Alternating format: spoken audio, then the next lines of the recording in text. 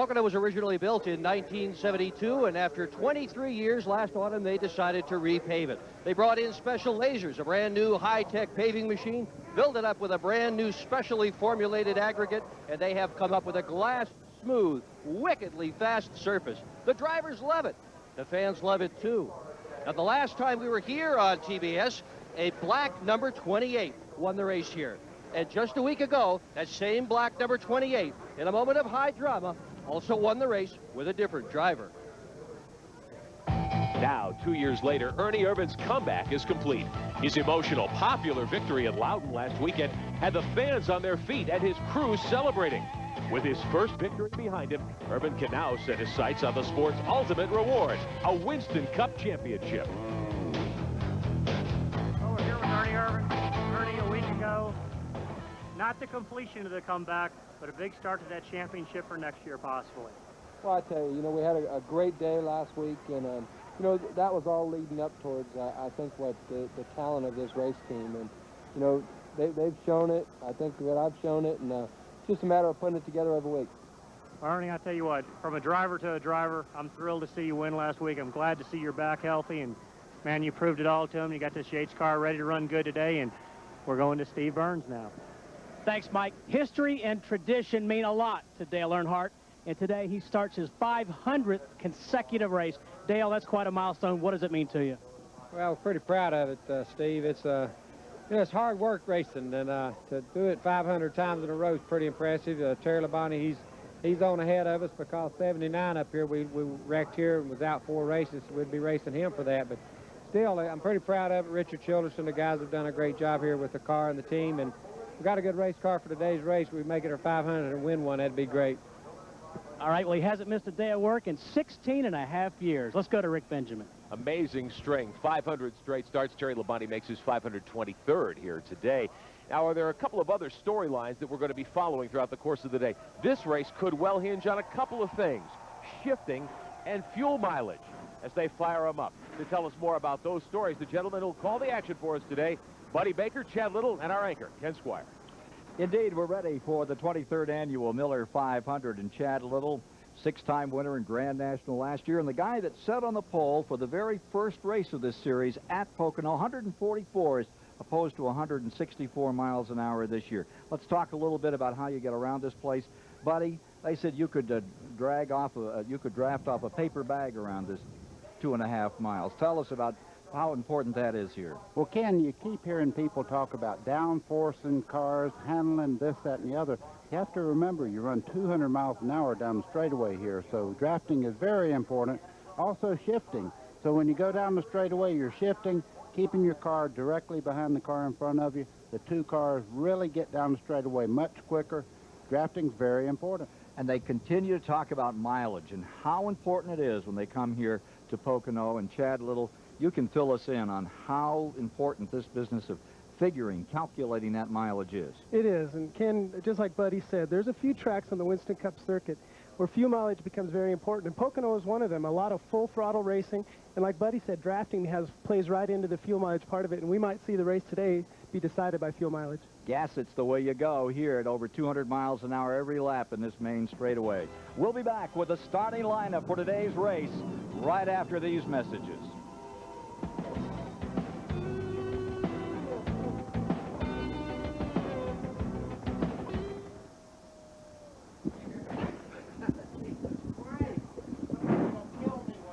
Well, I hope so.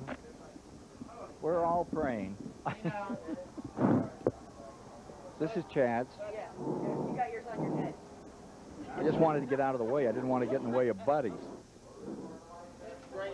Where are we going to go, Pam?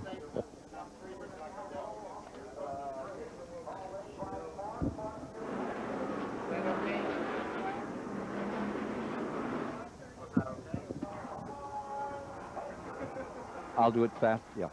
Thank you.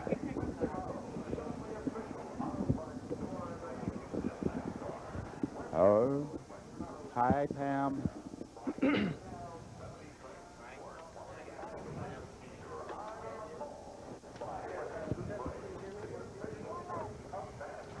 I cannot. I'm not worrying about my... Do I? Did they give you? They just told me stay right in this area. Let's get ready to rumble, guys. We're on warm-up laps. Yeah. All right. How about that? How you doing? Ooh, you're gonna need to frame that differently. That van Jay. leading the field, Jay. buddy. Have you ever seen a van lead? You got to the frame that field shot on? differently. Okay. Okay. 168. 2, 3, 4, 5, 6, 7. Exactly. Okay.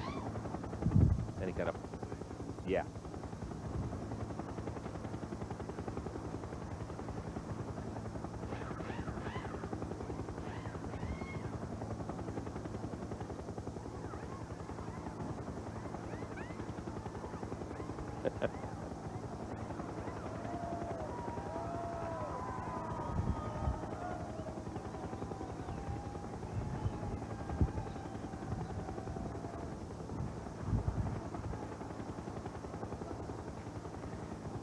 They've poured into Pocono International Raceway from all over the eastern seaboard to see the Miller 500 today. Glad you're with us on TBS. Let's show you our AutoZone race analysis today. $1.2 million the purse for these 41 drivers. They'll go 200 laps. Race record belongs to Alan Kulwicki, 144 miles an hour, set several years ago. Ken Squire? Just about ready. Send them on their way. And let's right now take a look at that Texaco starting grid for today's racing program here on TBS. Mark Martin, second pole of the year. And Morgan Shepherd, first time since '92 that he's been up front. Row 2 is Bobby Labonte, and Jeff Bodine is there. And in row 3, you've got Ward Burton and Johnny Benson. Had a great ride in qualifying. Row 4, Ricky Rudd and Dale Earnhardt. For row 5, it's Jeff Burton and Derek Cope. Row 6, Blake Speed and Bill Elliott. 11 of the first 12 have yet to win a race this year. Going to row 7, Rusty Wallace and Joe Nemechek. In row 8 today, it's Jeff Gordon, back there in third in the points, and Brett Bodine. Row 9 is Sterling Marlin and Pennsylvania's own Jimmy Spencer. For row 10, Randy McDonald from Oshawa, Ontario, Canada, and Dale Jarrett. In row 11, it's Texas' Terry Labonte and Missouri's Ken Schrader. Row 12 is Rick Mast and Michael Waltrip. Row 13, Kenny Wallace and Kyle Petty. Row 14, Wally Dallenbach out of Colorado and Ted Musgrave from Wisconsin. In row 15, another Wisconsin driver, native Dave Marcus. Bobby Hillin out of Texas. Row 16 is Bobby Hamilton and young Jeremy Mayfield. In row 17, Dick Trickle and the pride of New England, Ricky Craven. Row 18 is Ernie Irvin and John Andretti. For row 19, you have Jeff Green and Greg Sachs. Going to row 20, there's Robert Presley and Hut Strickland. DW starts in one of those provisional berths in the back of the field, 41st. The Chevrolet course description of this 2.5-mile course on which they're competing today. Very unique course, too, isn't it, Ken? 2.5 miles, 14-degree banking in turn 1. Long, long front straightaway, as you can see, over 3,700 feet. And then almost as equally as long straightaway there before the tunnel turn, we call. You'll hear us talking about the tunnel turn all day. It's the difficult one, isn't it, buddy? That's the one you have to go through under full power. What you do, you set the car up on the outside to make the groove right around the bottom part of the tunnel turn there. That is very important to getting around this racetrack fast. Now take a look at what also is important. These are the tail enders on this field, and they're all coming in after running 5 miles out here and just topping off those tanks, getting a little extra drop of fuel just in case they can get another lap or two. You know, that's making us look good because we talked about fuel mileage at the start of the race. Making you look good, Chad. Chad Little is moving out of Winston Cup next year, and from the in-cars, let's take a look. Here's Jeremy Mayfield, going to be giving us these pictures today. Boy, what a lot of talk about him for next year. Jeremy Mayfield. Looking out the back of Jeremy's car. Bobby Hillin shaking his tires there, getting all the debris off his tires. Here's Mark Martin's car, a little closer to victory today, starting on the pole. But that pole hasn't helped them much here. Only 3 times has this race been won from the pole. 30th career pole for Mark. Ken Schrader. Like to see him have a good day, up in the top 10 in points. Front and back, giving you those pictures. Ken Schrader today. That is the tunnel turn in this little short chute right here going toward the front straightaway. Well, here's Dale Jarrett with that number 88. He's got to come from, what, 20th position today? Some work to do. But that's not bad. I mean, they've come from much further back to win this race. Terry Labonte came from, what, 35th, 37th? Getting ready for a start on this very flat 6-degree third turn, coming up to speed for the first time today. Ladies and gentlemen, the Winston Cup ready to ramble in its second and final performance at Pocono, Pennsylvania for 1996. Martin and Morgan Shepherd bringing them down. They'll be taking the green flag in second gear, and you'll be seeing them coming up through the gears right now as they shift into third and into fourth. Crowd standing, giving them an ovation to send them on their way for 500 miles here on TBS, and already 4 wide. They're 4 wide there, but they need to get back single file going through the corners. The preferred line is right around that white line on the bottom there. All repaved, and it really has made a great difference here. You can get a bite and stay up on that outside, flank somebody through there, run them double wide. Down that short chute, headed to the tunnel turn. Nice, easy start. So far, everybody looking good. And look at Mark Martin pulling away by 5 car lengths. Here's Jeff Gordon, further back. And he's got Brett Bodine covered up on the outside. Watch Brett Bodine fall back here and try to get down. Jimmy Spencer's right behind him. Watch as they come off. How much ground he lose to Jeff Gordon as they come towards the straightaway. Spencer digging on the bottom, picking up another spot. It's Mark Martin across, leading the event. Morgan Shepherd holding second. Jeff Bodine with a good run, looking at third. And Earnhardt beginning to move on the bottom.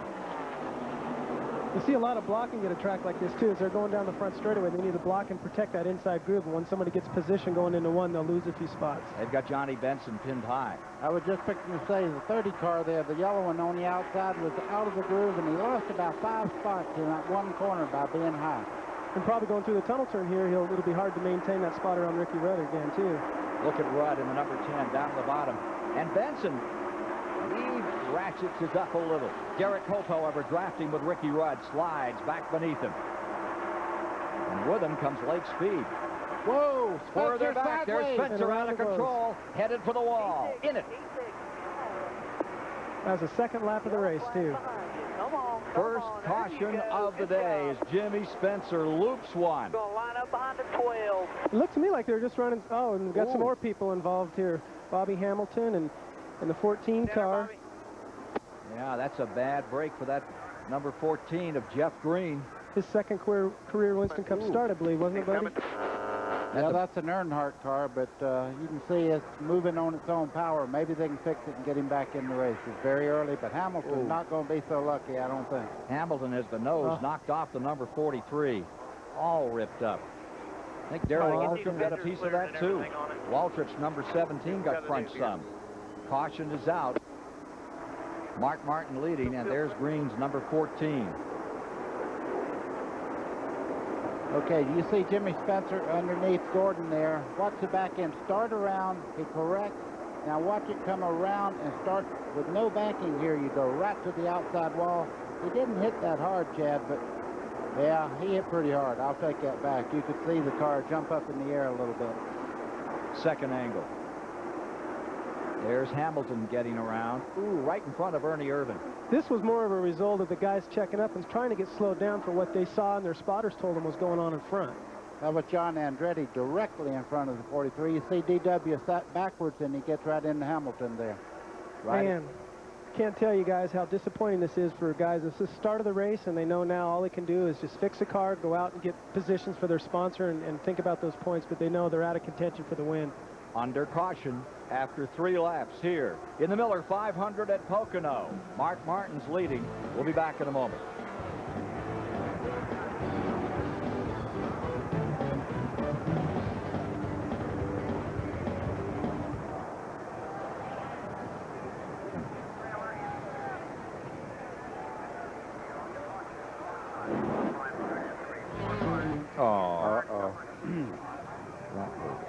Look how close to the ground the fuel tank is. Man, you can't get a break this year, can you? Nope. That's what I tell you about running back in the pack. A lot of times, you know, you're back there and you can get out of it. No, if anything happens, you have to go by it. You know what I mean? Did Spencer get bumped, buddy? Did Spencer get bumped, or did he just kind of lose the wind as he Yeah, look, was on the like he just got loose.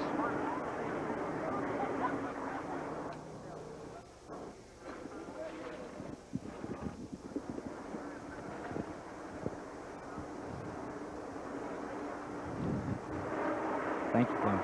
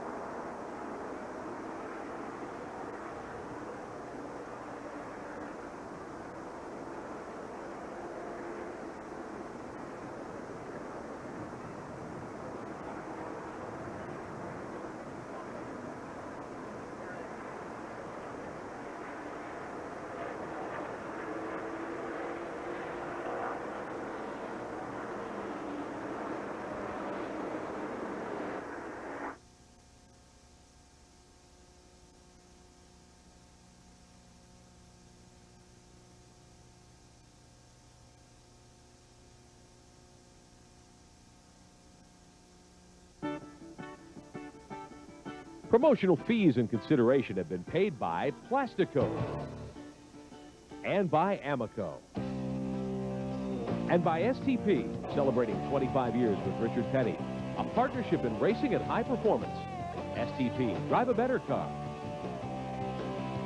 We only raced one lap this afternoon here at Pocono before our first caution. Let's show you a little more of our AutoZone race analysis today on TBS. Pole last year, Bill Elliott 162, just under half a mile an hour. This year, almost 6 miles an hour faster. Mark Martin going from the pole today. Dale Jarrett is the defending winner. He won in the 28 car when he was filling in for Ernie Irvan 1 year ago.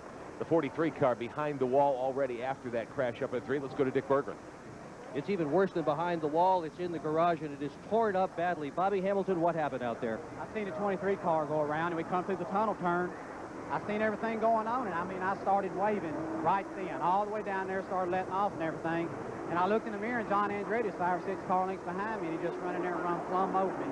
You know, I guess he's looking at his hood pins, but he can't see yet. He ain't never been able to see, period. He just run plumb over me. Well, that's one unhappy race driver. Mike Wallace? We're in Jimmy Spencer's pit here. Car doesn't look all that bad for wear, to be honest. Looks like it scraped the left side. The track bar was bent under the rear. Travis Carter jumped over the wall with the jack, trying to straighten the track bar. They come back in, put right sides on it, raised the hood, chucked the front end steering assembly. Looks pretty good. Go to Steve Burns. Mike, that's a tough break for Jimmy Spencer and Travis Carter. 4 of the last 5 races, they finished in the top 10 and really turned their season around. I talked to the team owner, Travis Carter, this morning. He said that's the best race car they have. It's run in Dover, Darlington, and, of course, here at Pocono. So Petty Enterprises. They haven't won a race at Pocono since back in the mid-70s, and they're sure not going to pull this one out of the fire with it looks at car number 43 and a very hot Bobby Hamilton after that incident. BW's car is back in the garage. We're trying to get you an update on that one as well. We've now completed 5 laps, 3 of them under caution, 2 in race conditions. The number 90, Dick Trickle, who lost a car yesterday, big time, crashed out here in qualifying, tore up one of Junie Donlevy's car, is back, ready to go. There's Mark Martin giving you these pictures of the inside as he gets down to turn number 1. And you see there again, they're topping off the tanks in the back of the field. Marcus just in front. Here's Joe Nemechek coming in. Yeah, and the reason we see them doing that is is if the track goes green now for a long period of time, these guys are in the back of the field. They don't have nothing to lose. They might as well come in, fill their tank up.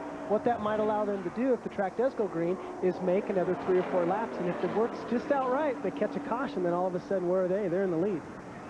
Mark Martin leading for the 5th time in 1996. Let's go to Dick Berggren. And Darrell Waltrip is looking over the remains of his automobile. What happened to you out there? Well, I don't ever like to get upset, but that was pretty much uncalled for. I don't know what caused the spin out, but I was slowed down in good shape, and I think the 14 car, you know, he just hit me in the rear end, run wide open, and that's the only damage I got really was from getting, all that came from another car, not from hitting somebody. Well, he got hit hard. The whole back end of this thing is caved in. He's won 4 times here at Pocono. Today will not be the 5th. 675th start, and they're trying to spring it back out. A provisional starter in the back of the field. 3-time Winston Cup champion with his wife Stevie. Darrell Waltrip down there in the garage area. Hard way to go out, huh, buddy? Oh, you can almost feel for DW. He wants something positive to happen, and he just can't quite get it going this year. Ready to get it going once again as they come down to complete the 6th lap on this 2.5-mile track we're riding with Schrader as he brings them down. Right behind Rusty Wallace in the number 2. So you're riding in 14th position for a moment. The green is out. And back on board to Schrader as he scoots down toward turn number 1 and up on that banking. Just about like a road course with 3 differently angled corners here at Pocono. See Rusty Wallace just in front of Schrader as they start down into 1. You can see the back of the car jump out a little bit. The front end takes off a little bit. Schrader's trying to get under him as they haul it down the back straightaway here. Wallace in 13th spot. Schrader just behind him, and they're falling back from the front 13. Let's go back up front. As they come around to complete the 7th lap, Martin gets about a 3-car length advantage. Gee whiz, buddy, I almost said truck to us. Here down at Louisville yesterday, had a lot of fun watching Ron Hornaday take that one. Gosh, that was a good race. This looks like it may be the same today. You know, in the garage area today, everybody that talks about Mark Martin said one thing. He is flying through the corners here. Seems to be very free in the center part of the corner. Now, when the track gets a little slicker, will he have that advantage? I don't know, but right now you can see him building a little advantage up on 2nd place car. Bobby Labonte, fellow to watch out there in the 18. He's hanging on to the back end of the Earnhardt number 3 as they continue to work their way toward the front of the field. With these flat, sweeping turns that we have here at Pocono, it's very important, like Buddy said, for the car to turn like it can in the middle. If it doesn't, then what's that mean? You're kind of pushing, exiting the corner, and you're going to run slower down the straightaway. Earnhardt from 8th to 4th in 3 green flag laps. Bobby Labonte on the roll. And there's the 28, Ernie Irvan, down the inside on Dallenbach in the 15. And with him comes the Texas Terror, Terry Labonte. Tearing down on the bottom and looking like he's got that spot cleared. Going to pick up one. You watch this 28 car down the straightaway. They have high expectations today. They said they have a rocket ship down the straightaway, and you can see it is running very well. Terry Labonte up to 27th position. 3 wide into the turn with Kenny Wallace on the outside. And as they ease down into the corner, we've got Randy McDonald there in that 78. Hanging there with it now. Jeremy Mayfield on the radio in the 98. He's running in 26th position. And here comes Texas Terry. McDonald in that 78, pinching, trying to hold back that number 5. That's like a tidal wave as it begins to roll along up through the field. With him comes Greg Saxon at 29.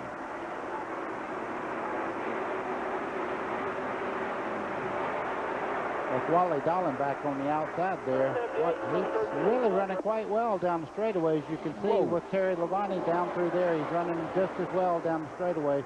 I think through the corner that Terry Labonte has a good car there. Greg Sachs on the inside, taking over for Steve Grissom.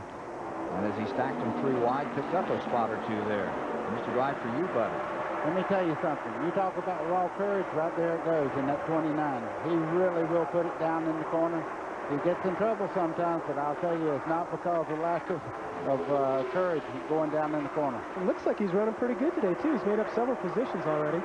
Up to fight for 27th at the present time as we look back in the field. Look at Labonte taking his time, trying to prod his way through. Jeremy Mayfield, who got a little loose out here in 3 yesterday, bent up the back end. They got it all back together. Loose in 3 as you go in, tight coming out.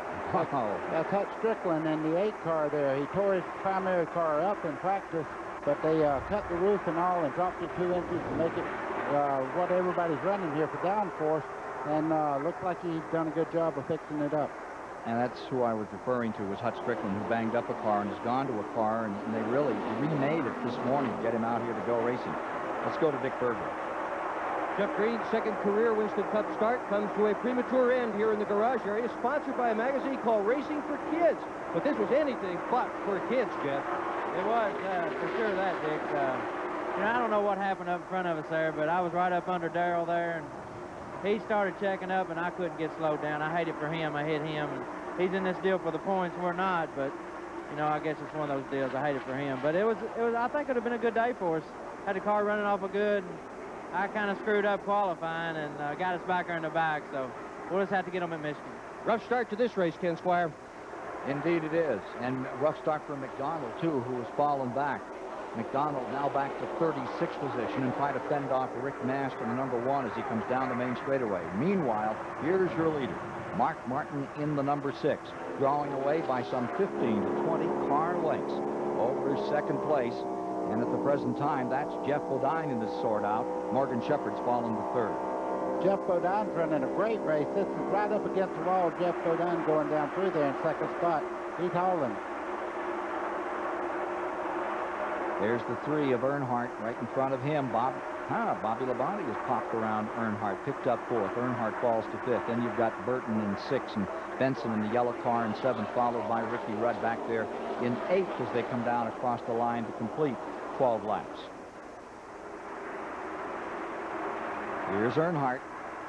Sneaks a peek on the inside of Bobby Labonte.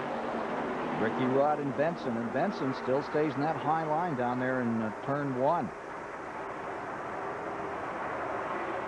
Into the back straightaway. Bobby Labonte beginning to apply some pressure on Morgan Shepherd. The 22 of Burton climbing into this thing big time. Ward Burton out of South Boston, Virginia. He's got that Pontiac cranked, and he's coming after Earnhardt at the present time. Here's Rudd trying to make a move on him. I think Johnny Benson's just sitting there riding right now. He may have a little push condition in the car or something, but he just moved over and let him go by, but he's very, very capable of keeping up with the lead group. Ernie Irvan continuing to wander up through the field in a hurry today. I wonder if he really intends to get his 2nd in a row. Ernie Irvan's 28, and there you look further back in the field. A couple of surprises here in the early going. Terry Labonte is backed up. Remember, he started 21st in the show, and now he's back in 30th position, riding with Schrader. Would you say Jeff Gordon had a good motor, Chad? You got a good run on Schrader coming out of turn 2, that's for sure. Take a look at the number 4 scooting down the inside. Whoa. That's getting a little tight out there.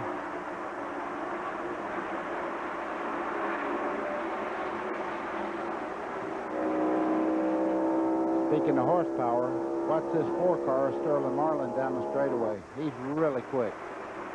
88, Dale Jarrett. He has now pulled himself up into 14th position. Schrader's in 15th. Marlin right there was in 16th, but he's about to take one back. Sterling Marlin going to 15th as he clears Schrader. This in lap 14. I was hoping Schrader had got a good glimpse that the 4 car was where he thought he. So the 4 started across, and you could see Schrader check up just a little bit. It's a little give and take this part of the race here. If you see a guy in trouble, getting a little loose coming up towards you, you'll back out and let him get in line. 10 laps to go, that don't happen anymore. No, it sure doesn't. It seems like the flatter the racetrack's, a lot of give and take at a place like this, because once a guy gets underneath you, you better give him position. If you bump, the guy on the outside's probably going to be in trouble.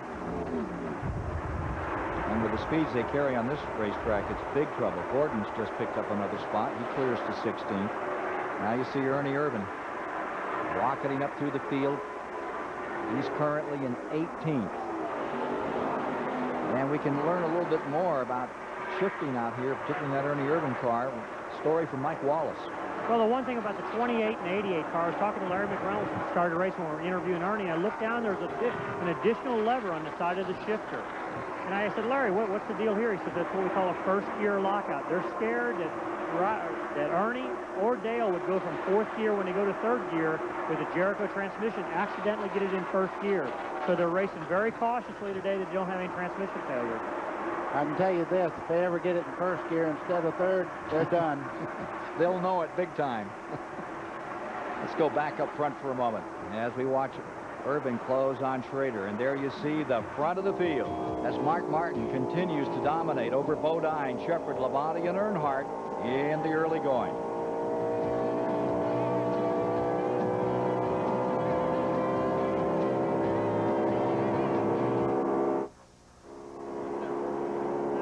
To Waltrip's car, see if he wants to come in here and put the headset on and be with us for a little while. DW. Hey, something we might want to keep an eye on. It's the 94 car might be leaking oil. Yeah, we have directly behind Elliott. Yeah. Okay. Bodine is catching the 6 car. I sent a runner over to DW's Rusty said there's car. oil all over his windshield from Elliott. Who said that? Rusty. Rusty. Oh, I'm sure he did. Yeah. Okay. You know, this is Elliott's first day as a full-time car owner in this field, too. Oh, no, it's in the Elliott's car hauler, but it's right to the cut through. Yeah. Yeah. But I Yeah, we think got that's stuff to good. do. Bodine gets around. That's the best Bodine's run all year, right? Yeah. You know, he led some in the first race here, Ken. Oh, yeah. Was that it? You heard me, or is that just that you're... No, I was looking for I something. thought maybe you were nodding off. I was trying to get my work done. Wake up. Okay.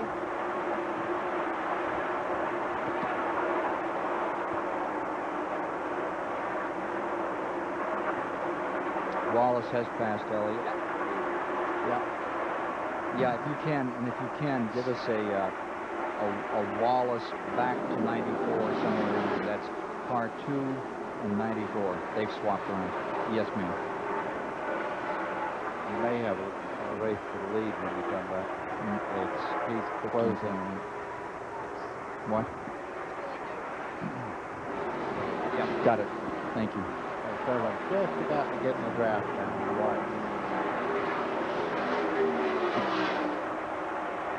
Well, they've spread it out from the leaders. In second place, they're gone.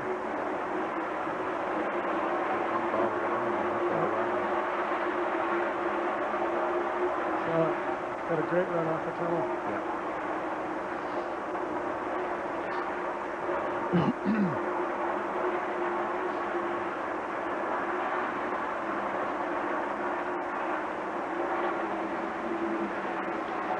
19 laps complete. Mark Martin out with that lead, and a healthy one over the best run that Jeff Bodine has had this year in second place, and they have the field covered. There's the number 7 just in second place, and from our Duralube aerial platform, the shot of Mark Martin headed for the tunnel turn.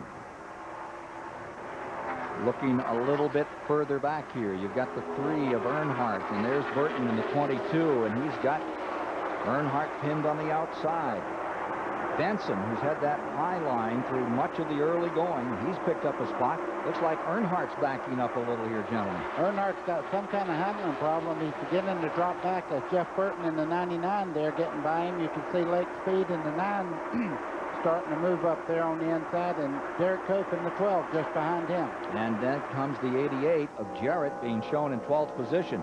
So Earnhardt is slipping back in his effort to win that 8th national title. Don't let him hold you up, Blake. There's Derek Cope. Still covered. You're listening to Lake outside. Speed's audio. There is Lake Speed. And he's right in front of Dale Jarrett now. Hole's closing fast. 88's looking to come with you. Watch the hole. You got it. Come on, come on, come on, come on. What you guys are 12. Clear the 12. What you guys are hearing at home is you're actually hearing the spotter for the number 9 car. He's telling Dale right there what's going on and when it's clear, and that's really important whenever you're racing here. Just keep the pressure on him. Don't let him hold you up. That's also the best pep rally you've ever heard right there. Come on. Get him excited. Get him stirred up. Make him go. Wave those pom-poms. Spotters can really play an important role. You know, sometimes you get in a lull and you need to find a groove. And I know our spotter, Phil Cook, he'll tell me things sometimes that just get me going. And then the other time when the car's not running good and they're telling you when that leader's coming, you're like, I don't want to hear that. Speaking of coming up, look at Ernie Irvan moving up spot by spot. He's on a move towards the front. 14th now. He's on the back end of this pack. There you see Lake Speed having a great day. He's in 10th spot and challenging Earnhardt. And you look a little further back here. Here comes this duel. Then comes Dale Jarrett and Ernie Irvan creeping toward the front. Ernie Irvan started 35th today, and right now he's currently in 14th. 88's looking. Here comes Jarrett looking on the inside of Lake Speed. But he's not going to make it. You can see that Lake Speed moved to the inside to cut off Jarrett's run there going in the corner. Now Lake Speed's beginning to bounce out just a little bit. Jarrett will probably try to make a move. No, he's going to draft him down the front straightaway. He's got one of those Robert Yates hog legs in there, so you know he's going to run down that straightaway. Dale Jarrett in 11th. Last year he started 15th and came on to win. Then driving the 28, and there goes Irvan, peeking on the inside. Rick Benjamin can tell us more about this battle. They have really had a difficult weekend, Ken. NASCAR said that the body panels, the rear quarter panels on the two Yates Fords, had to be reconfigured. Larry McReynolds told me this morning they spent much of the late afternoon hours yesterday reshaping the quarter panels to make them legal in NASCAR's eyes. Obviously, it worked well. It sure did. There goes the 88 into 10th spot, shooting by Lake Speed, closing up on Earnhardt. On board with Dale Jarrett, as he looks back at who he's covered as he continues his pace toward the front. The race that turned him around a year ago gave him a victory driving the 28 car. A week ago at New Hampshire International Speedway, first and second went to those Yates cars. And there is Allison's number 12 with Derek Cope at the controls, having a very good day in 11th position currently. Here comes Ernie Irvan by him, though. I saw a piece of smoke come out of the right front there. I think maybe the fender hit the right front tire, I hope, because Ernie is really running well. Maybe it's just a little bit of rub there when he starts in the corner. So Irvan is up to 11th. Ernie Irvan is on a tear, you guys. I mean, he started 35th, he's up to 11th, and he seems to be able to pass cars at will when he gets them in position. After he won last week, a lot of people said, yeah, but it was a one-groove track. Here comes Jarrett down to the inside. And Dale Jarrett is below Earnhardt and picks up another spot. Well, we heard the spotter earlier say that Earnhardt was loose, and it looks like he continues to have problems. He's getting passed by cars right and left. 9th place now belongs to Jarrett, and here comes Ernie Irvan for 10th as the Yates Brigade continues to move toward the front. Steve Burns can add some information for us about Dale Earnhardt's number 3. Yeah, guys, you just speculated about Dale Earnhardt. He is struggling. His car is not handling well. He has radioed in saying his car is loose going into the turn and tight coming off. Expect him to pit around lap 37 or 39. I'm going to jack some more into that one for sure. We're up to lap 24 right now. At lap 24. Here comes Derek Cope. And he looks like he's on a mission as he comes up to challenge Dale Earnhardt. Not that time in that corner. Remember the strong run that Derek had here just a month ago at the spring race. I believe he qualified up in front, and he ran up front well all day long, and they finally had motor problems, but Derek's running well again today. Here's Morgan Shepherd falling back into the clutches of Ricky Rudd. Rudd going to the inside. This is for 3rd. Okay, Morgan's on the outside coming up out of the corner. You see that Ricky Rudd could not pull up 2 or 3 years ago before they repaved this thing. If you ever got out there, you'd lose 5-6 car lengths coming off the corner, but anymore, you're getting good forward bite coming out of the corners. You can see there that Morgan Shepherd pulled right back out in front. No, buddy, I was just going to say that same thing. I think when they repaved this track in the spring, it's allowed a little more side-by-side racing, because I've never seen cars being able to hold on to the car on the inside groove when you drive on the outside around some of these corners like they are today. Not only that, but Johnny Benson, remember how he got caught up? Well, look at him. He's still right in there. Benson is running in 5th position. He ran that outside line. He's still got tires. He's still holding up well in that second pack. from second to third is about 4 9/10 seconds. We see these cars turn into turn number 1 like we are right now. They're with Morgan and Ricky Rudd. Remember, they're going over 200 miles an hour as they enter into that turn. What they do is they downshift into third gear, which helps their RPMs as they come up through the back straightaway, then the shorter straightaway after the tunnel turn. The Grand National champion from a year ago, number 30, Benson, is closing on this pair. Morgan Shepherd, who started outside of the front row, and Ricky Rudd. There you have them, third, fourth, and Benson is being shown in fifth. Present time, we have Burton back there in the 6th position. That's Ward Burton. And you've got Jeff Burton in 7th. Then you've got Dale Jarrett in 8th, Ernie Irvin in 9th, and Bobby Labonte in 10th. 24 getting around. Here is Gordon picking up another spot. Closes and moves around the 18. That's back in 15th place, that battle. Gordon beginning to pick it up. Let's go back up front. And up on the top of this race, it's Mark Martin leading. Second place continues to be Jeff Bodine. Fine performance by these two thus far. We're 27 laps deep.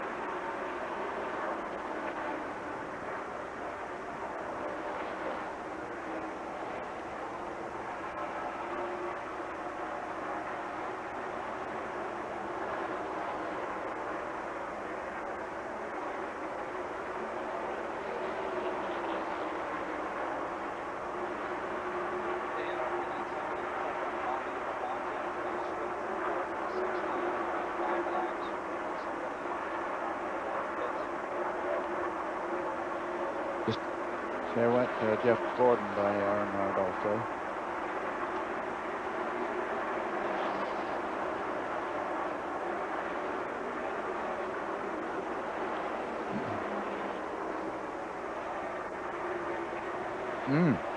18's on pit road. Well, you just heard he was slipping back. It's like he's Who's there? making a major chassis adjustment. It's a little early. They stopped him. They must have had one there.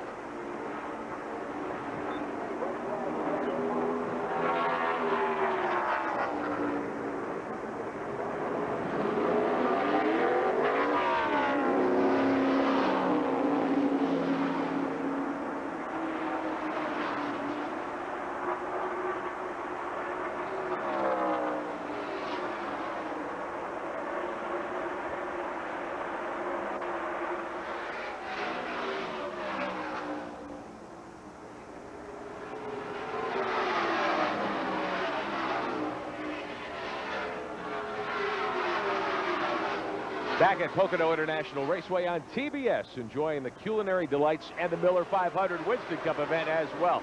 First round of pit stops ought to be coming up very shortly. We're hearing the leaders will try to stop around lap 37. That would mean about 92 miles on a tank of fuel if they're running all the way to the end. Do the arithmetic. Somebody might try to make it on 4 fuel stops today. It depends on how the cautions fall. Kenny Wallace is in. Bobby Labonte was just in before the 30-lap mark, so some teams may not be getting much fuel mileage at all. We'll keep track of that story for you throughout the afternoon here in the STP Pit Communications Center. Ken? There was more to that story on Bobby Labonte. He had slipped from 4th to 16th position in 5 laps, back to 16th. They brought it in. They made some major adjustments on that one, buddy. Yeah, you could see them taking bite out of the right rear, Chad, and that usually means that he needed to come in and make an adjustment. He took on 2 tires to get back out in the fight, but he was losing so much ground he had to do something.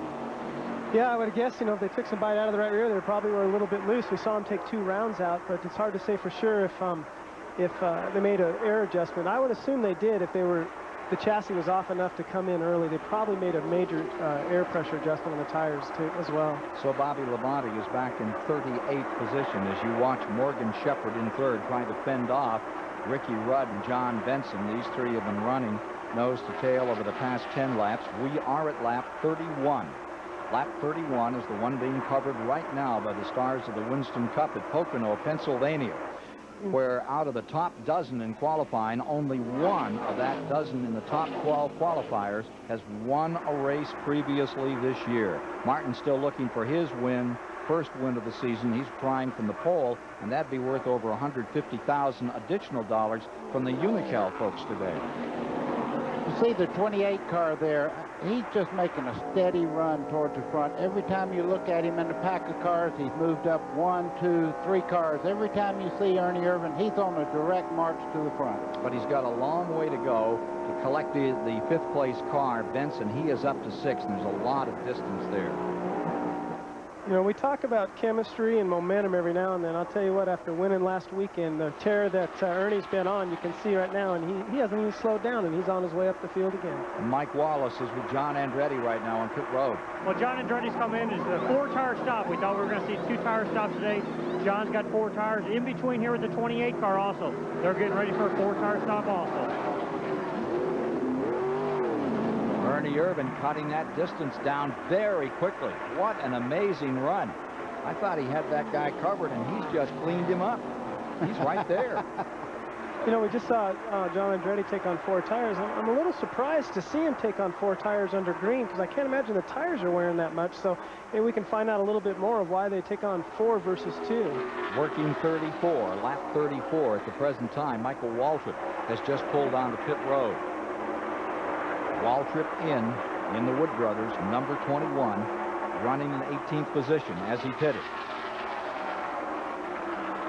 I can't believe how this tandem group of Ernie Irvan and Dale Jarrett just about 2 miles an hour faster than the leader, and he's closed up on Benson. I thought he's going to have to wait that one out. Wrong. He's there, knocking on the door.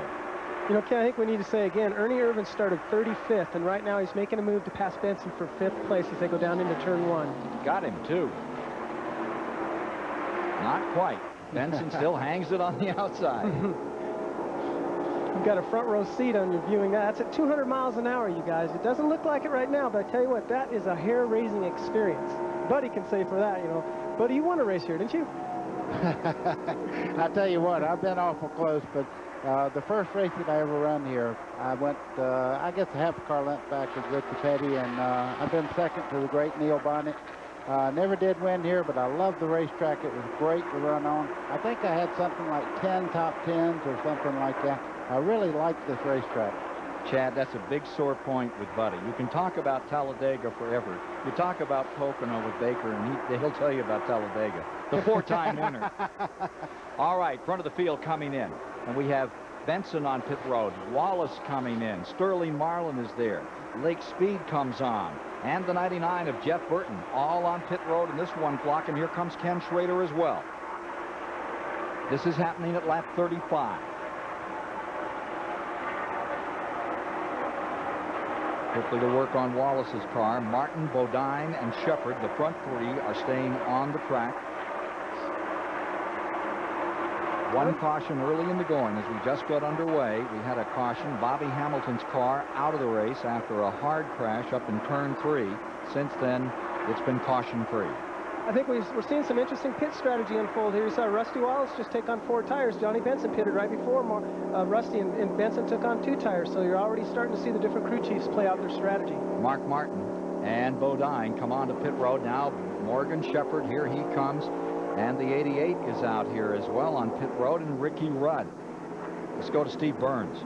Ken, I talked to crew chief Steve Meal just a moment ago to ask about their adjustments. He said they are loose. They're going to put 2 rounds of wedge into the car and change 4 tires. Now, Dale Earnhardt is just entering his pits right now. I talked to Mike Thomas, the tire specialist. They're going to take a pound out of air pressure, a pound out of the right rear, and change 4 sticker tires. We have a wreck on pit road. It's the 8 car. Yes, it's Hut Strickland. Something amiss on that. It bounced off the concrete. They've got it righted and bringing it back around. Hutch Strickland's number 8 getting, this is the car they rebuilt this morning. And we can get more of the story on that car from Mike Wallace. Mike? Well, we're standing in the 28 pits looking up, watching that stop. An 8 car come in, appeared to be out of gas, almost overshot its pit, stood on the brake pedal hard, spun out. The guys pushed it back. The gas man's run out on pit road to get enough gas in it. I'm sure you'll be seeing them coming back in. Dick Berggren? Geoff Bodine also ran out of fuel. His engine was running when he came here on pit road, but he pitted 3 laps earlier than he wanted to on lap 35. He wanted to go to 38, but the fuel pressure gauge said 0, so he came in. Bodine took 2 tires. That is a strategy developed in the last race here in Pocono by Mark Martin. Track position is ever so important. Taking 2 tires gets you back out on the racetrack faster. Well, again, you know, we were talking about pit strategy earlier. 20.9 there we see for Jeff Gordon. That's a good pit stop. Some teams are saying, okay, the tires are wearing, aren't wearing that bad, let's take on 2. The other ones are saying, let's go for 4 and see how that plays out. We'll have a little fresher rubber, and we'll just have to wait and see how the race develops, so which crew chief makes the right call. 37 laps, 92.5 miles as they're making these pit stops under green.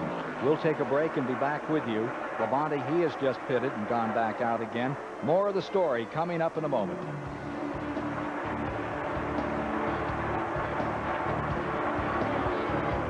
Hey, what, buddy? Nothing, no. It's done now, but I was going to point out the team cars pitted together so they could draft together. Let's do that when we come back.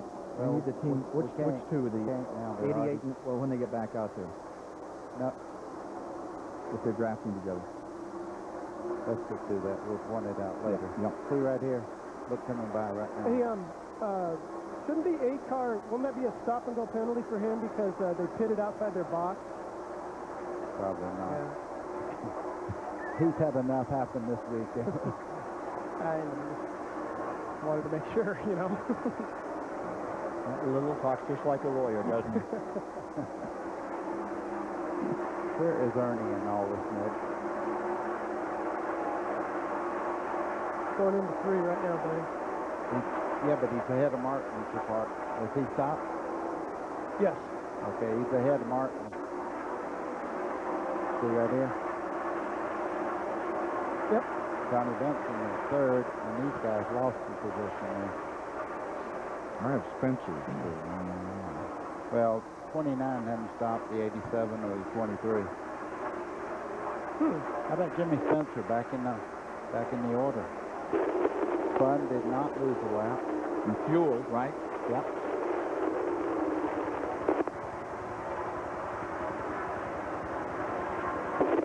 Thank you. What am I coming back on for shot, please? I'm going to cover the front or what?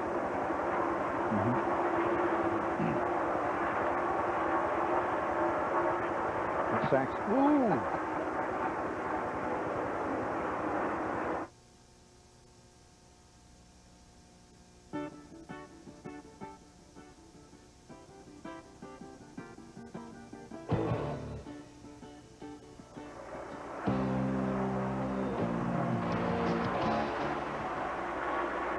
Laps complete, and there's Greg Sachs, led 38 through 40. First time he's led since 1994, back on the track, and that puts Nemechek into the lead, and he's out of sync with the rest of the field, and he had problems getting into the pit, this number 29. With more on the story, Dick Berggren. He sure did, Ken. He almost clobbered the number 8 of Hutch Strickland. Coming in, and he just locked the brakes up, got the car a little bit sideways, saved it, went back off. That was good for Strickland because he's already demolished 1 car here in practice. He is running a backup car. Steve Burns. Dick, Chad Little wondered just moments ago why Dale Earnhardt would take on 4 tires instead of 2. We talked to Mike Thomas, the tire specialist. Chad, he said the reason is it was so bad loose, he wanted 4 sticker tires. Hey, now let's go to Mike Wallace, who's in Ernie Irvin's pits. Well, the 28 car Ernie Irvin, as we know, is on the move. This is why. They just changed right side tires only. I'm looking at the right front tire at the moment, right rear tire. Excellent tire wear. I'm sure the left sides are going to go a long way. Larry McReynolds says the car is just running great. Our leader at the present time is Joe Nemechek. The number 87 is checked into the front position. And Rick can add to this car that's now out in front, leading. He pitted on lap 5. Let's get more from Rick. That's exactly what we were going to point out, Ken. He's out of sync in a good way. If you can go 40 laps on a tank of fuel here, Nemechek's got a 5 extra lap cushion right now because he pitted at the tag end of Jimmy Spencer's caution. He was one of a very few cars who did that. Here comes Nemechek now for his fuel stop. Joe Nemechek coming in, ran 3rd here a couple of years back and looking very good. Here's Steve. Ken, we've been told that Joe Nemechek will go the alternate route of 4 tires. He is only going to take 2 tires. You know, Mike Wallace mentioned this earlier in the race, that we would see more teams taking 2 tires. The reason for that is they don't want to give up track position. If you're not running with the leaders, you only want to take 2 tires. They've got the right sides on, the gas is in, and let's see, yeah, just 2 tires for Joe Nemechek. But he's being held by NASCAR officials. I would assume that he probably sped down pit road. That's a very costly penalty, and I'm sure it's one that Joe's going to come back to haunt him later today. Jimmy Spencer, who had inherited the 1st place. Remember, he was involved in that incident at the outset of the event. He's now on pit road. Here's number 23 giving up 1st. This will put Bodine into the lead with Martin 2nd. Since there's more than one Bodine in this race, I'm going to tell you, is Jeff Bodine. What a great race he's running in the 7 car. And right behind him, Mark Martin is really closing in. There's your leader. Jeff Bodine has it his way for a moment. We can go to Steve and get more on what happened with the 87 as he was held on pit road. Yeah, Ken, they are not happy down here in these pits. I talked to the crew chief, Jeff Weiss. He said they were penalized because the jackman jumped over the wall too soon, and he is not happy about it at all. Well, they shouldn't be, you know. They shouldn't be happy about it. I wouldn't be either, would you? Oh, you know, that's awful to have a penalty like that because the guy jumped off the wall, but that's why they have rules. You don't want people standing out in pit road maybe getting hurt, so who knows. They did the right thing, I think. The gray area there is it's a very, very subjective call by the NASCAR officials who stand there. What the rule is nobody can jump over that wall before that car is more than one pit stall away. So the pit lanes are about 25 feet long. That means that car gets in within 50 feet. He can jump over the wall, but not before. Let's reestablish the front of the field after these green flag pit stops for you. We're running at lap 44 with Jeff Bodine in 1st. Mark Martin in 2nd. Ernie Irvan is 3rd. Benson is running in 4th. It's Morgan Shepherd in 5th, and then you have Ricky Rudd in the 6th position. Running 7th is Jarrett in the 88, followed by Burton in number 22, and that would be Ward Burton. Then in the 9th position is Rusty Wallace, and 10th is Blake Speed. You're riding with Jeremy Mayfield at the present time. He's back in 18th position. And he's right behind Dale Earnhardt, and just in front of him, Terry Labonte. 1st and 2nd in the national point standings. You see Earnhardt going by Labonte as we speak. And as Labonte fades high, you can see as they pitted the summary where they went in, where they came out, swapping the lead on that pit stop between Bodine and Martin.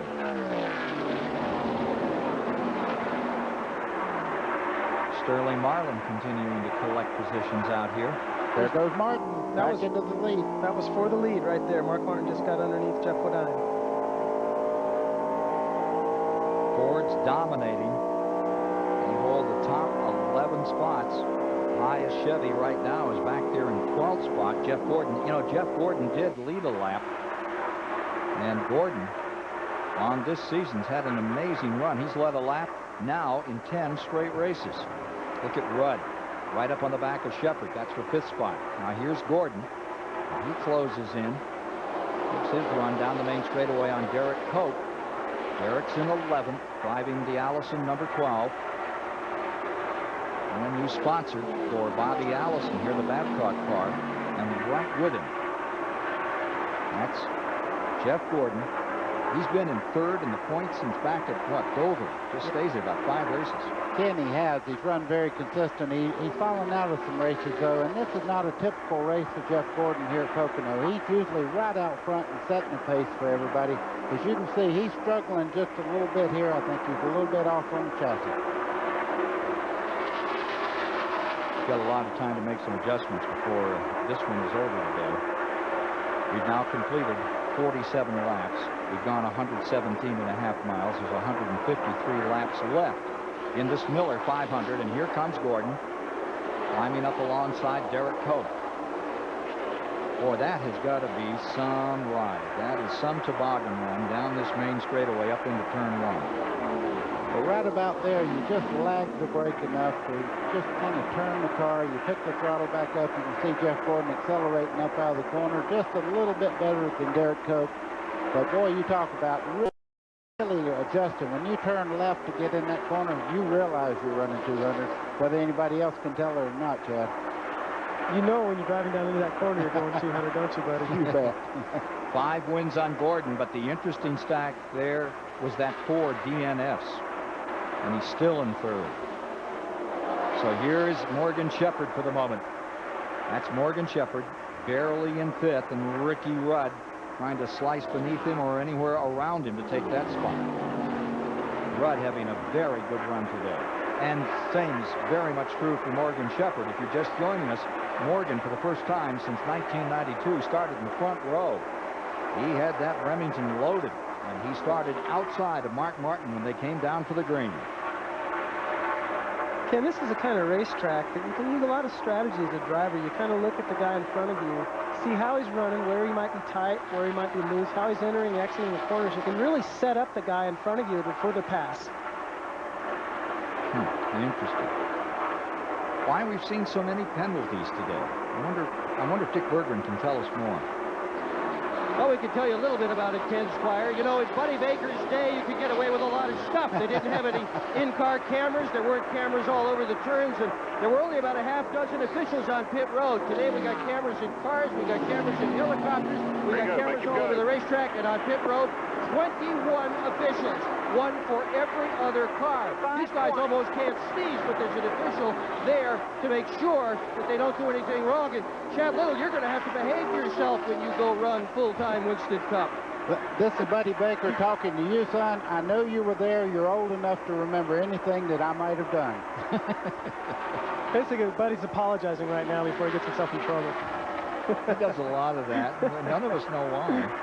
Guilt, I guess. Take a look at this battle. Here's that number 4. And the guy that has owned Talladega goes for 3 in a row next week there. Has a good war going with Kyle Petty on the outside. The 4 and 42 hooked up. I think that's the 13th spot at the present. I think they've swapped that around a little in the last lap. There's Jeremy Mayfield. The 98 is being shown in 17th position as he comes down the main straightaway to complete his 50th lap in the Miller 500 and shifts gears.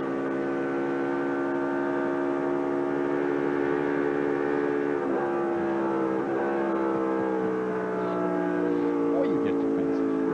Of course I do. Yes. Yeah. Uh-huh.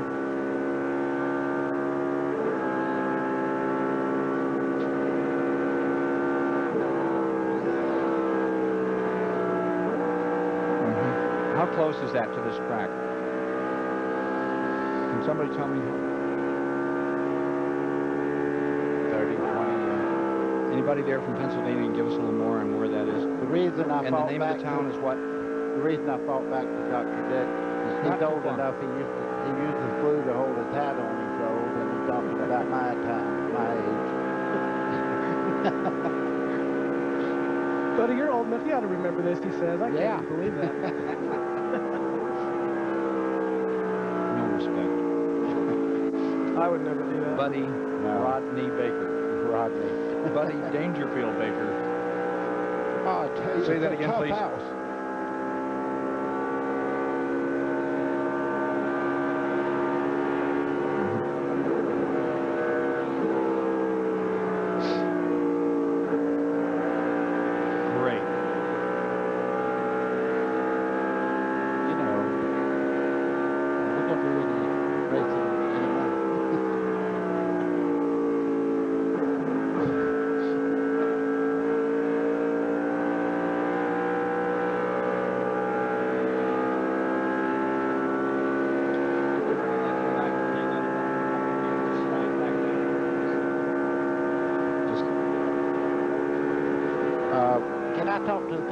too late.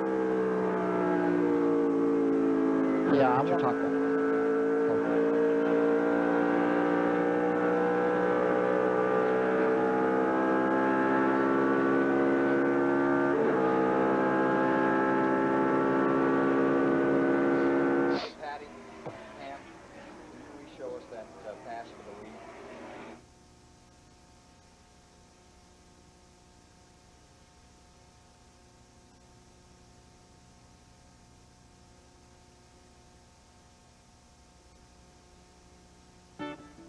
Promotional fees and consideration have been paid by Channel Lock, Budweiser, and by Valvoline.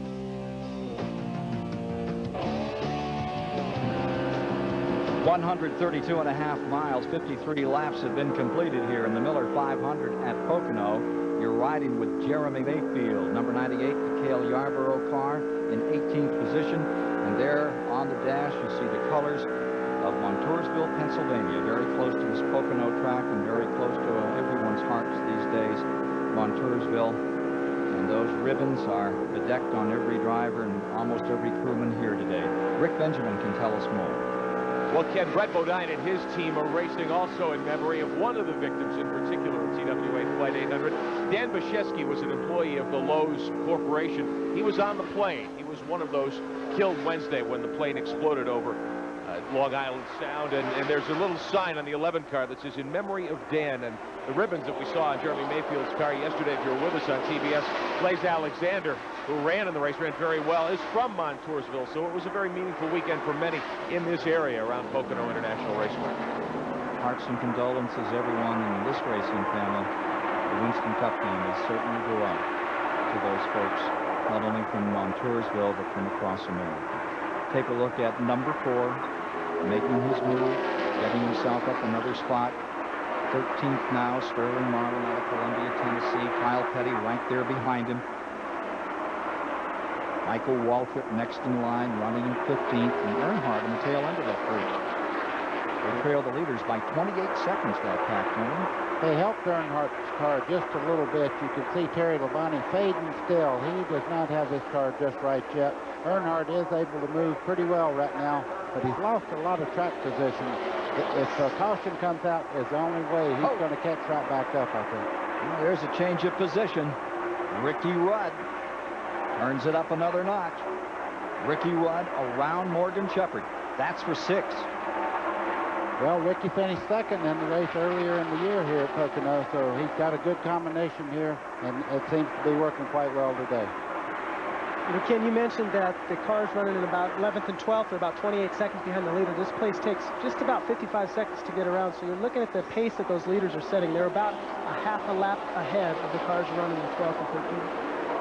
And if you're just joining us, hard day for the Petty team. Just at the outset of the event, a big crash in turn number 3.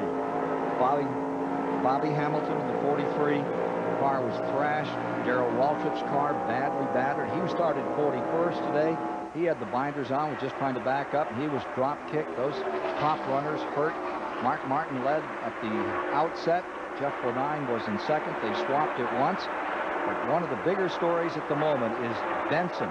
He fell from 3rd back to 10th, and he's worked his way right back into this thing, into 4th, even though we've gone through one complete pit stop under green, made himself a real factor. And there you see Ricky Rudd. Rudd in, down the main straightaway. Here's Jarrett in the 88, close on Benson. Maybe he'll try that pass down here in turn number 1. Let's ride with Dale and see what he does going into the first corner. Well, he made his move to the inside. You see Benson roll out of the throttle. He makes the pass going into turn 1. Good enough for 5th, for 4th. You know, the reason that it looked like Benson backed up so quickly there is he did just like Buddy said. He actually did get out of the throttle earlier to let Dale go by and gave him position there instead of fighting side by side through that corner. Excuse me. Oh, I was just going to say, a little give and take. We'll see that a lot today, and a lot of the more veteran, experienced drivers will do that all day long until we get down to the last few laps and you're going for position. You know, Chad, we were talking earlier in the telecast today about the concern that the Yates team had for 28 and 88 in the shifting process here, and how they'd sort of lock those things so they wouldn't have problems for Ernie Irvan and Dale Jarrett. Right now, we can go down to Steve Burns, who can give us a little more on that story and explain it to you a little better, perhaps. Ken, we're looking at a Jericho transmission, which is familiar to all the drivers here at Pocono. Now, this is an unusual track. On almost all the ovals, once they get into gear, they don't shift again until they come into the pits. But at Pocono, they need to shift once they get into turn 1 to keep up enough RPMs to get off the corner. This Jericho transmission is also usually a clutchless transmission, and Buddy and Chad know more about that than I do. Well, it's actually the way the gears are cut. They're made by a company in Jericho. Jerry Hemmingson is the owner of the company, and the gears are straight cut. They don't use a synchronizer in between for shifting, and you actually don't need the clutch. Okay, we're going to push that shifter up, and it'll grab a gear. That's why I think they're referring to the Robert Yates team of using a first gear lockout. So if the driver made a mistake as he's shifting into third, he wouldn't accidentally hit first, because it will go from fourth to first. And what would happen then? Well, the motor would blow up. Kapow. No, we were talking about the motor blowing up. It scared Baker. I started looking for trouble up here. For the people that are not real technically minded, let me just tell you about Jericho. The gear is as big as my fist down in there, and when you shove it in gear, it don't matter whether you use a clutch or not. There's something there to get into, so it would be very easy to throw it into low gear and really just over-rev the engine, tear the motor up. Big as his fist. I mean, that really explains it here. Like Steve said, this is a very big as your mouth. we need a picture of his fist. They've seen our mouths. You just saw the 33, and after that great run a week ago, that's not a good day for Pressler. He's being lapped. He's back in 32nd position, and he got caught up by Mark Martin in the main straightaway. Now look at this. Here's Ernie Irvan up on Jeff Bodine. This is for second spot. You have Dale Jarrett third, Johnny Benson fourth, Ricky Rudd in fifth, sixth. Then you have Shepard in seventh, Rusty Wallace eighth, Gordon is ninth, Lake Speed is 10th, followed by Burton, Cope, Martin, Kyle Petty to 14th. Michael Waltrip is 15th, and Earnhardt settling back in 16th with 17th belonging to the point leader Terry Labonte. Second place belongs to Irvin. Well, when they come out of the pits a while ago, Ernie Irvan actually beat him out of the pits and lost positions, and he looks like he has a setup that's good on long runs. He's now making a move back up through there. As you could tell before they stopped just a little while ago, he's the fastest car on the track. He lost some ground on fresh tires, but the minute the tires get hot, everybody else's chassis starts giving up. Ernie Irvan starts moving back towards the front. 1 8/10 seconds between first and second place, and with more on car 28. Here's Dick Berggren. Ken, there's no question but that Ernie Irvan is incredibly fast here at Pocono. He has, in fact, led 7 of the last 11 races he has contested here. The problem, and the crew is worried about this, however, is that Ernie is on the gas so hard that at Pocono, he tends to blow up engines. Specifically, in the last 3 races in a row here in July, he's lost a timing chain, a whole engine, and a valve. In fact, he crashed out of here early in 1996, June 96, lost the motor in June 92. They've detuned things a little bit, tried to make sure that Ernie's engine's going to be there at the very end. It's gone down from 1.8 to 1.5 second interval between Mark Martin leading in this event and Ernie Irvan in second place.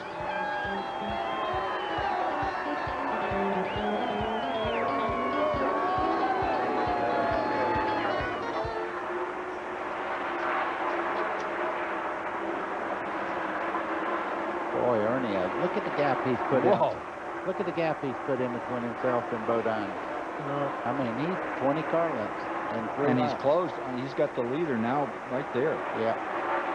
That is the fastest thing. Yes, ma'am. Thank you. Pam. You may have a race for the lead and you come back. Can we find out if that's the same car that Ernie won with last weekend?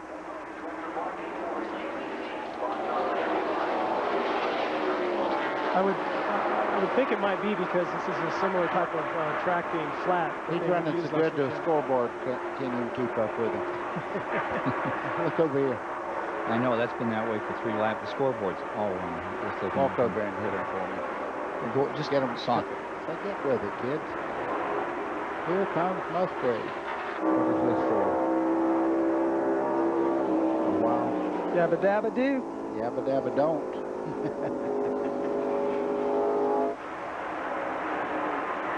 Ooh, spooky. Touch it. That won't work. That makes racing fight that much harder. Whoa. Who Okay, can? thanks.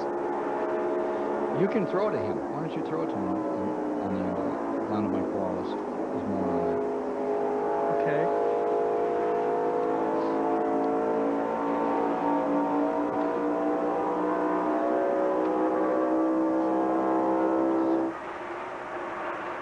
Mm-hmm.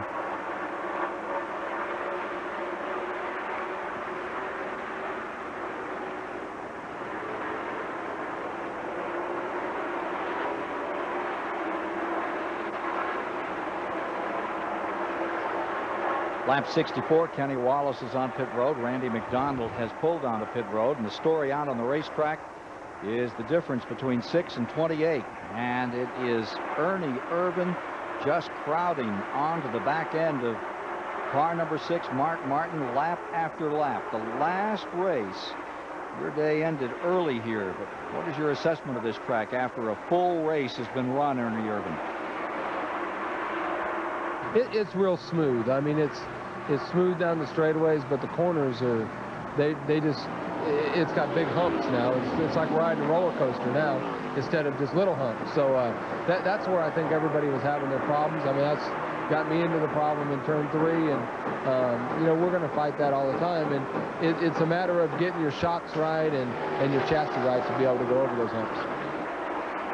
Well, you're looking at Ernie Irvan moving in on Mark Martin as they go across the tunnel turn there. You can see he really has that car tracking well through the corners. They're down the little short chute, heading into the long turn, going in for the front straightaway. Look how he closes in as they start in the corner. This car is really handling well. You know, we heard Ernie Irvan say the key here is the shocks and the spring combination, getting your chassis right. I wonder if this is the same car that he raced last weekend. And Mike Wallace, can you add to that? I sure can, Chad. This is not the same car he won with last week, but it's a car they ran at Dover early this year for a tire test. Ironically, they destroyed the car. They took it back home, rebuilt it, and boy, that thing is hauling the mail right now. Now, this television. Hey, he was 12th in the points coming into this race. He was 32nd after Richmond. And I tell you, Ernie Irvan is coming. This is it for first spot, and he just went like an arrow. He sure did. That was the tunnel turn right there, I believe. Boy, he just cleared him out. And he's left him by 20 car lengths. Well, there had to something happen to the 6th car. You would have to almost guess that when he went in the corner, the front end started pushing. He had to get out of the gas, and of course, Ernie went right on by. I think he was coming so fast, it just scared Mark to death that he had to get out of the throttle there. Where in the world did this guy come from? A lot of folks standing and cheering, holding those 28 flags up as Ernie Irvan has thrust himself out into the lead in this event. And what a run this has been. There were a lot of naysayers, even after last week, that said, yeah, he won on a mile at New Hampshire. Yeah, but the track had torn up. It was a one-lane track. Yeah, he can't do it on the super speedways. You wait till he gets on the 2.5 mile. Folks, he's on a 2.5 mile super speedway, and Ernie Irvan has just cleaned out the field. He has moved into first, and he's rolling away. Mike Wallace can give us more on this 28. Well, I'll tell you what, I'm down in the 28 pits. These guys are excited. Ernie took the lead. They jumped up on the wall, flapping and everything else.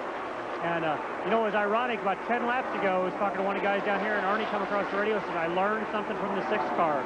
The car's handling better now since I changed my line. So Ernie learned something from the 6th. The car's great. The crew's pumped up. We'll take it back to Steve now. Thanks, Mike. I just talked to Steve Meal, and I said, hey, when the 28 went by in a hurry, are you guys having a problem? He said, yeah, we got a problem. The 28 car's too fast.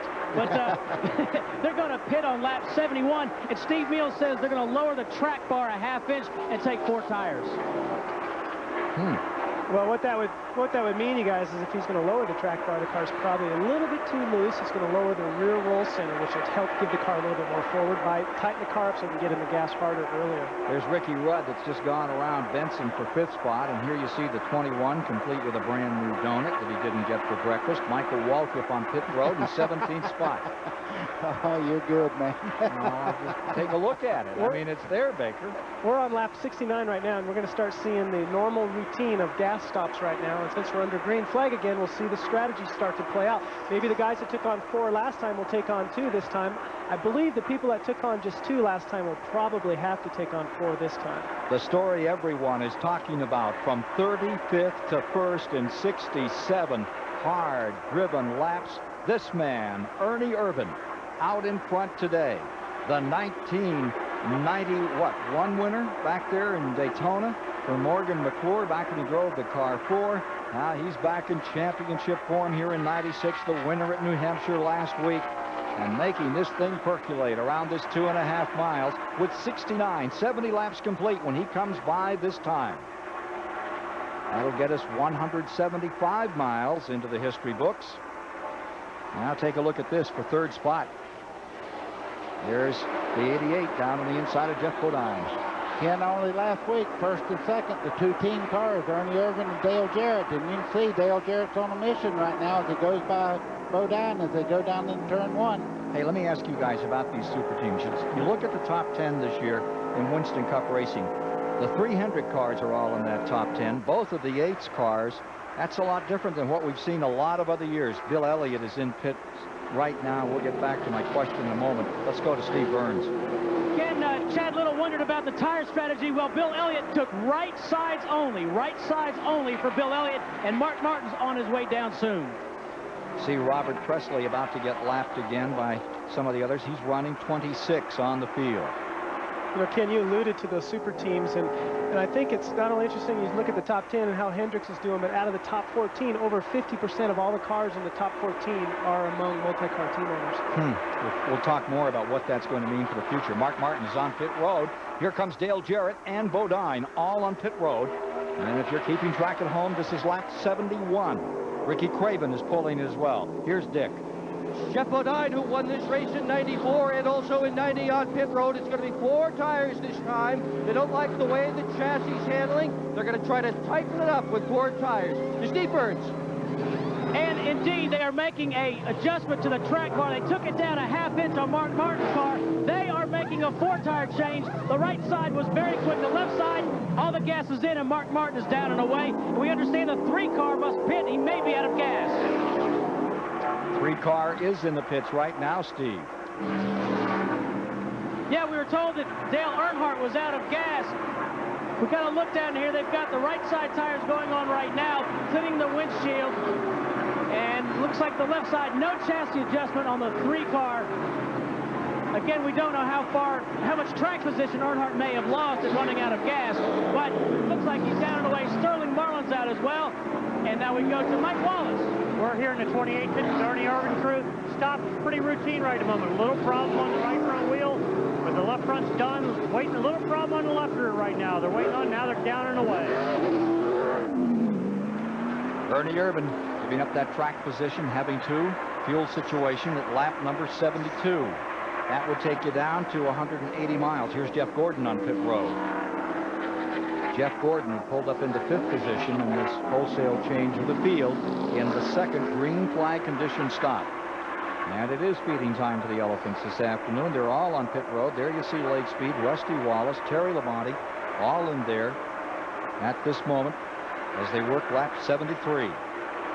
You know, the opening of the show, we talked about how important fuel mileage can be at a track like this, and it's not only because of the nature of the racetrack, a lot of full throttle racing, but it's also because this track lends itself to usually not having a lot of cautions. And if we've seen the race unfold so far, we've had 2 green flag pit stops in a row. Dick Bergen with the 75, and we can hear their radio as well. Morgan Shepherd in. They're going to do right side tires. This car has been a rocket since Jerry Kinnan joined the team as the crew chief. It's going to be 4 tires for Morgan Shepherd in the number 75 car. That's one of the Fords contesting the race here at Pocono this afternoon. Right side's done, left side's done. He's gone. He led lap 73 and is away, Morgan Shepherd. That extra 5 bonus points, boy, will those add up the way this point battle is going over the top 15 of Winston Cup standings this season when they get to the Waldorf Astoria come December. So we are in this green flag pit stop area of the race, and we'll be back with more in a moment.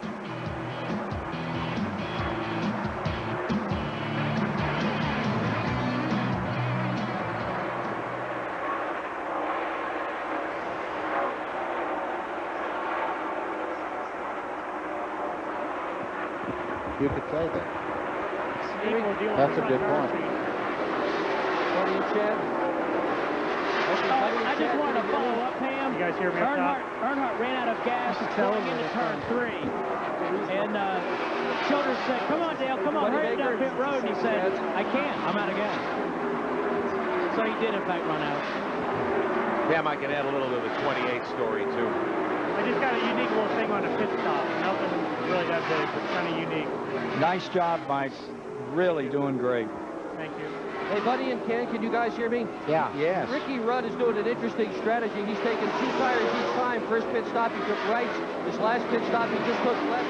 Guess what? He only took 12.33 the second time around. So he's motoring forward on pit strategy. That is interesting. When's the last time Kyle led? Well, you can see he's right behind Mark Martin right there. So it's really working for him. You bet it is. Remember how well these tires worked here in June. It's a terrific tire. It does not give up. We ought to let you tell that story. But that's important. I mean, there's Mark Martin. And I got Joey Knuckles, guys. Doesn't matter who tells it, but we ought to get it out. yeah, you could throw the deck on that. Let him talk about what the 10 car is doing. But Ricky...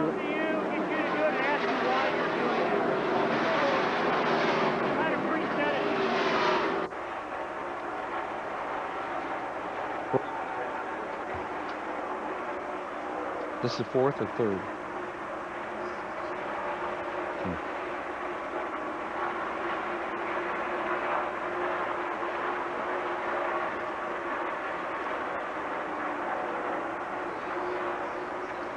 From the Duralube aerial platform, looking down on the 2.5-mile Pocono Raceway on this gorgeous July afternoon.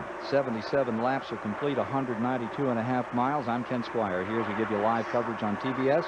With me today, Chad Little, 6-time winner in GN last year, and old pal Buddy Baker, who getting all excited because Tallavega's next week, and he won there. Yeah, we know. You won Sweet home Alabama. 4 times. All right. But right now, the story we're watching here is Mark Martin. Incidentally, Kyle Petty had led for a few laps.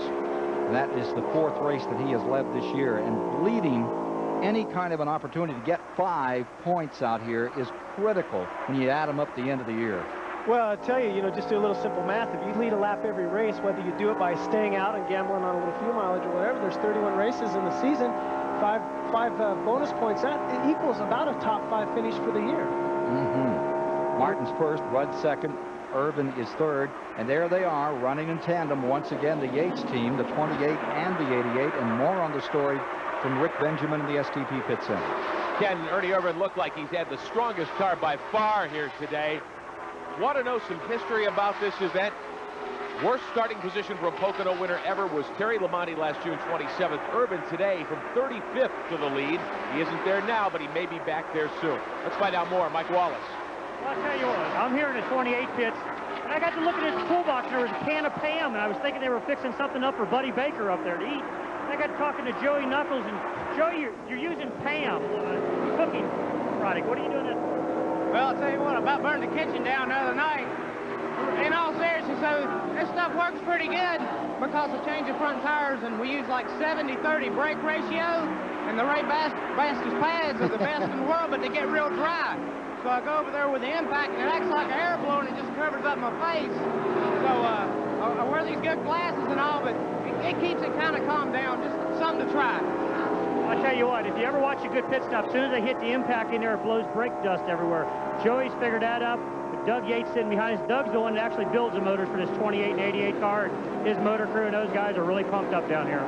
Speaking of Mike Wallace, he buys his clothes at the men's store also. He's not a little boy himself. Yeah, he's a pretty good-sized guy. But I'll tell you right now, the key to that story is by next week, there'll be the biggest sale on that Pam stuff. Sportsman cars and late model cars all over the country. Well, you saw Ricky Rudd for a moment. He's up in second spot. Jarrett and Irvin fighting it out back here. Now Irvin back in front. And as they continue to move around, Rudd has slipped back a bit here and fought his way back in. Now he's back in fifth, and we can get more on the story on pit road. We can forward on the racetrack by using smart pit strategy, Ken. Instead of taking 4 tires the first time in, he took outside tires. Second time in, he just took left side. That was a 12.33-second pit stop, put him ahead of everybody else who had taken 4. The tire Goodyear has brought here is so good, it does not give up. They run about as fast after many laps as they do when they're brand new. We're going to see some very fancy thinking going on before this race is over vis-a-vis tire strategy. The tires are excellent that they brought here for this race as they were for that race back in June. You saw the number 11, Brett Bodine, the Lowe's car, in that 29th spot. Right with him is Burton in the 99, Jeff Burton. And there's Ricky Rudd, who stayed right here in second spot behind Mark Martin. Interval is now 1 2/10, almost 1 3 between Martin and Rudd, first and second. Watching Ricky Rudd there in the 10 car run along right now. He got great track position because of pit strategy, but closing in behind him there just a second ago, the 28 car nearly got around backwards. He got tremendously sideways off second place there. And I'm going to tell you, right, it seems the team car is helping him down the straightaway, but when they get right up under each other, Jarrett was right up under him. They come off the corner and they took some of the air off the spoiler, and he was very lucky to save the 28 car. And there is that 28 in third, and you saw the interval between him and Ricky Rudd, the number 10 in second place, as Mark Martin continues to lead. Now you're back with Schrader in the 25. Watch, we'll be able to see, well, we could have been able to see Schrader. What they do is they shift about the start-finish line again, and they do that so they don't over-rev the motor down the very, very long front straightaway, and then it gives them a little bit better RPMs down the shorter 2 other straightaways. You see him shift there. He waited until he got down in the corner because Mark Martin was up under him. Usually you shift up on the hill and then coast down in the corner. Yeah, well, unlike the road courses, they shift here. Well, road racing, we usually shift to help slow the car down to avoid, beating our brakes up. Or here, the shifting is for a little different reasons, to keep the RPMs more in their peak horsepower range. Schrader is in the 26th position as he is lapped. Musgrave is the next to be lapped if Mark Martin can catch him up and vacuum him into this thing. He's running 25th. Bill Elliott is 24th. John Andretti 23rd. And Dallenbach is in 22nd. Trickle is 21st, and 20th is Burton, as we look at some of those positions further back here as Mark Martin continues his march. Take a look here at Jeff Gordon. That's 8th place. Wallace in 9th in the number 2. Looks like he's got that car sorted out some from what we saw earlier, folks. I think Rusty Wallace, if you look year in, year out at Pocono, Rusty Wallace has always been a very good runner here. One reason is he's a great road racer, and the 2 flat corners at the far end of the racetrack. This is turn 1 right here, but turn 2 and 3 are very flat like a road course, and he really gets around great here. See that stat on Jeff Gordon. This is not the Gordon in some of those races that we've seen earlier this year in those 5 wins. The number 90 is back on pit road, Dick Trickle. They had a car totally destroyed, and Trickle was lucky to walk away from it here as they prepared for this Sunday's event, the Miller 500. Race number 17 of the 31 in the, $70 million now? Winston Cup Series. How much was it worth when Baker was out there? Like I said, the money would buy something then. It wasn't a down payment. Okay, coming down to the tunnel turn. Rusty Wallace looking on the inside.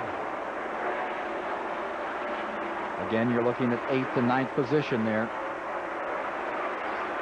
The reason we call it the tunnel turn, it's really kind of a simple definition. It's because there's a tunnel that goes underneath the track, and that's where the cars get in and out to the there of the racetrack. You could see it on the right-hand side as they go through the corner there. That's Jeff Gordon leading Rusty Wallace down what we call a short chute.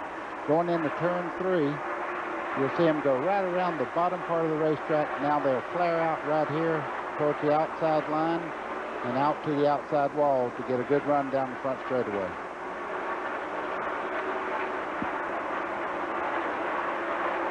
Five-car, Terry Labonte. He's behind the 98 car now, and he may be developing a problem. He's back in 14th spot. Dick Berggren, have you got any late news on Terry Labonte?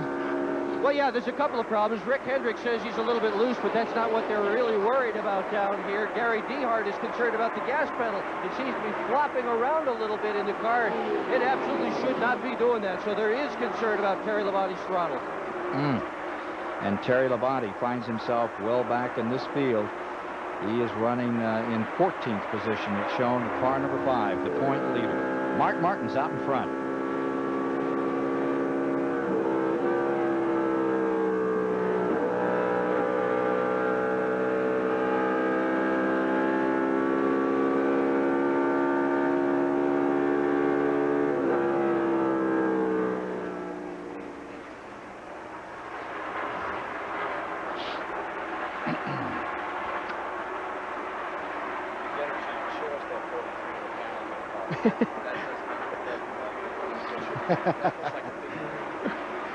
That's Rainey Charland's car from Islip Speedway. No, that'd be Georgie Dzondak. Captain Crunch. Rainey Charland was at Agawam. Yeah. Among others. Rainey Charland raced with a cigar in his mouth. Oh, really?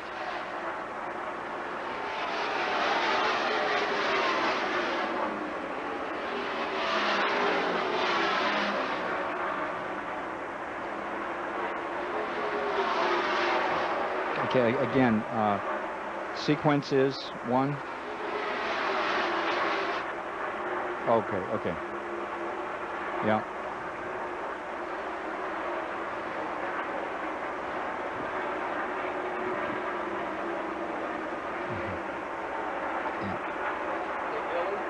Are we going to show the path for the lead when it happens?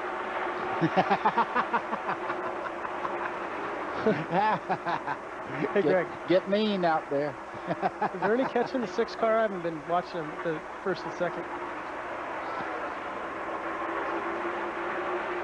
Jarrett is getting as fast as Ernie. They've adjusted on that car, and he is right there with him. Probably a little mental adjustment, too. I ain't letting this happen.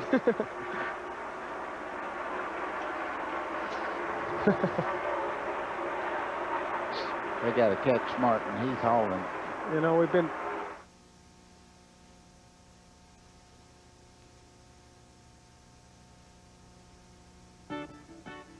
Promotional fees and consideration have been paid by Ford Quality Care, RCA, and by Duralube. Our hard-working staff bringing you wonderful pictures today from Pocono International Raceway on TBS. The NASCAR Winston Cup Series, the Miller 500 today. We're working lap 88 right now, and the lead is in the hand of Mark Martin at this point.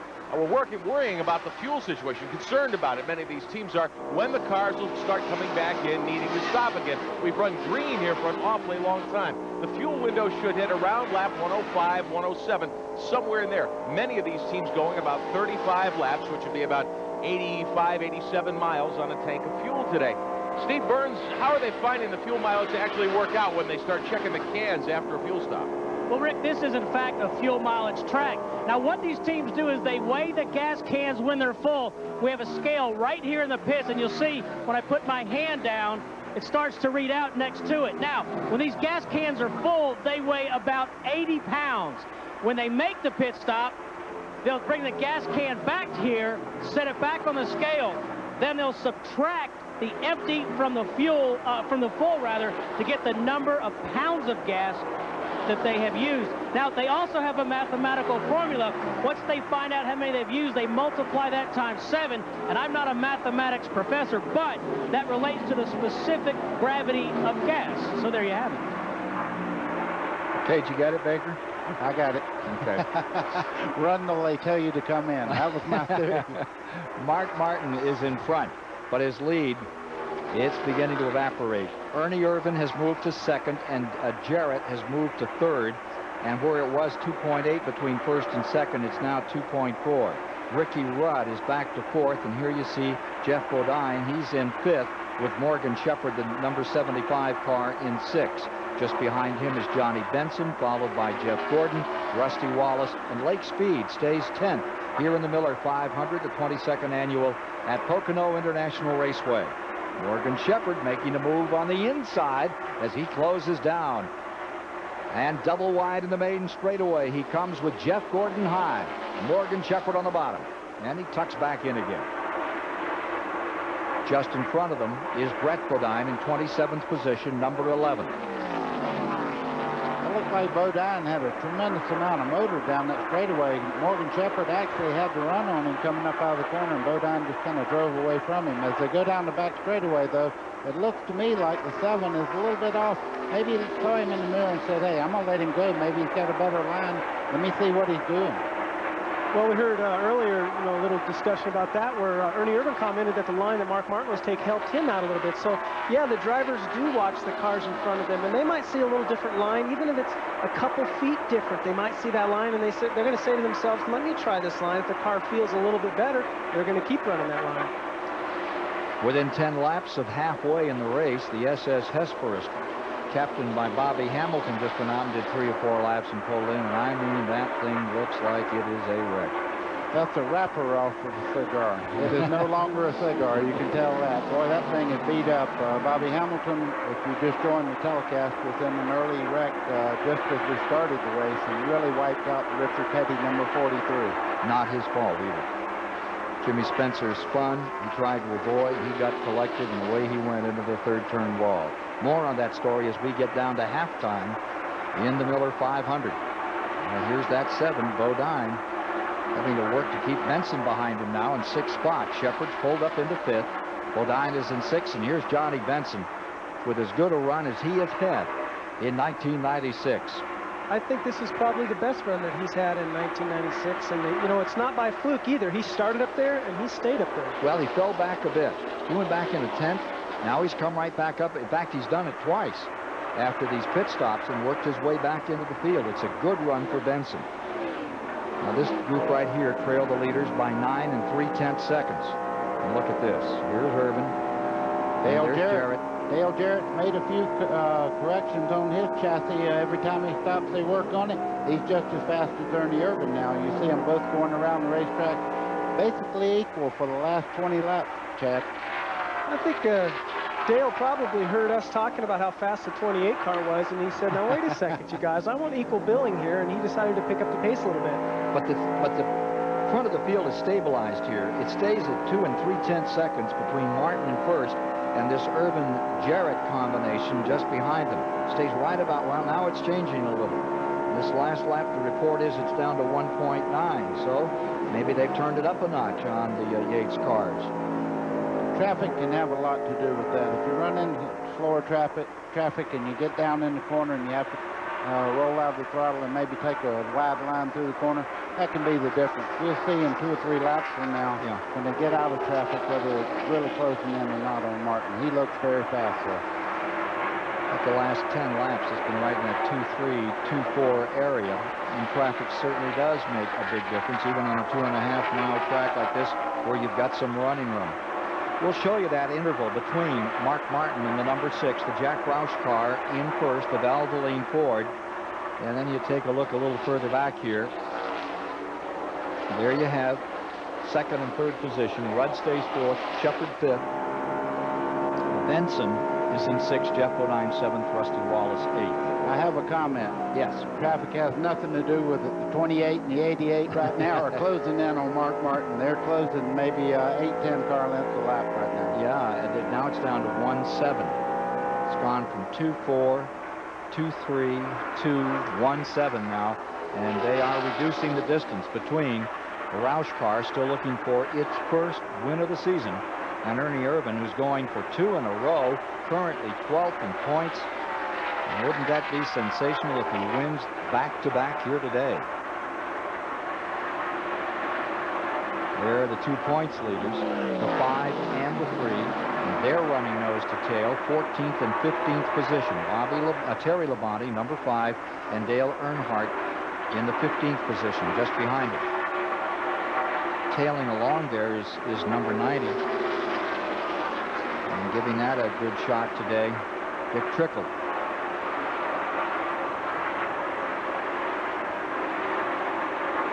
Trickle is well back. He's lost a lap or 2 and he's being shown in 32nd, 33rd position right now. Average speed is at 152.3 on Mark Martin out in front. All-time Pocono 500-mile record 144, set by Alan Kulwicki.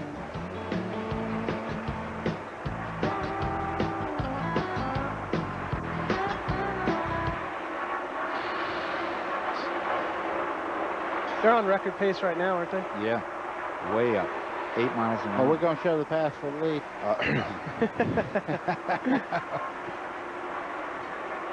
No, look at this. Look at this. You talk about closing in. He'll be there. He'll be there when we come back from break. He'll be there when we come back. That's right. We're just make it right. It was a perfect break, buddy. Oh, you would like that. I know. Yeah, he's there's one in curly every black crowd in hair. Chad. I've just got a little more face than he has. Every year my hair recedes a little more face to wash, that's all. A little more face.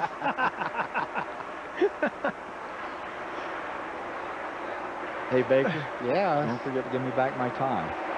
Oh, I wouldn't keep this. 4 tires, and they're all going to Scuffs. Huh. Hey, who's going to give us that story? We should go to the pits for that. Was that Musgrave just went a lap down? Yep. Who should give us that from the pits, Pam? There's one of Roush's cars goes down a lap. Yep.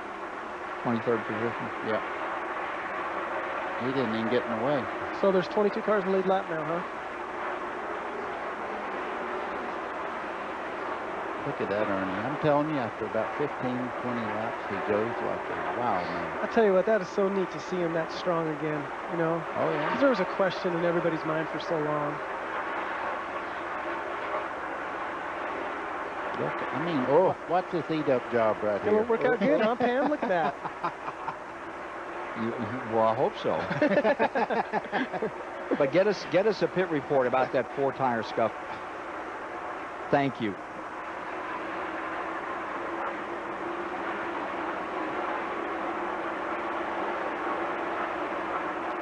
Coming around a complete 97 laps, 242.5 miles, braking toward halfway, and look at first place. Mark Martin had him covered. He just put a lap on his teammate, Musgrave, back in 23rd position. That's not helping. Here's Ernie Irvan knocking on the door. It was 7.6. Now it's 1.2 inches. As he moves up out of turn 1 there, you can see what a rocket ship. Great drive down the straightaway. Now Ernie will just go right by him going in the tunnel turn up here. He's not only knocking on that door, he just beat that door down and went right through it. And the two of them are about to lap Bill Elliott in 22nd position. Gee, what a way to close out the first half of this one. What about pit strategy coming up here? Let's go to Steve Burns. Well, Ken, this tire tells the whole story. This is Mark Martin's pit. This is their 3rd set of tires. The first 2 were stickers. Now we see the 3rd set, scuff tires.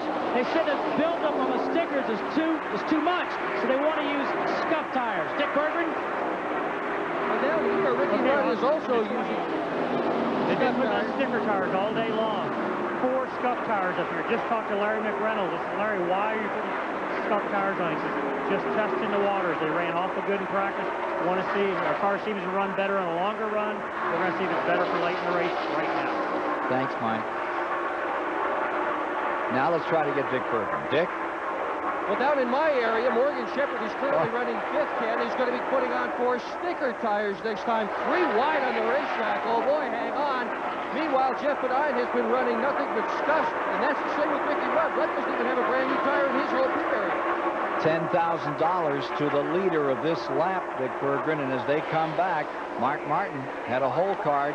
Here he comes. He's pushed it right back in front. Wow. Thank you for 10 grand. Wow, you talk about playing with 4 aces and making everybody think you had a chance. Now you see Ernie Irvan making a move back, but that tells you that Ernie Irvan may be a little stronger than we were actually aware of. He made that look pretty good, but they were passing Bill Elliott there, and I think he checked up just a little bit. And, of course, Mark Martin had a great run. Right, I think Ernie got held up a little bit there by Bill Elliott going a lap down, and that gave Mark a chance to go by. But I'll tell you what I saw is that we came up there. Here we go again. This is for the lead. Yeah, that last one was the taste of money. And here come both those Yates cars, We saw 28 and 88. We saw Dale Jarrett that last lap as we went into turn 3 here get on the binders hard because he had almost a shot on Ernie there. He got on the brakes hard, or we could have had a disaster right there. And those two hitched up. That freight train is its own separate railroad out there today. Through the first 16 races, Mark Martin has only led 78 laps this year. Today, in this event alone, he's led 82. We may see him right back out there again. But for the moment, it is the story. It is a Ford story. First, second, third, these top runners all carrying those Ford colors and looking good. I think Robert Yates is feeling proud right now. There's his 2 cars in command of this race, and they've been running strong all day long. Let's go back to this business, though, about these major teams, these super teams with 2 and 3 cars that are beginning to really control Winston Cup racing. How does anyone feel about that? It's mathematics. If you think about it, you can test 7 times, okay, with 1 car. If you have 3 cars, that gives you so many more test programs that you can run, and if you share the data, look what it does for the teams. And in the Hendricks case, every time they find something that helps, it goes to all 3 cars. Chad Little, you're going to come up onto this next year and run that John Deere car in the entire Winston Cup Series. How do you feel about playing against those odds? Well, you know, as the super teams grow more and more, it's more and more difficult to bridge that gap. But that doesn't mean that it's not impossible to do. You know, and like Buddy alluded to, it's the factors that the teams are focusing in on, they're able to concentrate more on that effort. It's, as you see, Dale Jarrett just made a pass on Ernie Irvin there for the lead. They're able to concentrate more and more on those factors that are becoming so important, the research and development, the motor program. They're sharing this information. As long as they continue to share, they're going to grow. 24 and 7 also battling for 8th position, Jeff Bodine and Jeff Gordon. And in the battle of the Jeffs, it's Gordon winning this one. He'll pull up and take the 8th position, sending Jeff Bodine back to 9th in the QVC number 7. It takes some pretty strong leadership, though, to make a multi-car team work. We've seen as many fail as we've seen succeed over the last 7 or 8 years. So it's not a given thing if you start a multi-car team that it's going to rise to the top. It takes a lot of effort from everybody involved. Well, for certain, that's true with Jack Roush's team and the number of cars he has. And this has been a struggle for him this year. You know, it's been a struggle. They've had a lot of things go wrong, though. Mark Martin, anywhere he goes, could win. I think Jack Roush right now is just going through what all race teams go through, a little bit of problem area, but they can win, and they will win. I still believe the multi-car teams have an advantage as far as the dates that they can test and the data that they can get together. Good information, Buddy Baker. We're ready for the MasterCard mid-race report. This mid-race report brought to you by MBNA NASCAR MasterCard, the official card of NASCAR. There you see it, 9 leaders. Lead changes 13 times. There you see the lap leaders that we've seen out here today. Mark Martin dominating a lot of this event. And those are the cars officially out, Jeff Gordon and Darrell Waltrip. I think you meant Jeff Green and Darrell Waltrip. Jeff Green, yes, indeed. Show the world you're a NASCAR fan when you carry the MBNA NASCAR MasterCard. Call 1-800-34-NASCAR to request the only card of your favorite driver right on the card. Get yours by calling 1-800-34-NASCAR. Take a look at this battle up in here. Here is Earnhardt coming in. Sticker tire is going to come on this number 3 right now. This at lap 104, and here comes Jarrett in the 88 in as well. Dick Berggren down there with one of these leaders, number 88. Dick? Dale Jarrett on his way in with the number 88 car. He won this race last year. Jack Lewis is going to change the front tires. Brad Parrott is going to change the rear tires. Mike Forrest, the Jackman right front tire, gets away from him a little bit. Steve Allen's the guy on the gas. Not that Steve Allen, the gas man Steve Allen. 4 tire change for Jarrett. Tires going on, and that's supposed to discuss. Top of the world, not the worst. 1905. Oh, and Earnhardt has killed his motor, and they're having to push it to get started. And it won't start. Burns is there. Yeah, now they're backing Dale Earnhardt's car up. Crew members from the Burger King team and the McDonald's team, as well as Tony Glover, came to try and jump him off. As you can see, they're pushing it back. They think it might be the ignition. He was in 15th position when he came on pit road. The 28 car is in, and Mike Wallace has the story. Joey Knuckles dove over the wall with Doug Yates carrying the tires, Raymond Fox on the rear. 4 tires stop, sticker tires just go around. Just looks like a pretty routine stop at the moment. Guys are back around to the left side now through run. Ernie, a water bottle, he drank a little bit, tossed her back out. Left side tires are on. Joey Knuckles finishing up. Left rear coming down. Jack's down, Ernie's back and going.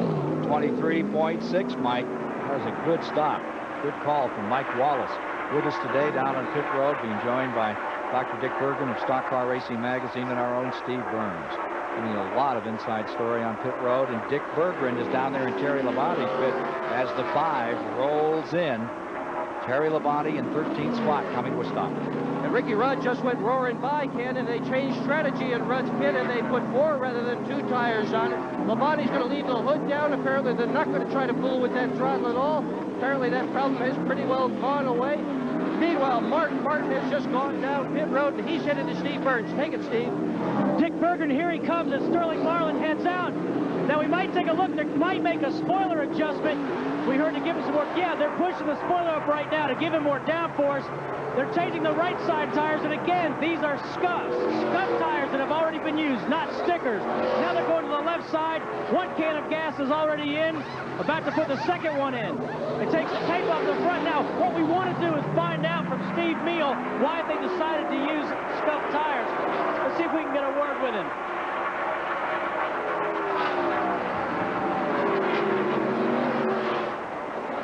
We'll get back down there in a moment, see if we can find Steve Meal and find out what the story is on car number 6. The fewest cautions at Pocono was 1 in 1978 for 3 laps. We've had 1 caution period thus far today. It has been 4 laps. Let's go back to Steve Burns. Steve Meal, you decided to take 4 scuffs that time instead of stickers. What's your strategy? We started the race on scuffs because they impound your qualifying tires. We saw pretty good buildups. The next stop we put on stickers, and the buildups just went crazy. So that maybe the stickers are a little unpredictable. Goodyear's got a real good tire. You don't knock any speed out of them by scuffing them. We scuffed 3.5 sets yesterday. We think our buildups will be better. One of our problems is we run real good right out of the box, and then the last 10 or 15 laps of the segment, we're slower than the 28 and 88. We hope we've cured that by putting on scuffs. Typically, scuffs run better over longer distances. You know, what they're trying to allude to there is he wants to get as consistent as he can. And he said when we put stickers on, the tire pressure went crazy. The tire pressure builds up as you run on stickers, and they found that it's a little bit more consistent if they put the scuffs on. What they're talking about there is absolutely new tires get such a grip, they build up a tremendous amount of pressure, and you never lose that pressure once it builds the heat up in the tire. With scuffs, you don't hold that well. Morgan Shepherd had inherited the first position. Now we have Johnny Benson doing the same, and he comes on to pit road, making his tire change, giving up that first place spot. And that will pretty much put us through the rotation among those leaders. Johnny Benson, who had a chance to get out in front and lead for a while here today. Great moment for Benson and the folks from Bahari Racing, that Pennzoil Racing team. Earnhardt now back in 30th position. Dale Earnhardt back in 30th, and 88 has gone back into the lead. That's Dale Jarrett with Mark Martin in second. Ernie Irvin will be third, and we'll have, let's see, in fourth, Ward Burton. Ward Burton's up to fourth, and we'll have Rusty Wallace running fifth.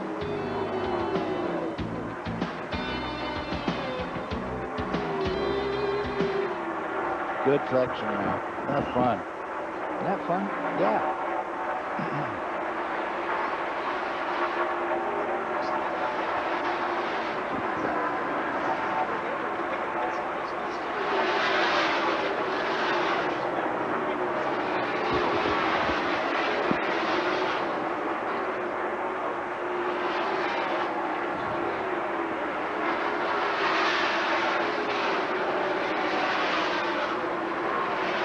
Great.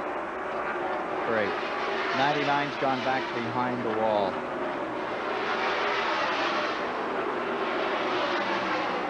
Great.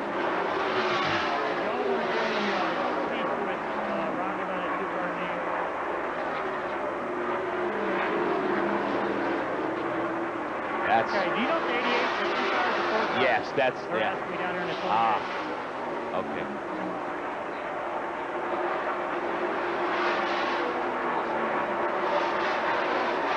The average speed.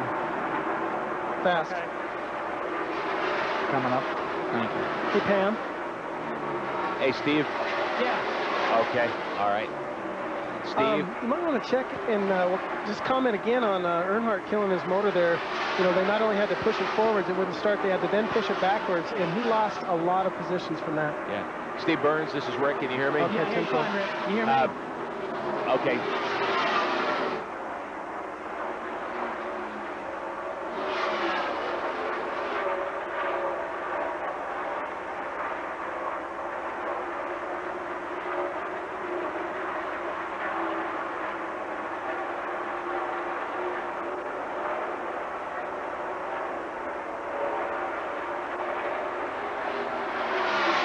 Welcome back live to Pocono International Raceway on TBS, the NASCAR Winston Cup Series. The Miller 500 in the hands at the moment of last year's winner of this race, Dale Jarrett. We've been tracking fuel mileage all day because that's how Dale Jarrett won here 1 year ago on fuel mileage. Interesting, Mark Martin, who's led so much of this race, went 36 laps between pit stops last time around. The teams have just stopped.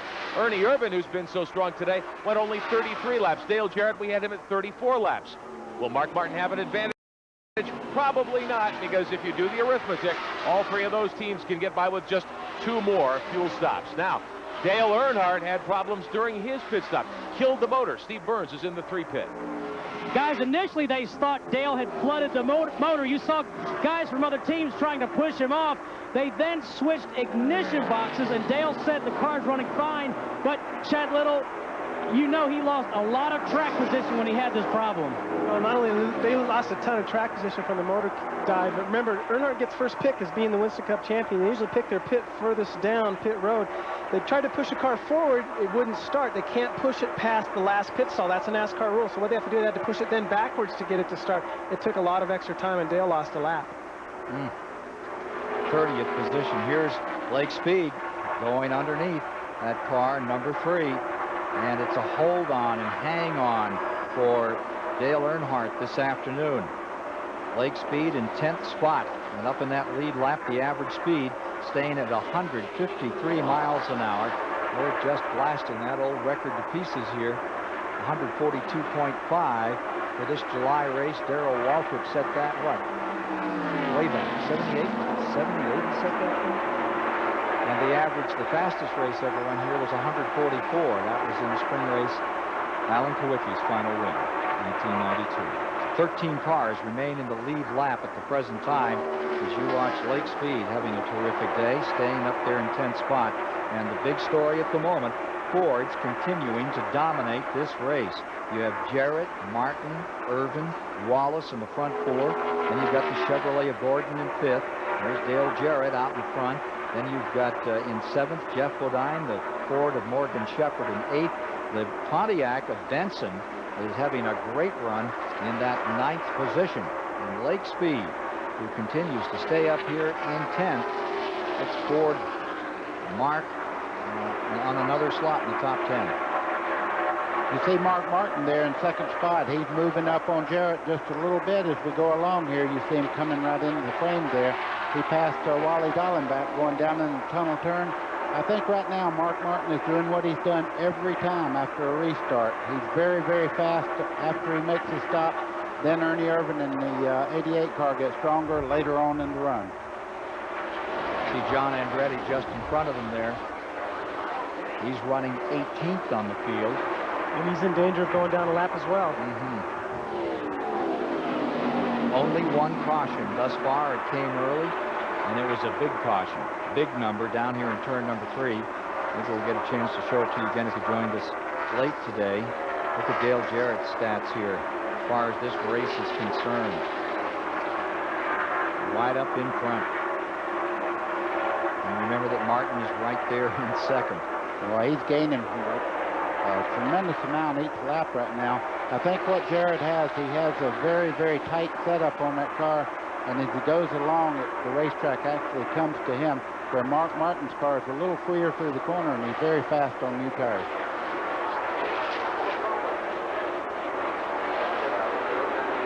Showing 116 laps now complete.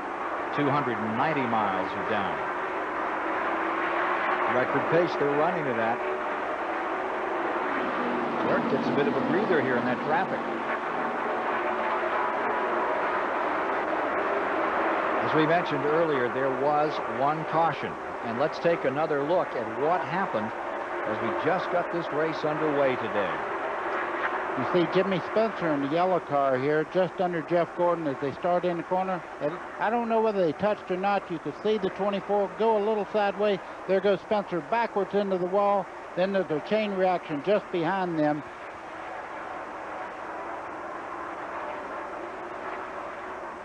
And that, folks, was our only caution today. That happened on lap number 4. But it was what happened just behind that ruined the number 43 for Petty Enterprises. Bobby Hamilton's car just destroyed. Somehow they got it out here and ran a few more laps to try to collect some points. As well as Darrell Waltrip. As well as Darrell Waltrip. And Jeff Green. And Jeff Green. Thank you for explaining that. I didn't want everybody to think I'd lost my mind. Well, everybody pretty much knows. Yeah. Here comes the 28 car out the back straightaway of Ernie Irvan. He's picking him off now. He's back under Speedwell, but he lost some time on his pit stop. As Jarrett stays out in front, remember, he's going for 2 in a row. He won this race last year, driving that number 28 for Robert Yates. 4th in points, 96 behind Jeff Gordon. He's had 3 straight top 10 finishes, the man up in front of number 88, but Ernie Irvan, what a story. At New Hampshire International, and what a story about New Hampshire International Speedway. New England is going to get its second Winston Cup race next year on September 14th.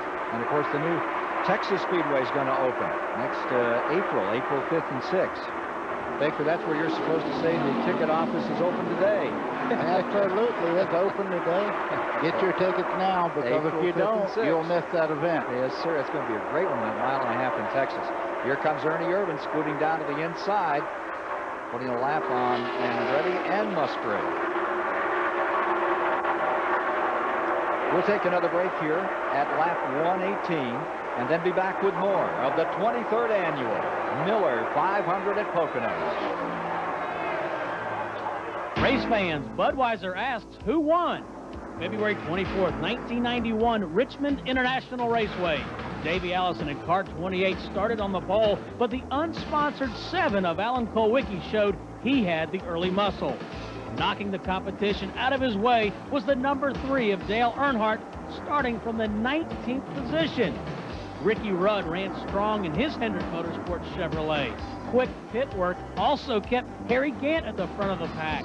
But who won? Here are the list of contenders. The answer is coming up.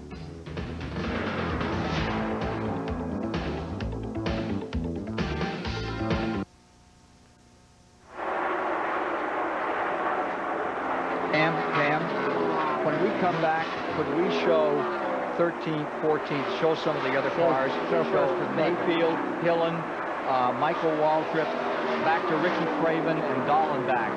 It goes right back through, just fade back from Mayfield through Hillen, Waltrip, Labonte, Craven, Dallenbach. Thank you. Craven's next to go down a lap 2, Ken. Yeah. I was just going to mention the 18 lost a cylinder, then go into that Pontiac story. We're going to have to show this because here comes the 6th car to take the lead. I can do the Pontiac thing if you want, because I interviewed Makar this morning. Pam will have that on tape, so we'll get to talk about it. Well, why doesn't Rick do it? Boy, that is... That's for the lead and side by side. Pam.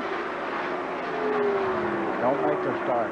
Oh, Buddy's making fun of you because you're missing the race for the lead. I think the grandstand's got a better fan response for the lead than anything. Can we get a Rick Benja? Hey, you guys in the pits are great today. Thank you. You guys want anything different down here? Just about that stuffed tire seems to be paying off for the 6th car. It's a little ways into the green flag run. This is the longest he's been able to slow it down. Nick Reynolds made a comment to me the stickers on the stuffed tires on the 28 car just came in quicker. It wasn't better for Pam, if you want to do that, if you want to come back with Rick doing that lead change, that was the 19th lead change of the day. If you want him to set that up as we come back, that was lead change 19. Okay. Did Rick get that? It was the 19th? Thank you. I did, Ken. Thank you. You're welcome. I didn't hear, you don't want to do the thing about the 18 car now?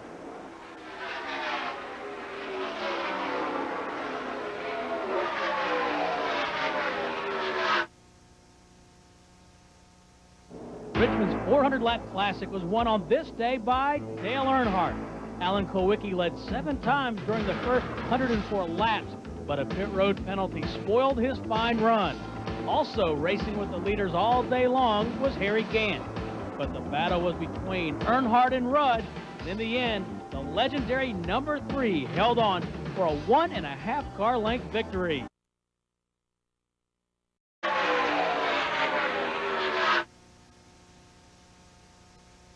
Richmond's 400-lap classic was won on this day by Dale Earnhardt. Alan Kulwicki led 7 times during the first 104 laps, but a pit road penalty spoiled his fine run. Also racing with the leaders all day long was Harry Gant. But the battle was between Earnhardt and Rudd, and in the end, the legendary number 3 held on for a 1.5 car length victory. Who Won was brought to you by Budweiser, the king of beers.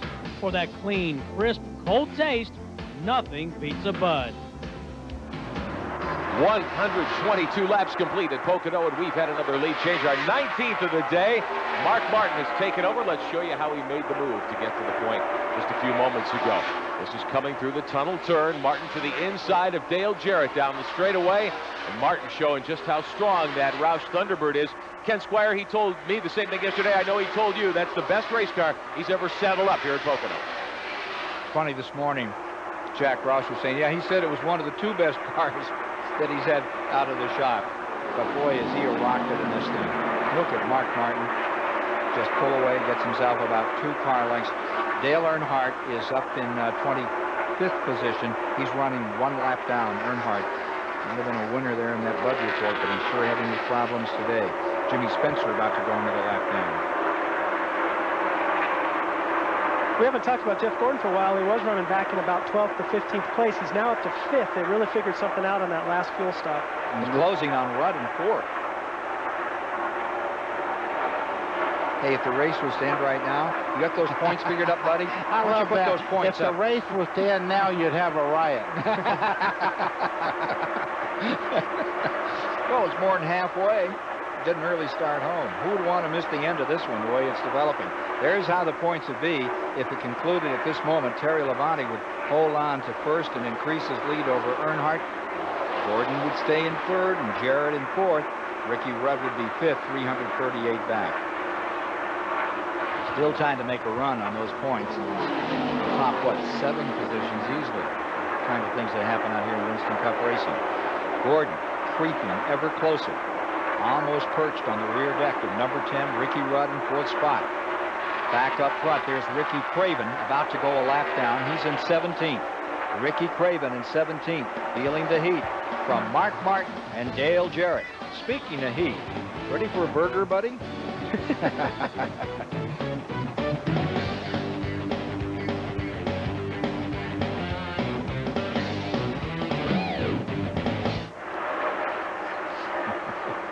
Now, see, I could have said, no, I want some seafood.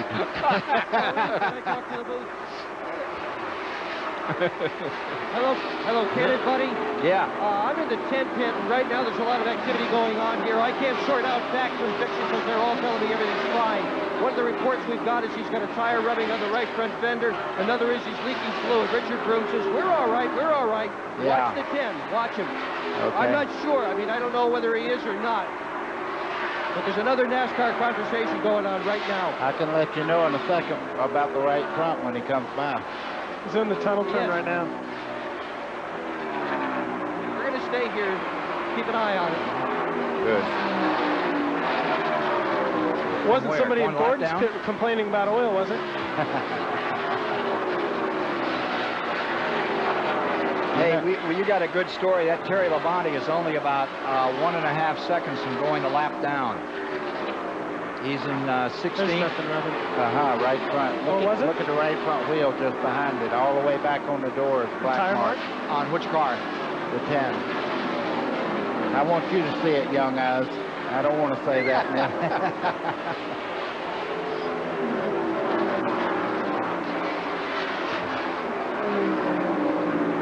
they're going to keep messing with me. I'm going to come out of retirement and run one race just to make them shut up. Where's it going to be at? Yeah, Talladega. Say again. Talladega. We will be there to cheer you on, Buddy Baker. All right, pal. I got a little piece on Everham here in the 24 car.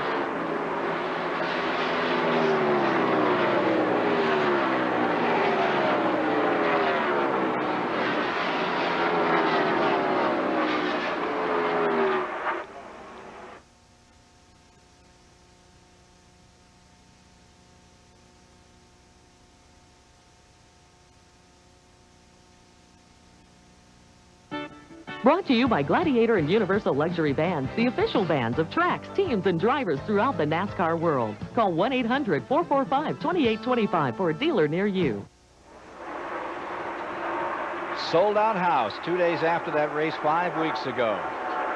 And well over 100,000 people enjoying the Miller 500 in its 23rd edition. As you watch Mark Martin, his persistency paying off. The 19th lead change put him back in front. Dale Jarrett, last year's winner, driving the H, number 28, stays right there in second spot. And that man right there, as you take a look at the point lead, Terry Labonte in the number 5, scooting down into turn number 1. He is about 1.5 seconds away from being lapped. Terry Labonte running in 16th position. These two leaders are just mowing them down. They're mowing them down, but the 6 car is working very hard. I saw Mark Martin just then make a real good save on the 6 car coming off the turn 3.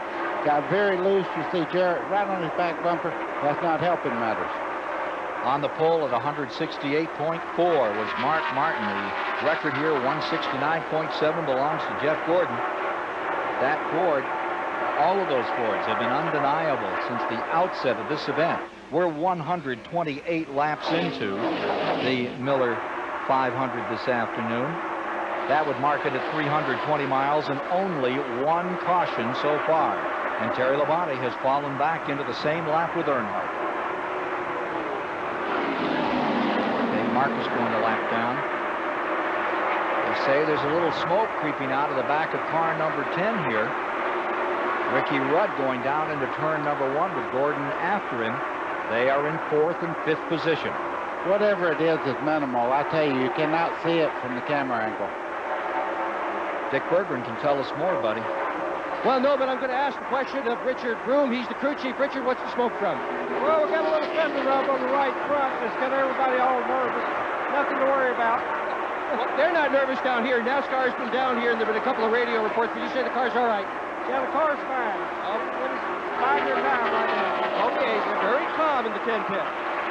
What usually happens there is Jeff Gordon comes over the radio and says, hey, the 10 car is leaking some oil. I need you to come down to his pit and let him know he needs to pit right now. 1 drop a year. That's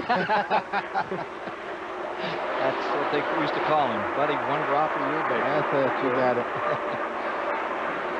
Look at Wallace in that number 2 continuing to close in here. And remember that Rusty Wallace is in 6th position. He's got some more running to do before this one's over. Rusty's been kind of quiet today, and usually when Rusty's quiet, that means at the end of the race he'll probably be in the hunt to win. It reminds me of a race he won in Michigan. Everybody was kind of talking about the guys that were leading all day, and all of a sudden Rusty Wallace was up front, and he made it stick. He run a very, very heady race, and you can't ever count this guy out. He can drive a race car, got a great team behind him, tremendous stuff. I mean, he could win today, too. I know Mike Agie's Russ Wallace's engine builder, and they've got something figured out on gas mileage, because I think it was earlier this year that Michigan came down to gas mileage, and Rusty came out on top there. Exactly right. Here's Ernie Irvan. And there you see, as you look a little further back, Rudd, Gordon, Wallace coming through right there. Give you a pretty good look of the rest of the field and how they're situated as we get down to lap 131.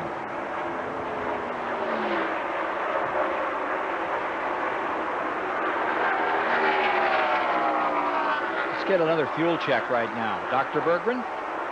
Well, Chad Little, you were talking about Rusty Wallace and fuel mileage. They had calculated this morning that other people had better fuel mileage than they did. But I'm wondering if anyone has a better car, because this indeed is the same car that won at Michigan in June of this year. A can't nod your head, Chad. Yeah, let's just talk. You don't want to be wrong, right? Middle of the road Chad here. Martin and Jarrett, first and second. Well, I think Mark right now is doing everything he can just to hold his car. He's really a little bit loose. You can see it when he starts off with turn 3 towards the main straightaway several times. I think Jarrett's kind of enjoying watching him do this. Look at Dale Jarrett. And remember that 5 weeks ago, he had a big one on this racetrack. Dale, you injured ribs, your knee just a month ago and a week plus at this race. Are you still feeling any effects from this as you get ready for today? I'm fine. It's nothing that bothers me in the car whatsoever. It doesn't affect my performance. You know, if it's bothered anything, it's that, you know, I can't get back into a physical routine and working out or anything like that. So, you know, my stamina is pretty good still, but not what I would like for it to be because of the heat that we get to at this time of year.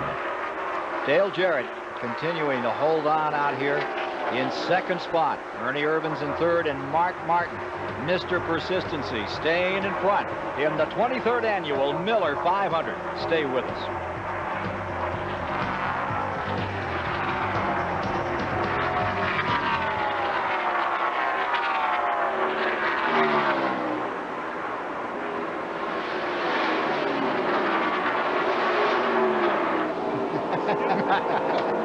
Way to go, Pam.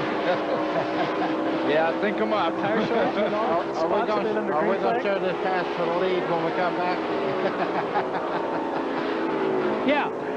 Hey, listen, we're cutting up. Why don't we do the 2? Oh, look at this. Will I be on camera, Pam, or will it be a VO? No, I can't see the 6 VO. from here. Okay. Wow, what a shot. Good stuff, huh? The tire note. Tire note. What's this? No, they're saying good shot. Look at this. What are you talking about? Wow. Okay. Hey, Wallace. Hey, Wallace. Yeah, buddy. Wallace. Yeah, I'm here. You're doing a great job, but don't try to do our job. We're watching the camera up here. Oh, I'm just wanting to know what's going on. I can't see nothing. Oh. I'm hearing you guys say how good the race is. And Okay, Jarrett is looking under him. Try and get Robin real quick, or you want to do that after the fact? It looks like they're putting on stickers.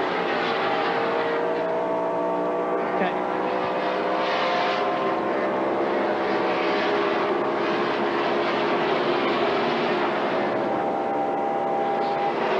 Okay, we're ready with Robin.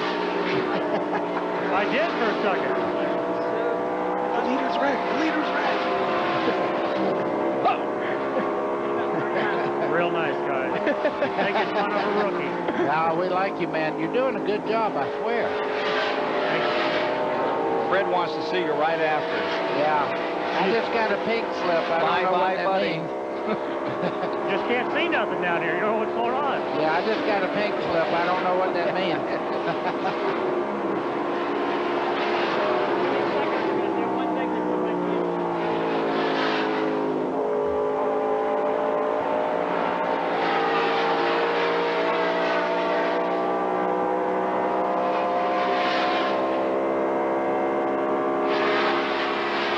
Welcome back to NASCAR Winston Cup Racing on TBS, the Miller 500 here at Pocono International Raceway. The leader is Mark Martin, and you're looking back at the guy challenging him, Dale Jarrett, as they come towards turn 3 of the straight-quartered racetrack at Pocono. Pit stops will be coming up very soon, and there's some concern about tires. We've been talking about teams taking 2 tires or 4, or whether they'd go with scuffed tires or brand new tires, stickers, as we call them. Well, Goodyear, we're told, is trying to find tires for the front runners. Tires could well be an issue before this one comes to a close in another 63 laps. Let's get more from Steve Burns. Well, with Robin Pemberton, the crew chief for Rusty Wallace, and Robin tells us to hurry up because they're going to pit soon. Robin, a lot of the teams, Mark Martin included, are putting on scuff tires. You guys are putting on stickers. Why? Well, we run stickers all the time, and we don't really seem to we haven't had a problem with them. Right now, maybe a scuff tire deal would work better for us. you know, we'll have to wait and see. You know, we were real good on about this after this third pit stop. You know, we went from 19 seconds back to about 9 seconds back. So we'll have to wait and see what happens towards the end. Okay, Robin, thank you. Let's go to Mike Wallace. Well, here in the 28th pit, talking with Larry McReynolds, it seems like he's being pretty honest with me here today. They tried scuff tires. They were faster at first, but slowed down at the end. Next pit stop, expect a 28 car for 4 stickers. It makes an overall faster run for them. Back up the booth. 62 laps now to the finish. 345 miles have been completed, Chad Little. Well, I just wanted to say, for those people, you know, we're talking about stickers and scuffs. When we talk about stickers, those are brand new tires that still have a label on them. That's why we call them stickers. When we talk about scuffs, that's a brand new tire that the teams bolt on. They might go out there and just run 1, maybe 2 laps, and that's all a scuff is. So really, it's a brand new tire. All they do is they take off the label. They run a couple laps, heat it up, and then let it cure. And curing right now into a great war, 30-7, side by side. That's Jeff Bodine in the 7, Johnny Benson, the pride of Michigan, right there in number 30, giving it a good run and getting Jeff Bodine this time.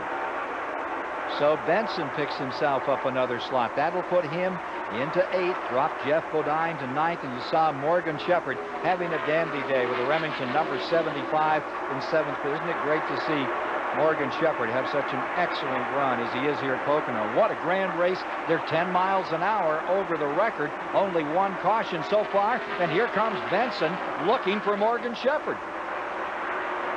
Scoots right down through, thank you. I think he had that one pretty well planned there. 7th place. And also talking about the tires a little more, when you heat the tire up, it cures it. And that actually makes it a little bit harder, so it does not get as hot as fast as the sticker tire. Thank you. Appreciate the help. There you have it. Baker and I had a chance to go to Louisville yesterday. Great race, huh? Yeah, we had a truck race down there. Hornaday won, but when it was over, Baker said there were a couple of guys out there that if you were playing golf, you'd call them sand crabs. They probably would have a lot worse to say about me. Let's go back on pit road here as 88 comes in. Here's Dale Jarrett on the pit road, and Dr. Dick Bergen's waiting. Winner of last year's race on his way in right now. Crew ready to jump over the wall, and over the wall they are. Jarrett gets a quick drink of water. Right side tires going on. In the stickers versus new tires, he is taking 4 new tires, Jarrett is. Right side is all done. Around the left side, Mike Ford's jack is under the car. Smoke flying everywhere now. Having a little bit of trouble with the left rear tire. That's the lower part of the tire. Good stop, 19.33. Or 20 seconds by our watch up here. Give or take. Give or take. I always hate to call those exact car lengths. They'll get you wrong every time. Bobby Hillen's on pit road in number 77. Bobby Hillen just arriving in 18th position. What are we showing? 11, 12 cars in the lead lap. There you see Bobby Hillen, the Jasper car, and the hood's going up. And here's Ernie Irvin in, running in 2nd to Mark Martin. Let's go to Mike Wallace. Well, they're just a normal pit stop, it looks like right now. Joey Knuckles and the guys over on the right side, Ray Fox and Doug Yates again. It's going to be a 4-tire sticker stop. You know, we reported on it earlier. They feel the sticker run is a longer and faster overall run. The guys are doing good. Left and rear tires going on. Left front's done. Have a little problem on the left rear tire. Car's done and gone. We're going to Dick. A 2-tire change for Ricky Rudd. Right front corner of that car.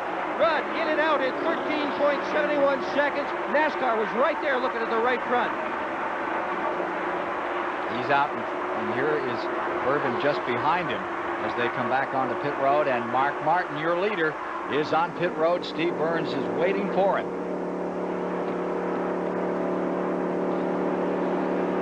Long pit road.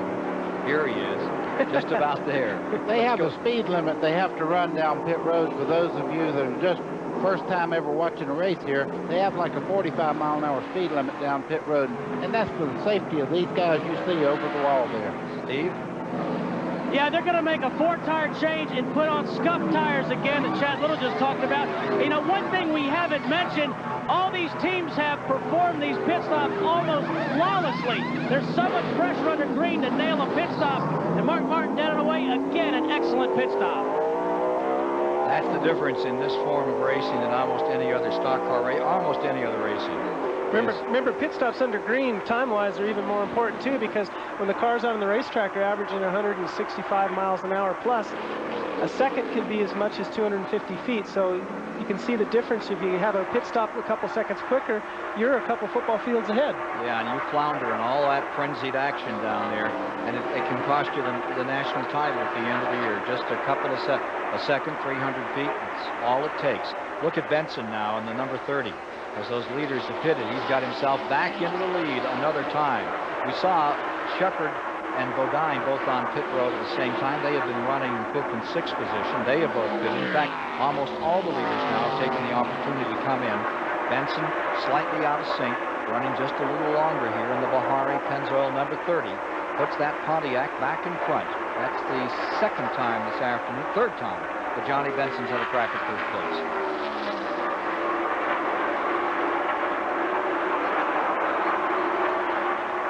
154 plus. One caution if you're just joining TBS today. So as Benson continues to lead and the rest of the field continues to make these pit stops, let's go back to the STP Pit Center. Rick Benjamin. Ken, it's time to check the Week in Racing, brought to you by Auto Week, America's only auto enthusiast weekly. And we're going to show you some highlights from yesterday's ARCA competition here at Pocono International Raceway. Tim Steele in the HS Dye 16 was the story of the afternoon. Steele able to handle the field with ease. He led 60 of the 100 laps yesterday afternoon, a race you saw here on TBS, taking the checkered flag to win his 7th race in the ARCA Series this year. He leads the point standings by 660 markers right now. Tim Steele, the winner here at Pocono yesterday. Call 1-800-232-1522 now for a 52-week subscription to Auto Week at the special television price of just $19.95. It's the lowest price ever. Every week, Auto Week is first with all the inside news of racing, personalities, driving impressions, everything. Call now for Auto Week, 1-800-232-1522. This offer is limited, so do not delay. 144 laps on the board at Pocono International Raceway. Johnny Benson Jr. holding the point in his Pontiac. Back with more after this.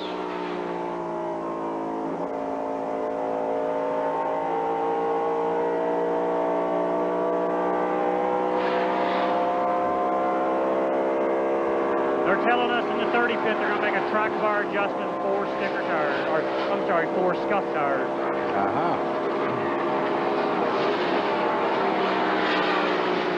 If you do that story, if they come in and you're there, Mike, after they come out, try to get an interview with that crew chief, they're having a great day. They definitely are. Chuck Ryder sitting behind him. He's all pumped up. Or get Chuck Ryder. Get Chuck Ryder on for a second. Get Chuck on. I mean, have him right there so that when the report finishes, you got him in your hands. Okay, Ken Squire? Yes, sir. Make sure that you realize that last week he led, what, 17 laps at New Hampshire. That's the most he's ever led in a Winston Cup race. He had only led 1 lap earlier in his whole Coming career. in right now. Okay, I got him. He's on pit road. How far away are we from him? Okay, a little strategy change. Pam. They're only doing 2 tires. Could he come back and talk about that stop by number 30 and then interview Chuck Ryder? That'd be great. 13.20. Nice stop. 13.2, Mike, what we had on the watch. 13.2.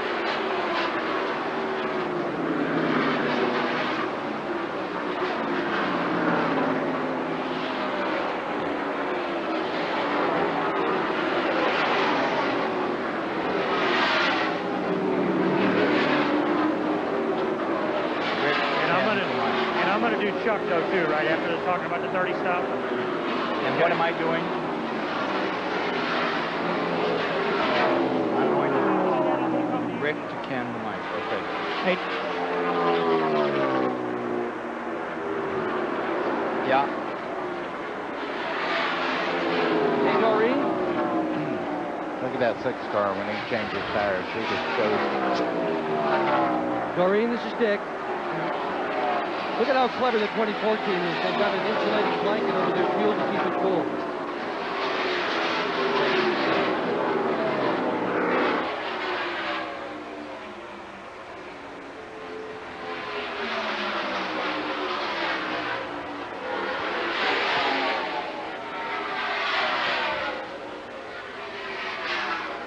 Ernie Irvan capped his improbable comeback by winning last Sunday at New Hampshire International Speedway. If you'd like to know more about the Ernie Irvan comeback story, pick up your phone, call 1-800-385-3087, order a copy of Miracle 7, just $14.95. Back here at Pocono, in the Miller 500 with 147 of 200 laps now complete. You have Mark Martin in the lead. They've made another circuit of pit stops with Jarrett and Rudd in second and third. Johnny Benson is one of the big stories here today. He led last week at New Hampshire. He's been leading here today. And with more on Johnny Benson, currently in 7th spot, let's go to Mike Wallace. Well, I'm down here in Chuck Ryder's Pennzoil number 30 pit. Chuck's just pumped up. He's smiling from ear to ear. They just come into a 13-second stop, leading the race. Your daughter's birthday today, I understand. Tell us what you saw today, Chuck. Well, first, happy birthday, Ginger, but listen, Johnny Benson is one heck of a driver. The crew is 100% behind him. We appreciate Pennzoil's support. We're going to have a good day. We're just very, very happy. This is such a competitive league. It's nice to be up front. Definitely is. What Chuck's saying about the competitiveness, they've struggled off and on this year. But boy, they're leading this race, running good. Great pit stop. The crew's pumped up. And definitely the car owner's pumped up. Let's get down to Dick Berger. To you. Well, Jeff Gordon and his crew have done just about everything they possibly can to have a good day here at Pocono. They didn't qualify well, qualified all the way back in 15th.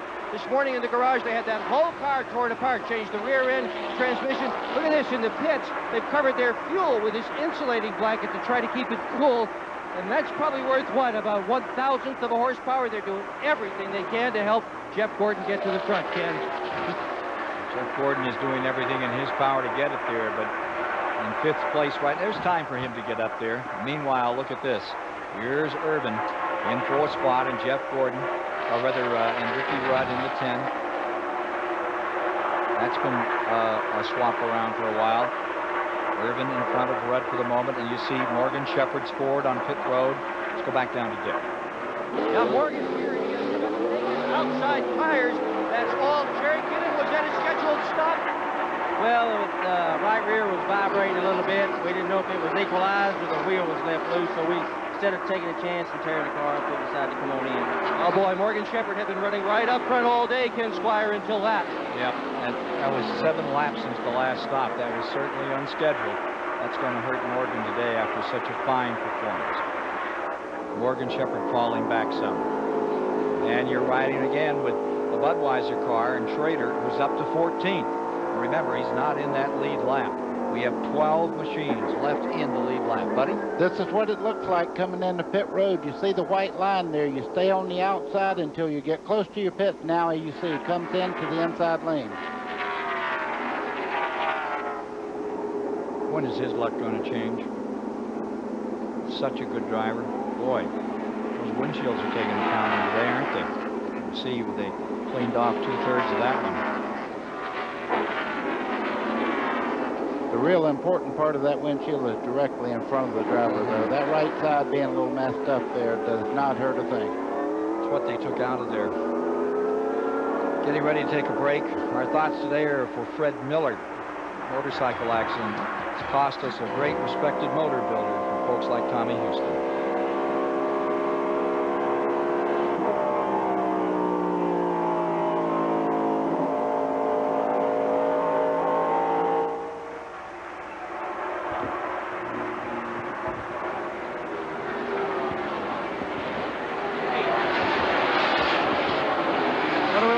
How you guys doing up there, okay? We're right down here in the heat. Is it cool up there? It's pretty nice. Yeah, real nice. Ice cream, a little bit of food. It's catered, you know. Yeah, we're on fine dining. We're on straight water. You potato chips. Okay, bro. Chad, did you have one of those nubile maidens bring over somewhere? Oh, boy. I'll tell you what, Chad, I'll trade you next time you come down to this luxurious job. Okay. I knew that was coming. Okay. So I introduced him, or Are you a barrister? No, that's in England, right? Barrister. Yep, that's a lawyer over in Europe. Okay. I know you guys have touched on it just a little bit earlier, but I've been watching down here pit road. These crews are busting. Would it be easier? You know. Of course, you know all about that. Mike, if you get a chance, though, to develop a story and show us some of the exhaustion and how hot it is and talk about that and how important they are, that would be terrific. Well, that's a great day today. It's not that hot. I know, but it is, it's all green flag. Every stop is critical. You can't miss by a second. I'll tell you what, Ken, a great story what I see down here. We've been in the 28 pit all morning, yes, all sir. day. But the 28 is just as pumped up that the 88's running good as they are by the 28. The 88 came down pit road, and the 28 guys are all thumbs up clapping at him going by for, as he was leading when he came down pit road. However you want to do that, but get your cameraman and get that kind of thing would be terrific. How did Ernie get that far back? Well, I really don't know. That's your job up there, buddy. Nice. Thank you very much.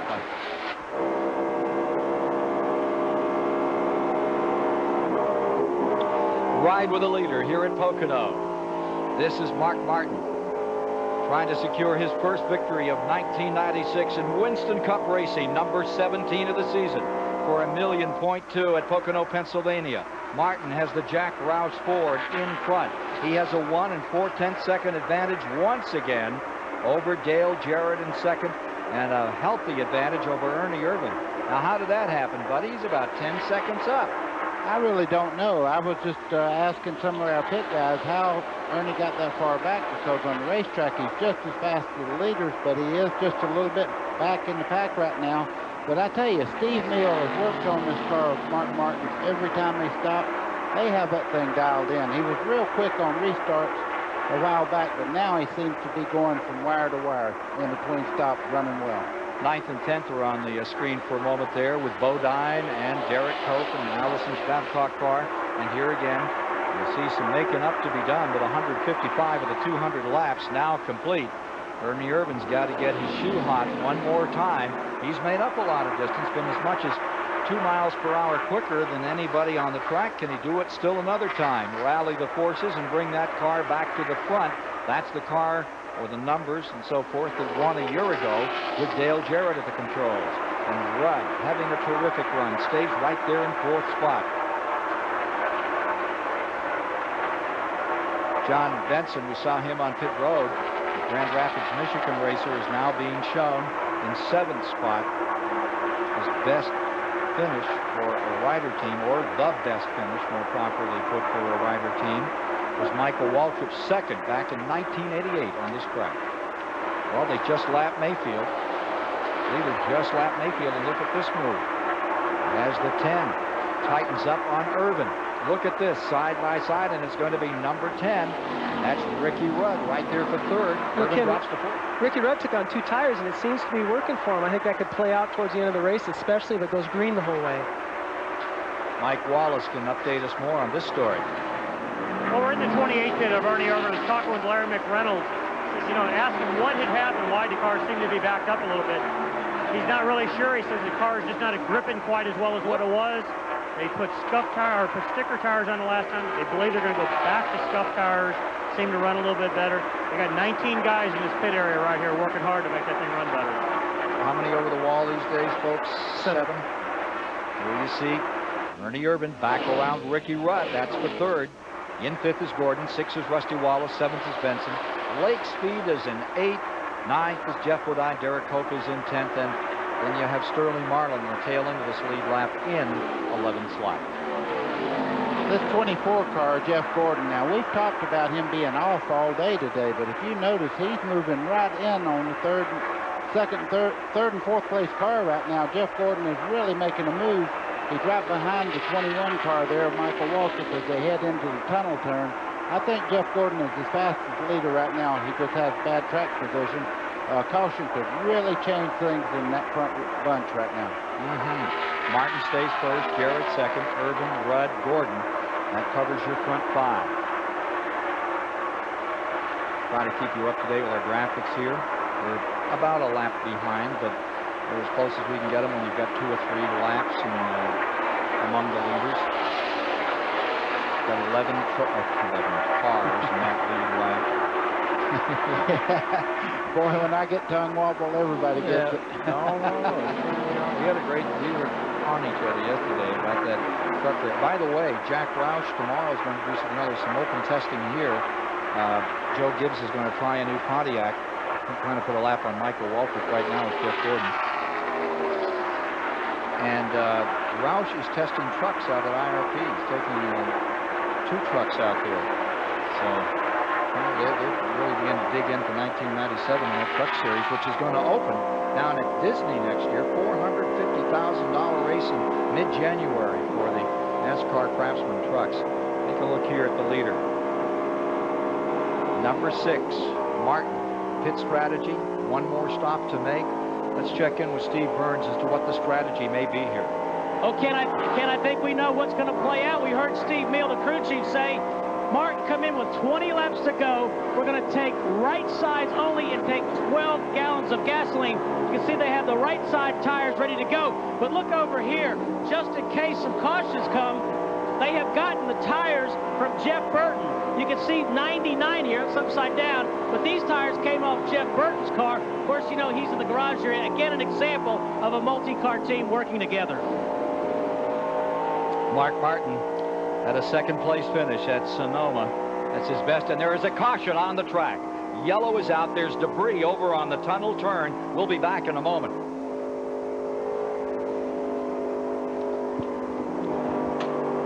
Thank me. What'd you do? Throw something out there? Did you thank me?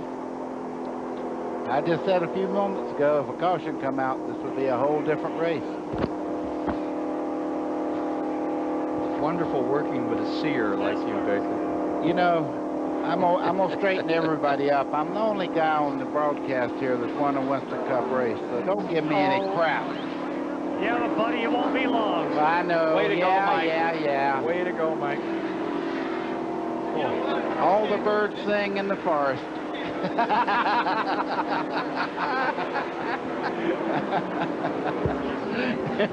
Might be a little piece here. How did 37 get down pit road before everybody else did? There it is. See it? Yeah, there. See it? Yeah.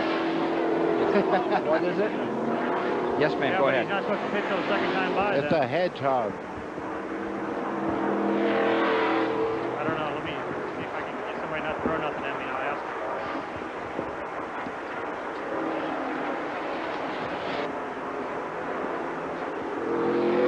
Now you know. What? Nothing. 37 car was out of gas, that's why he pitted. Hey, if they pit now, at least that story they're sticking to.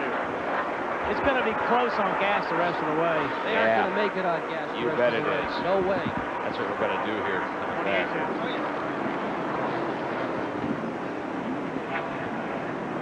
Steve? Yeah. 161 laps. That leaves them with 97.5 miles to go. Right.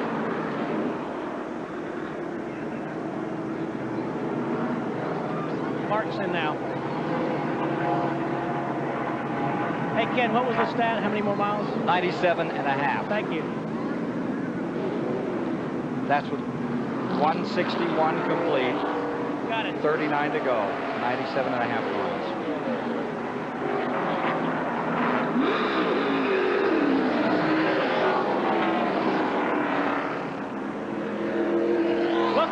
Welcome back to Pocono.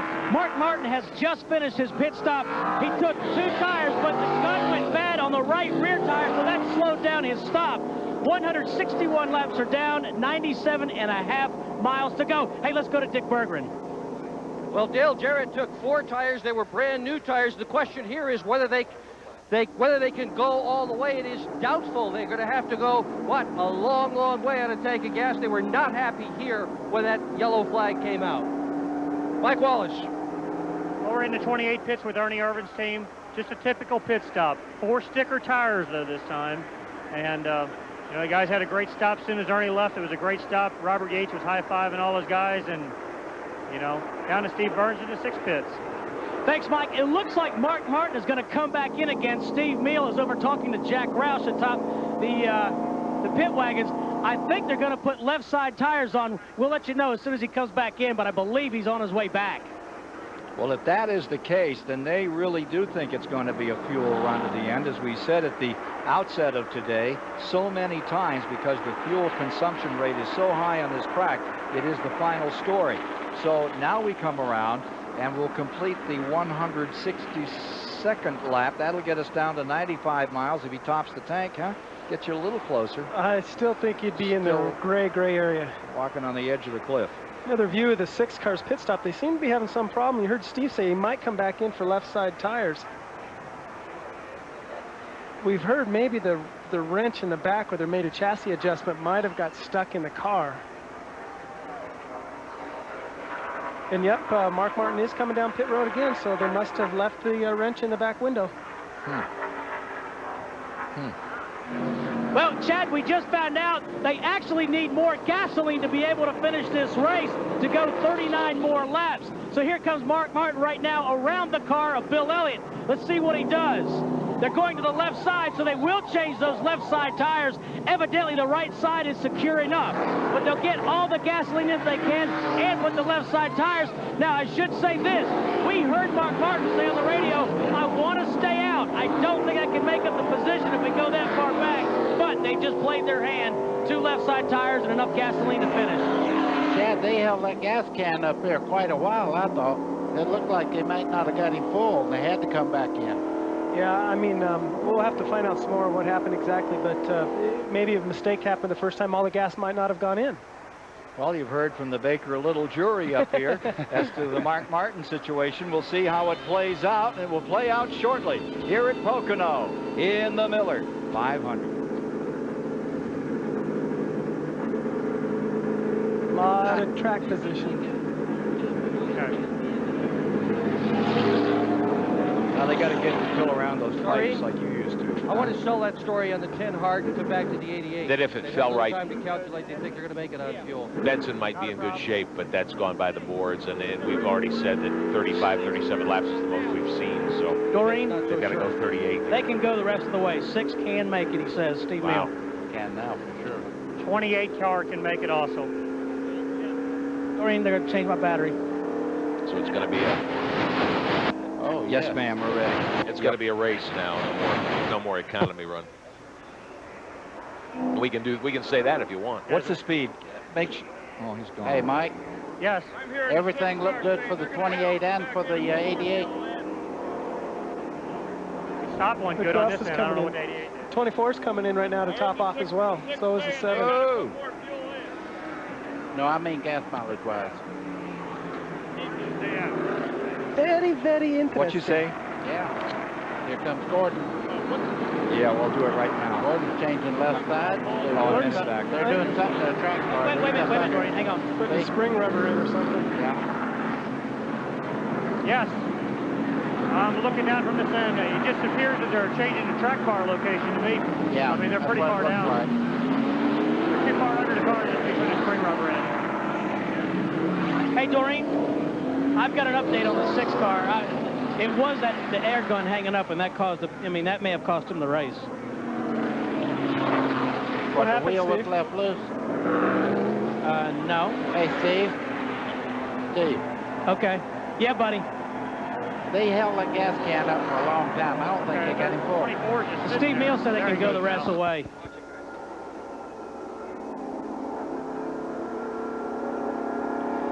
A caution late in the Miller 500 has allowed everybody to fidget with these cars as they get ready for the final moments. So let's, before we get to what's gone on pit road and the topping of tanks, get our Amoco track fact from Ray Everham, and then we'll bring you up to date on the story here. One of the things you never want to do during the course of a race is over-rev your engine. Now, the driver doesn't have a lot of time to look at a tachometer, so how does he know? One of the ways is to use a rev limiter. We can take a chip at a desired RPM and plug it into this box. When the engine reaches that RPM, the engine will skip, the driver will know, and he'll let off the gas. Another way we can do it is with what we call a shift light. It works on the same principle, uses a chip.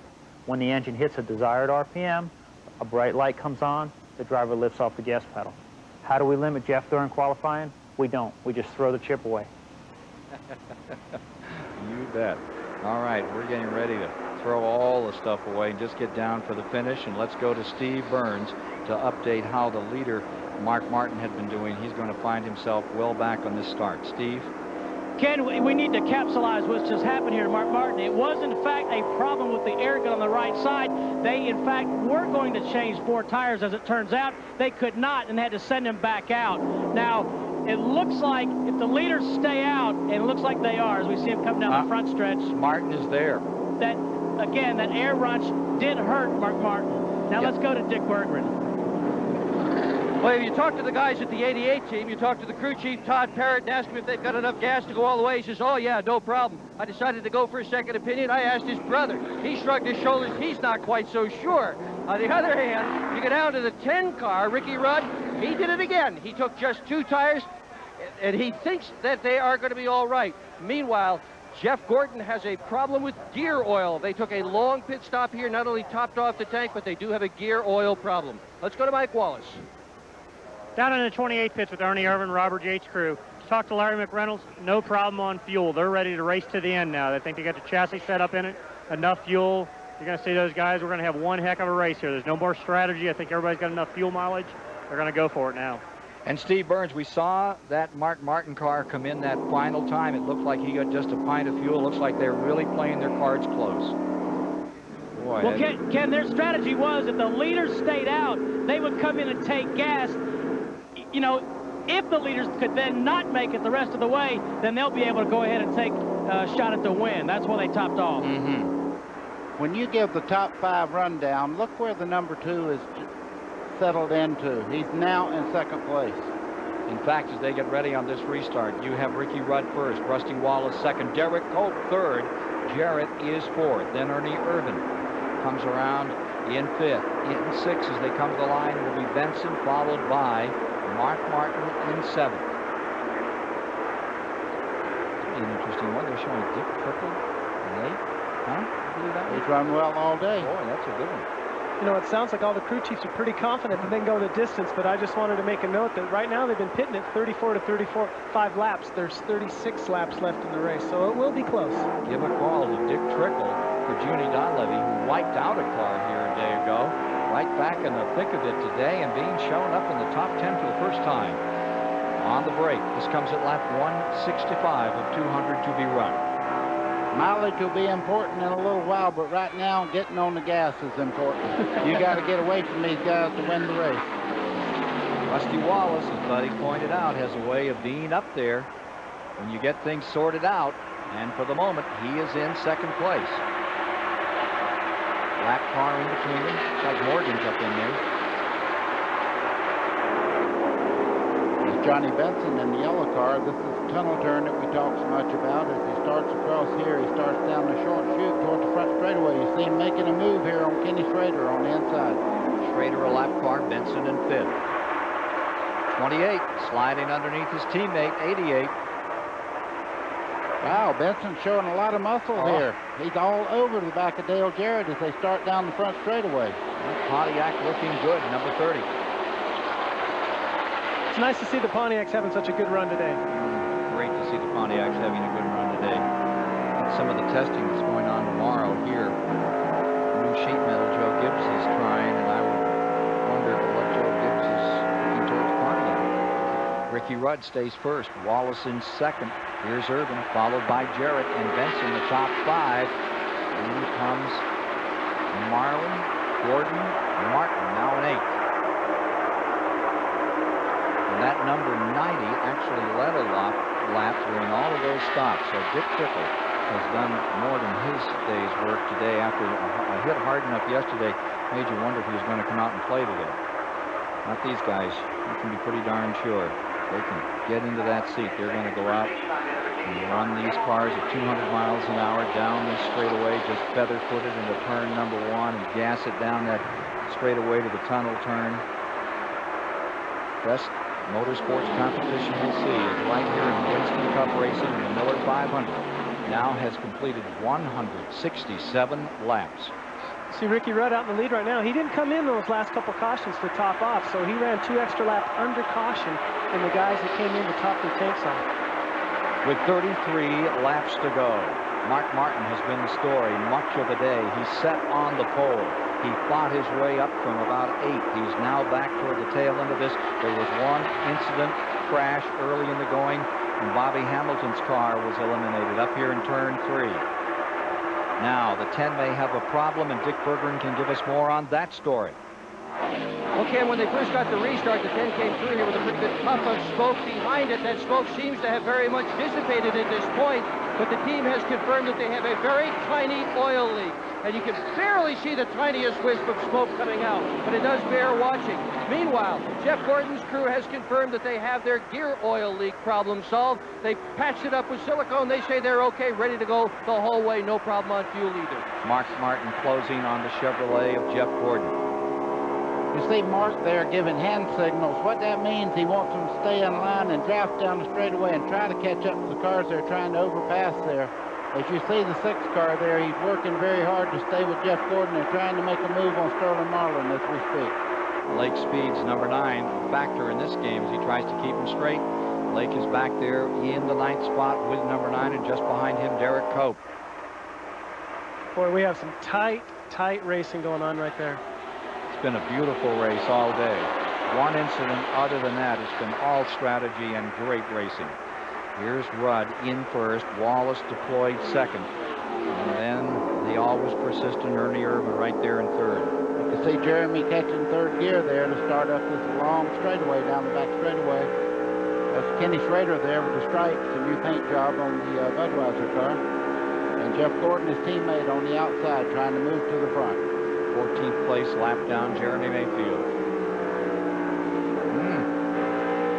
Gordon slipping up on the inside of Morgan Shepherd as he tries to move through. Good shot there, huh, Chad? Yeah, we're reviewing that from is actually the bumper of Jeremy Mayfield's car. That's actually the indentation to where your license plate goes on your stock car, on your stock Ford Thunderbirds. Now take a look at this. You've got him for the lead. Ricky Rudd is there. Rusty Wallace closes. I don't know. No, not quite enough. You don't put that nose up there unless you know for sure that that lead car knows that you're there, because if you touch going in that corner, it's automatic wreck. And again, Wallace comes up on the bottom. Rudd trying to repulse him another time, but at the tunnel turn, position goes to Wallace, and he's there. And here comes the 88 and the 28 side by side.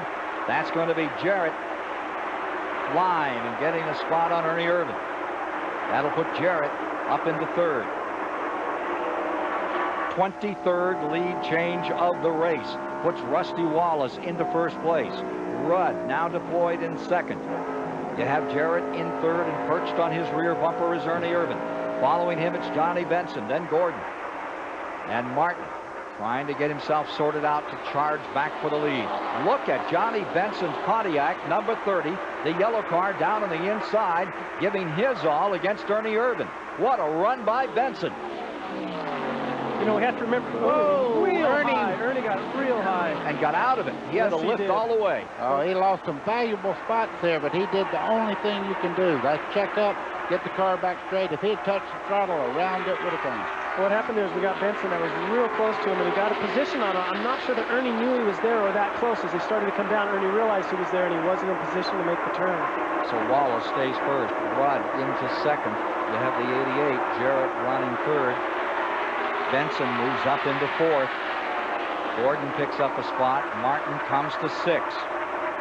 172 laps now complete. Take another look. You see Benson underneath there? He just went down in there. The back got out just a little bit on the 28 car. They did not hit each other, but he had to back out to get it straight again. Looked like he tried so hard to close the door. Watch it just kind of right there, boy. Had to overcorrect. Oof. Great save. Lucky Irvan in 28. Like Lucky Brown used to be down at Bradenton. In 37 previous races at Pocono, no driver has ever won their first career win on this track. You'd wonder if Benson could be the first to do it. In only his second race here in Pocono. Remember, Johnny Benson is a rookie this year. This is his only second time here. Wallace first. Rudd second. Jarrett third. Rick Benjamin can add more to this story. Well, Rusty Wallace was in this same position a year ago, Ken. You might recall he led 9 times for 74 laps. He had to make a late race stop for fuel, though. Trying to get back to the front, he spun, ended up 16th. He's in good shape fuel-wise, it appears, for now, but we'll have to see how it plays out. Steve Burns, what do you think? Rick, I just talked to Robin Pemberton, Rusty's crew chief, and I said, hey, can you guys make it?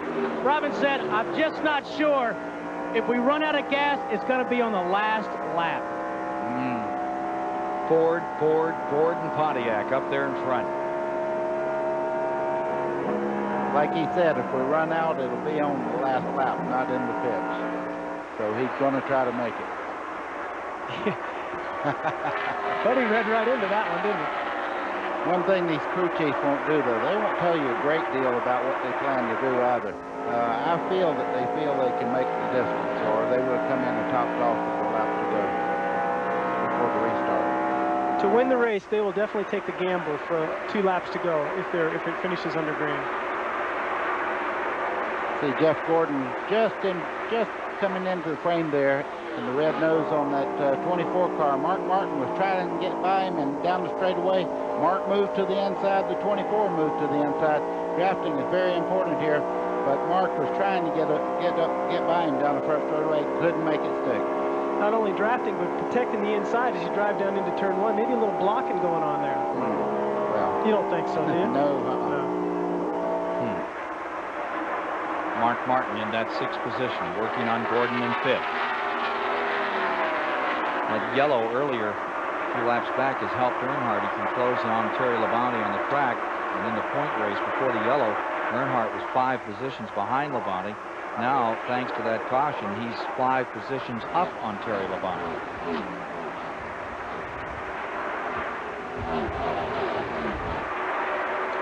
Anybody want to change their bet? Well, I don't see how you'd bet. You see Ernie Irvan starting to regain some of the positions he lost by that wild ride he had towards the wall a while ago. That car is not just exactly right getting in the corner right now, though. I noticed it got a little sideways getting in just then. Bobbed up again there in the turn. Number 18 has pulled out and gone back to the garage area. That's Bobby Labonte. Bobby Labonte has gone back into the garage.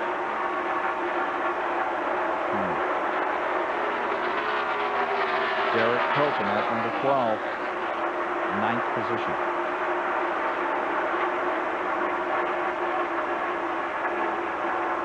Ernie Irvan 10th after he slid up the track. The 6 hugging the 24 in the main straightaway. Great picture in this 200-mile-an-hour shootout down into turn 1. Ever so gently into that corner.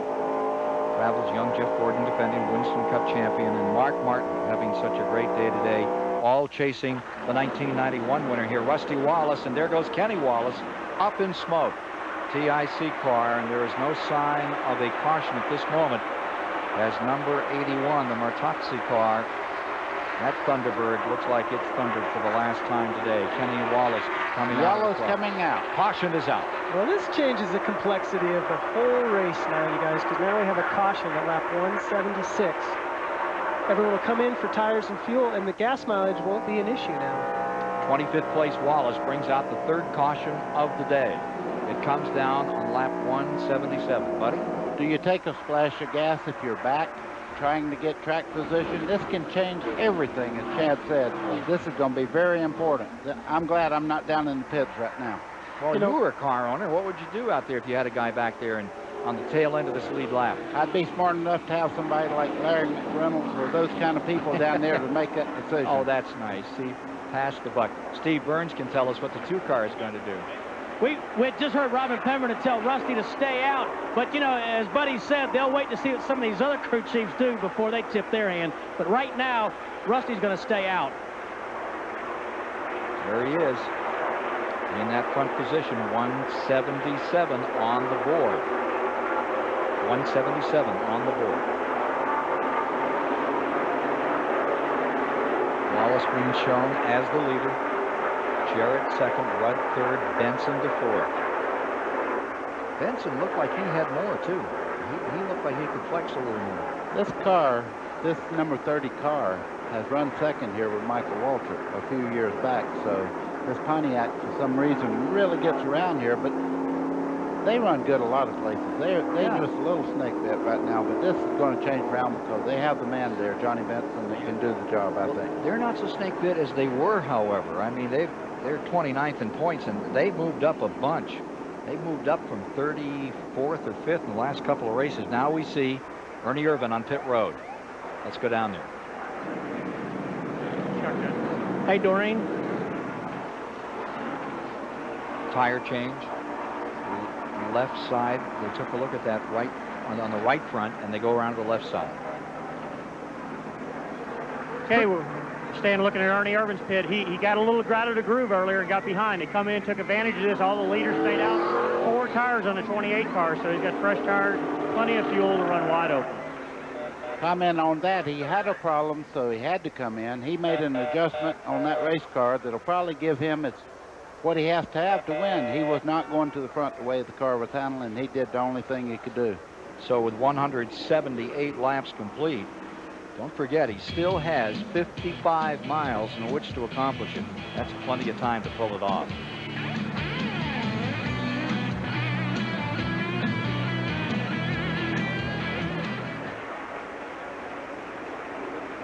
guys see anything from Roger there? Hey, was pit road open just then? Yeah, it must have been, because you got 3 more in there. 42's down. Yeah, because the 9 car just pitted. It was over. Oh, okay. Man, I thought he had pulled in. See, that'll put him in front of everybody when they come in. That'll put Ernie back in the lead. Yeah.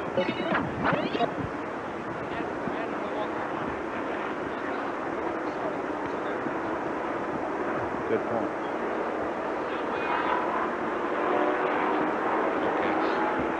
I don't know if anybody... pit if you want anything. Oh.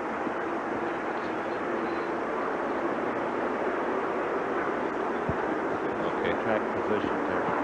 Okay. I wouldn't go to the rear.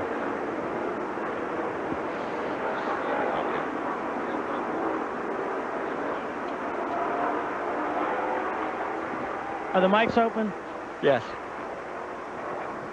Hey, buddy. Yeah. You're like my spotter down here. The 81 car you got next to it. Boom. That this caution will help Rusty's fuel mileage? I bet Rusty had a fit.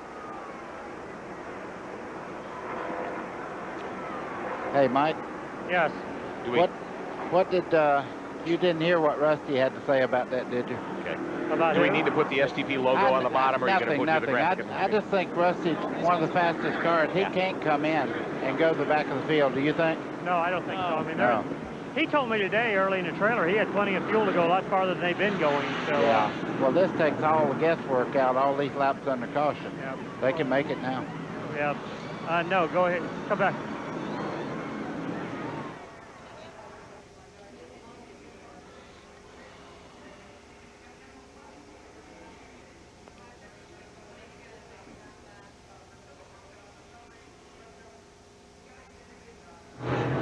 Earlier today here at Pocono International Raceway, Weldon Palmer won $5,000, taking the Pocono sweepstakes. Our congratulations to Weldon Palmer, receiving his ceremonial check earlier here this afternoon. We are live in the STP Pit Communications Center. Laps winding down. There'll be 20 to go in just a few seconds. Field lining up now behind Elmo Langley in the Chevrolet Pace truck here today. Interesting sequence of events taking place. Johnny Benson Jr. could be in line for his first top 5 finish of the year. You know how many other Pontiac top 5s there have been this year? Only one. Bobby Hamilton did it here back in the June race. Best finish so far for Benson this year up till this week. Last week at New Hampshire, he led for a while, came home 9th. They're only top 10 of the year, so Benson could be in line for the best Pontiac finish of the season. Mike Wallace?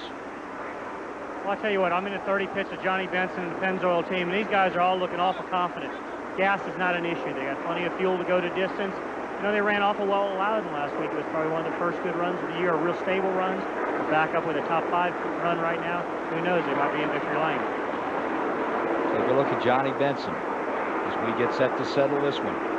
96 Rookie of the Year contender last week. He had a 9th up there at New Hampshire. He has been getting stronger, and we'll come back to finish this one after we take a short break here at Pocono in the 23rd annual Miller 500.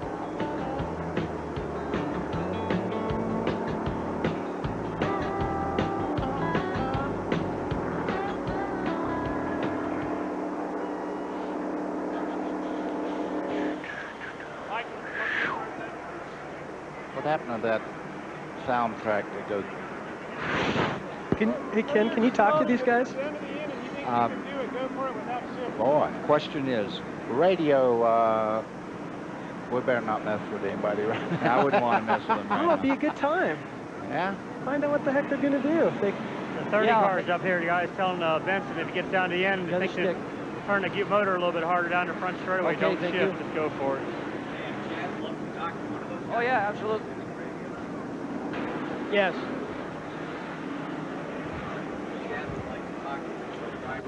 Okay. Where are the fuel pumps here? The fuel pumps are behind the garage. Nice shot. Behind the garage. Oh, yeah, okay. Hey, Chad, Ken, and you guys, Mark Martin? watch that number 10. That thing smokes pretty good under caution conditions. It doesn't seem to smoke Hi, Mark. as much This when is it's Chad up in the booth. under Can you full hear us? song, but keep an eye on it, please. You got one thing off so you can turn Mark it off. Martin, this is Chad Little up in the booth. Can you comment for a second? Nope. I guess not. Now he tried to rip the steering wheel off that thing when the lug nut's screwed up. Better not. They're getting ready to go green.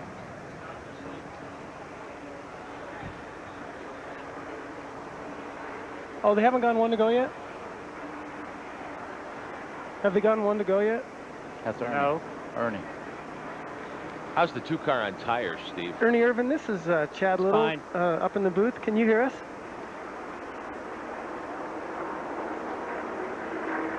You. What'd you turn it off for? How did you turn the speaker on so we could hear it back? Oh, I see. Try Johnny Benson. Who else is in? Okay. One to go.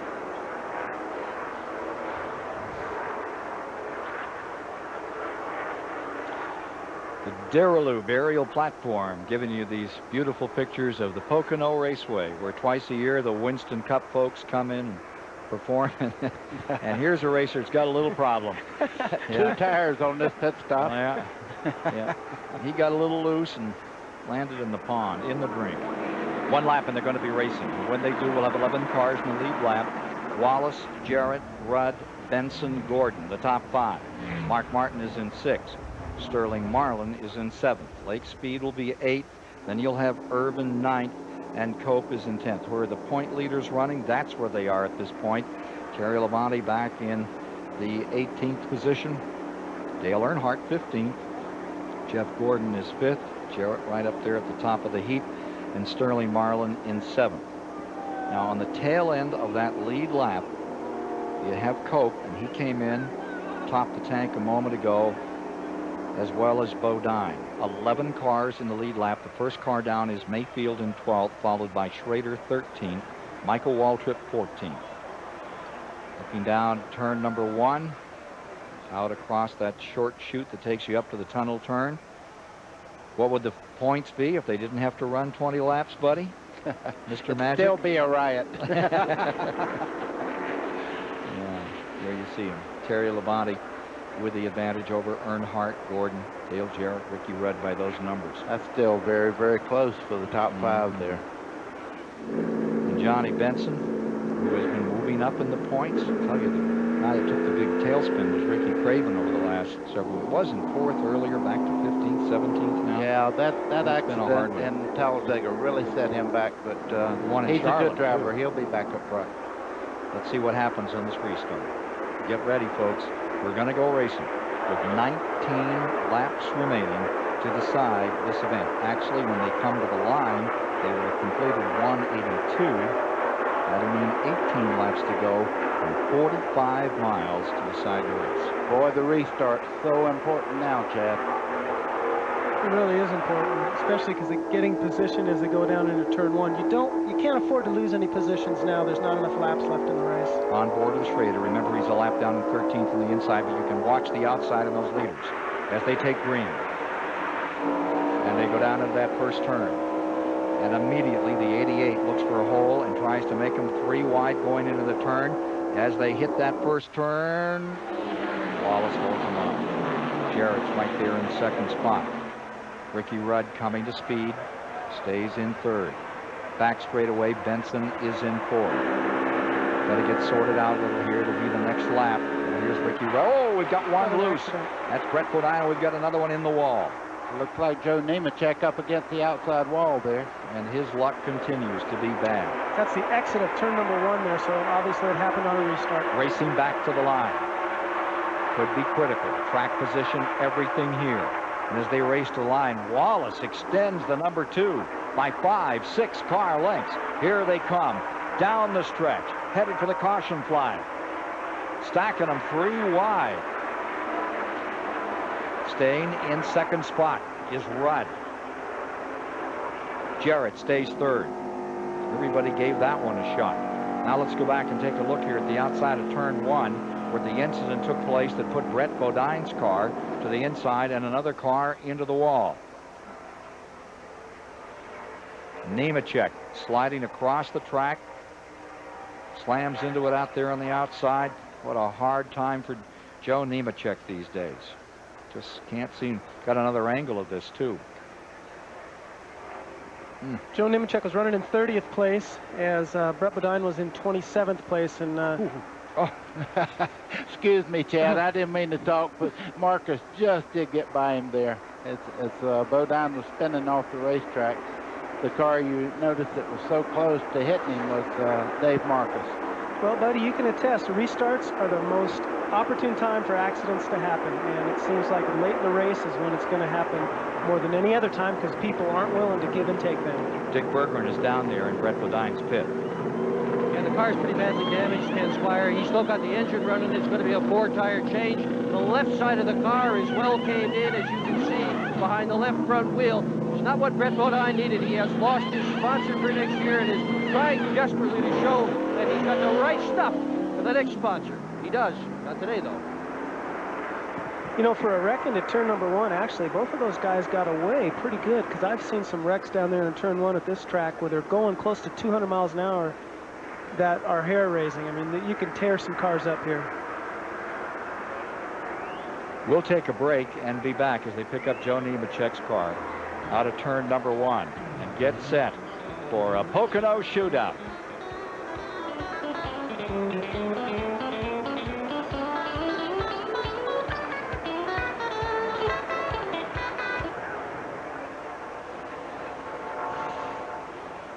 Did Rusty get a start or what? He jumped out there 15 car left. Oh!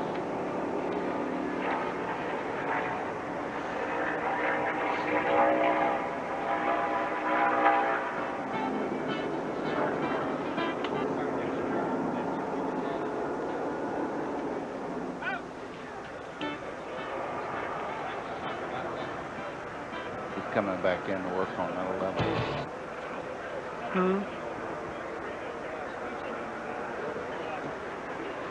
Okay.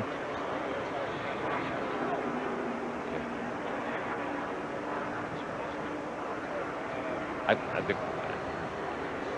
Okay, all of what? Ken. Oh, okay. Okay.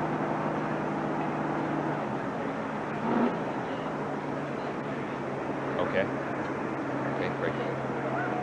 What?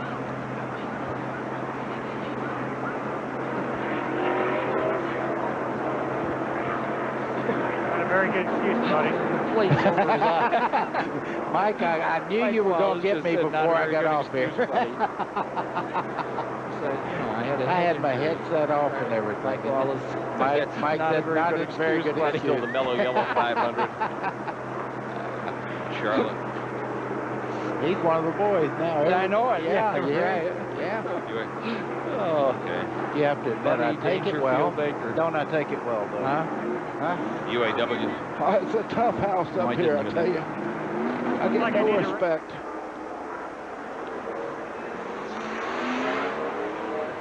One lap. Thank you.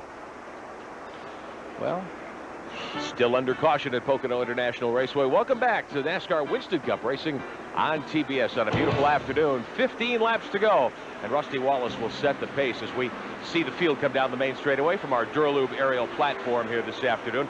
Rusty Wallace has things in command at this point, but another driver who thinks he might have a shot to win here is Ricky Rudd, who will line up second on this restart today. Rudd's a flat track specialist. His last victory came last fall at Phoenix. He could be a winner today if you like numerology. He's never won. This is his 35th start here at Pocono. He's finished 3rd and 2nd in his last 2 outings here. Maybe this will be a day he comes home first, Ken. Indeed, it could well be. Hey, don't forget, 37th annual UAW GM Quality 500, Charlotte, North Carolina, October the 6th. You going to run the Winston Cup cars, rolls your Grand National car down there, Chad? Betcha, and we're awful excited about that. Oh, it's fun to watch you run that 1.5 miles. And of course, many folks remember him coming from way in the back all the way up and winning down there a year ago. Huh? How about qualifying 6th earlier this year? Yeah. With the Sterling Cowboy car, the unfortunate thing was is we fell out there before the green flag came. Joe Nemechek's car is coming in. That's a heartbreaker for this team that tries so hard. That one going today. Ended scant laps from the end of this thing. 15 to go as the hook brings him in. Yeah, October the 5th and 6th. TBS will take you down there to Charlotte, North Carolina. One of the great racetracks in the world. And bring you more Winston Cup action. And of course, next week is Talladega. You mentioned before, it's the first. You were the first guy to ever go 200 miles an hour, and you did the lap there. We've heard that, and you won it 4 times. Did I mention I won Charlotte 4 times? Oh, never mind. No, let's go ahead. He didn't. Buddy didn't even mention that he got his first career win at Charlotte either. No. But he mentioned several times that he sat on the pole for this race. Hey, Chad, it's hard to remember that far back. All right, with 15 laps to go to decide it, folks. Welcome aboard. This is going to be something. 11 cars all gathered together in that lead lap. Wallace leads them down into turn number 1. And the Pride of Missouri just cranks that big number 2 Miller Ford into that first turn so gently. What a thing if he could win on the day his sponsor has the event. He's certainly giving it the old Penske try. All the cars you see on the left side of the racetrack right there are lap cars right now. And they were held up a little bit. Ricky Rudd in 2nd there, Dale Jarrett in 3rd. They were held up just a little bit. These guys are trying to get back in the lead lap right here. They have to race hard. The 1989 Winston Cup champion trying to stay up there in the lead. He's drawn a big bead on first place. Rusty Wallace going for that 15th. Change that. Call it 45th career win. Comes down off the corner, and he's got them covered by 25, 30 car lengths. It's a battle for second place right now. This is the old deal where the cars running side by side are a little slower than the one when they're not, and saw Rusty have a chance to spread his lead out. Ricky Rudd has now gotten by the lap traffic on the inside. Let's see if he can pull in on Rusty Wallace with only, well, we're almost down to, what, 12 laps to go. Can he do it by himself out there with that much of a lead? Pretty hard trucking, isn't it? Well, not only does he have to catch him, but he has to pass him. Those are 2 different things. Here's Wallace. Car prepared by Robin Pemberton. Further back, this struggle continues. Rudd in there in 2nd, Jarrett in 3rd, Benson in 4th, Gordon in 5th. Mark Martin, who's led 120 laps, he's just fallen back to 8th. You're riding with Mark Martin. We'll get a chance in a few minutes to probably see Ernie Irvan. You talk about somebody flying up through traffic. He has 4 brand new tires on that car. He is moving up through here. Look, you see the 6th car there, Mark Martin, trying to come down, get in turn 1 there. Mark Martin's definitely closing back in, and Rudd has cut down the distance on Rusty Wallace. Cut it down by a 1/3 and still closing up. Like Jeremy Mayfield right there with him. Remember, Mayfield is a lap down in 12th position. When they come by, 11 laps to go. And that interval continues to accordion, tighter and tighter together. There's the 24, Jeff Gordon. Remember, he's 5th. Irvin is in 6th right behind him. And then comes Sterling Marlin. Marlin's been right up here among the leaders all day.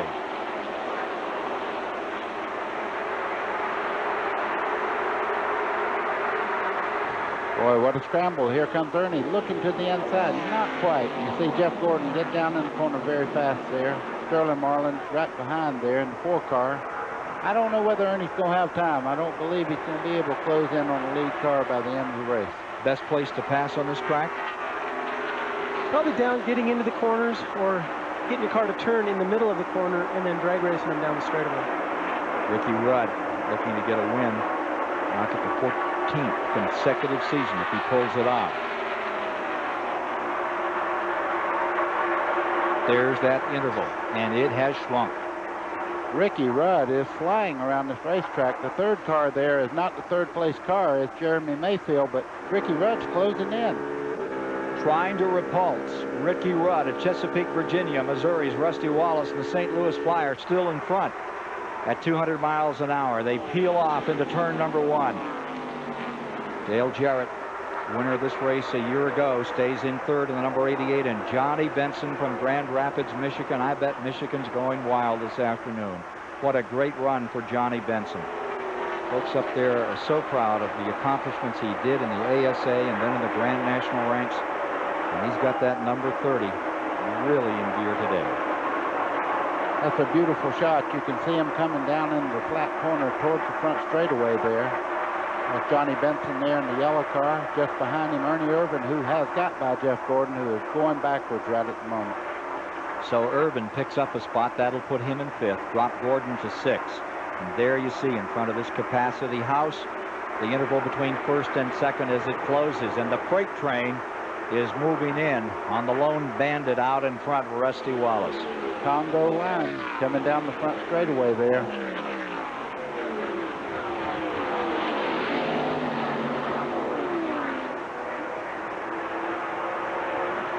Eight laps to go when they come by this time.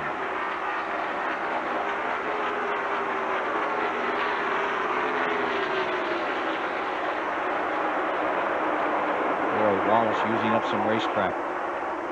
You know what he's thinking right now? This is probably the longest 9 laps that I'll ever have in my career, because you can see that 10 car and it's day glow red, and it shows up very well in the mirror. So he has to, every time he looks, all he sees in that mirror is that 10 car coming.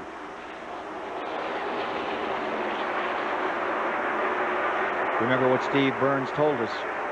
They didn't pit that number 2 and add fuel. They're trying to run it light at the end. The issue will be with him. Will it cough? Will it burp in that last lap? I don't think the cough or burp's going to matter, but I think that 10 car is closing in on him. He's going to have to get through these corners and forget about fuel mileage and run the perfect line if he plans to beat Ricky Rudd here.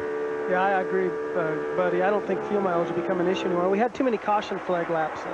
It's going to come down to whose chassis is working the best right now, and whose car begins to get the widest. You know, that's always a key factor, especially on a flat track like this.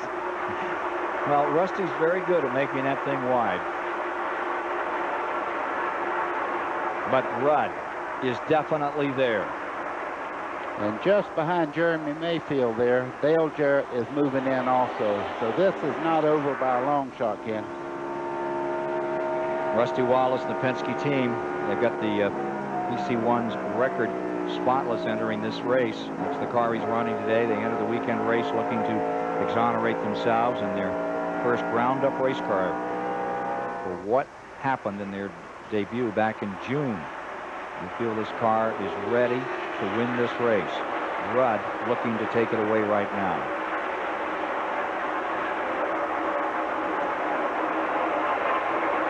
Well, those 2 cars are very, very evenly matched around this racetrack. Right now, Rusty has to run the perfect line. The 10 car there, what he has to do is use that draft down the straightaway to pull him even closer to Rusty Wallace. Buddy, what position would you rather be in right now?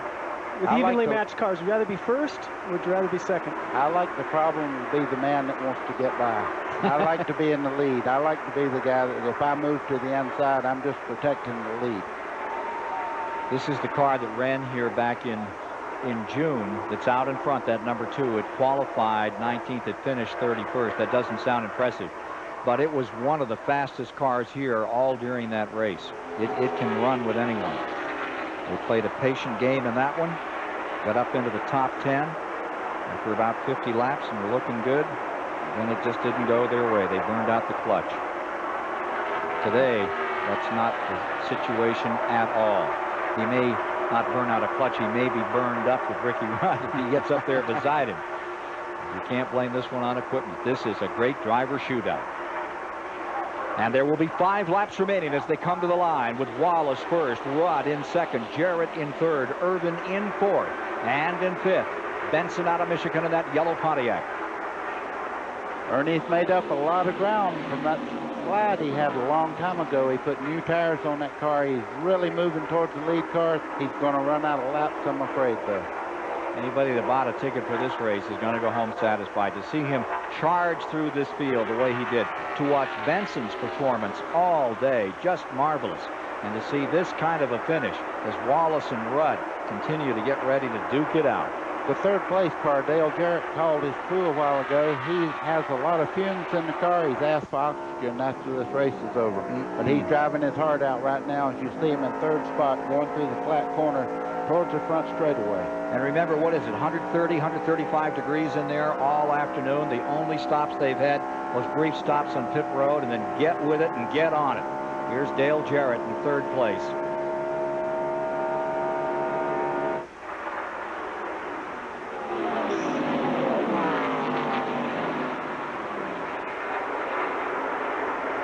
Up in front.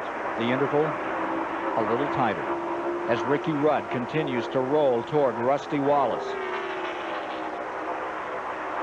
When they come by this time, there will be 3 laps to decide the 23rd annual Miller 500. Wallace going for his second win in this event. Ricky Rudd going for his first win of this year. Yeah, and 14th consecutive year that he's won a race if he can do it. Look at that Chesapeake, Virginia driver just throttle that thing on that flat part of the track. He seems to gain a little there. Now can he gain a little more here? Can he better throttle, because Dale Jarrett is gaining on him every lap. You see the third car there, the blue car coming in the focus right there. He is flying around this racetrack. He may have fumes in there. It's a good reason. He's putting a lot through the exhaust pipe. He's got some making up to do.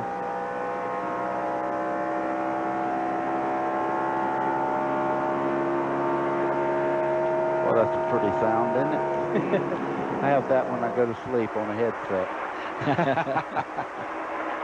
1991 winner Rusty Wallace trying to repeat. Rudd stable at 5 car lengths back, and look back here. There they are, the 30 of Benson running 5th. Then comes Marlin in 6th. Jeff Gordon in 7th, bumper to bumper.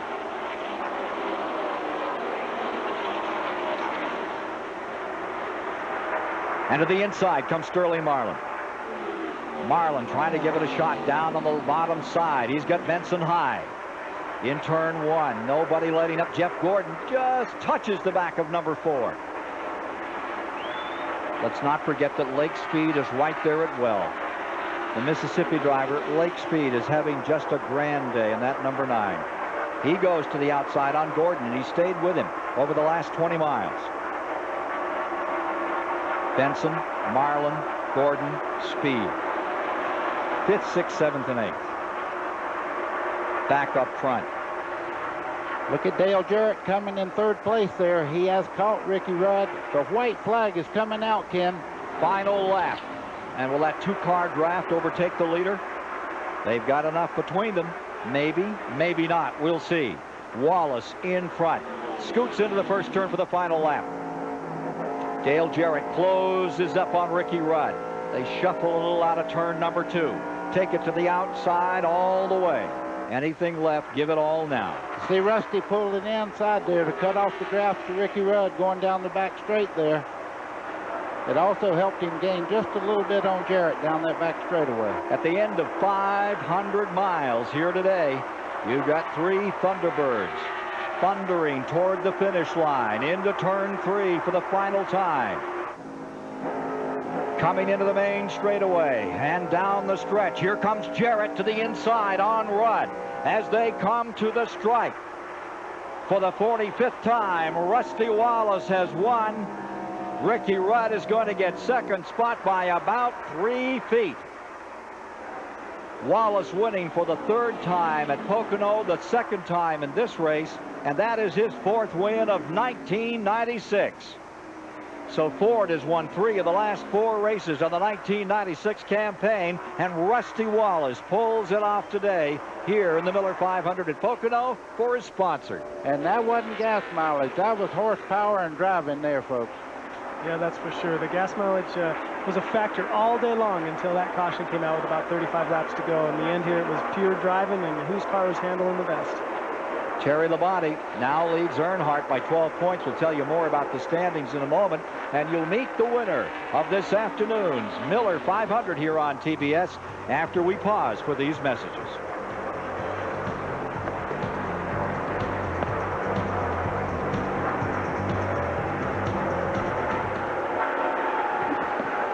Oh, yes. Look at the race into the pits. What the heck's going on here? I don't know. I don't know how it's going to go yet. Everybody's trying to get to the airport I don't know if we're staying. I don't know if we're staying on here till 5 o'clock or not. I'm sure they're already. I wish we have a camera on to the when airport. somebody does something good like that. Y'all want to cover a good race, you got to watch everybody get out of the racetrack to the airport. That's the best race of the whole day. Hey, we got to go to you for that, Mike. Hey, Mike. You do that, Pam? You did a great job today. I tell you one thing. You can do this for a living if you wanted to. Thank you. Yep, okay. And can you get Mike Wallace on one more time with one of the best races of the day? That's great. But get him on camera if you can. I'd love to see him on camera, Pam, if you can get him on. We're here with Ricky Rudd. He's pulling the gas pumps right now. Oh.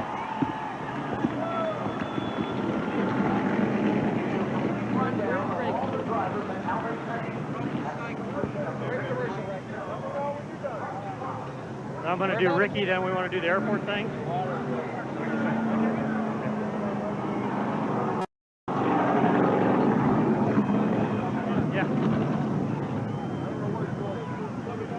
All right. They've called for medical for Dale Jarrett. Yeah, I told you. We're right here with Dale on. Yeah, somebody get to that. That's where we want to go first. How about Pam? Wallace gained 100 points today, didn't he? Nope. Yes. I just said by Jarrett on. Okay. Ready? Okay. All right. No, not yet. Nope. Come out if you want. Okay, 30 seconds or so. The radio's got Rudd right now. That's cool. I like that. I heard that expression once.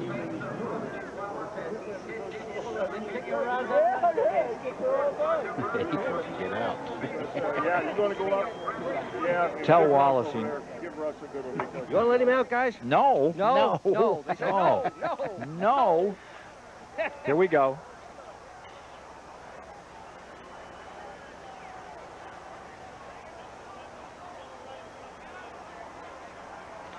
At Pocono, Pennsylvania, let's journey down to the Purolator Winner's Circle right now with Dick Berggren and the champion today. As Rusty Wallace climbs out of his race car, the flash goes off all over the place. Hundreds of cameras here to record the moment. Rusty, those last few laps, your mirror was getting increasingly full of that orange number 10. How worried did he have you? Well, he had me worried because he really ran strong. I mean, Ricky had a great handling car. I was really about the 88 car, but Ricky beat him back on the caution flag, and it worked out good, man. This old Thunderbird really hauled today. I'd like to thank Miller. Man, I tell you, it seems like even winning these Miller 500s. Fleetwood, Meade, Boble, all of them. Bosch, it was a neat deal today. You seemed to come on better at the end. Were you conserving the car at the beginning, or did it get better for you as the race wore on? Well, the car kept getting better and better. This is PC1, our new car, you know, and I think we got us something, Hill. This is 2 for 2 out of this car.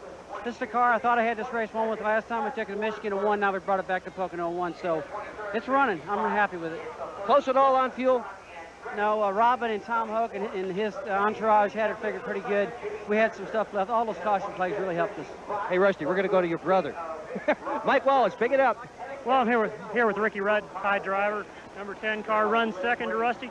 We're just sitting here as drivers talking, getting through one good, got through the tunnel good. Ricky, why don't you run us the rest of the way around? Well, like I say, turn 3, everyone will tell you if you can't get out of turn 3, you won't go down the front straightaway. And I think I proved them wrong today. I could not get through turn 3, but I could go down the straightaway. So, you know, we elected to go for a low downforce and high straightaway speed, and worked pretty good all day. Except right there at the end of the race, Rusty got his car working a little bit better. Dale Jarrett was working a little bit better than I was, but we held on to finish second. What about that run from Jarrett coming off the corner?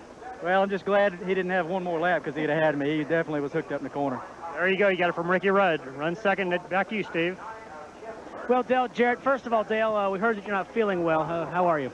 I'm fine. I just caught a bug or something Friday night and had some headaches and just upset on my stomach, but I'm fine. Didn't have any bearing there. I'm just a little upset with lap cars.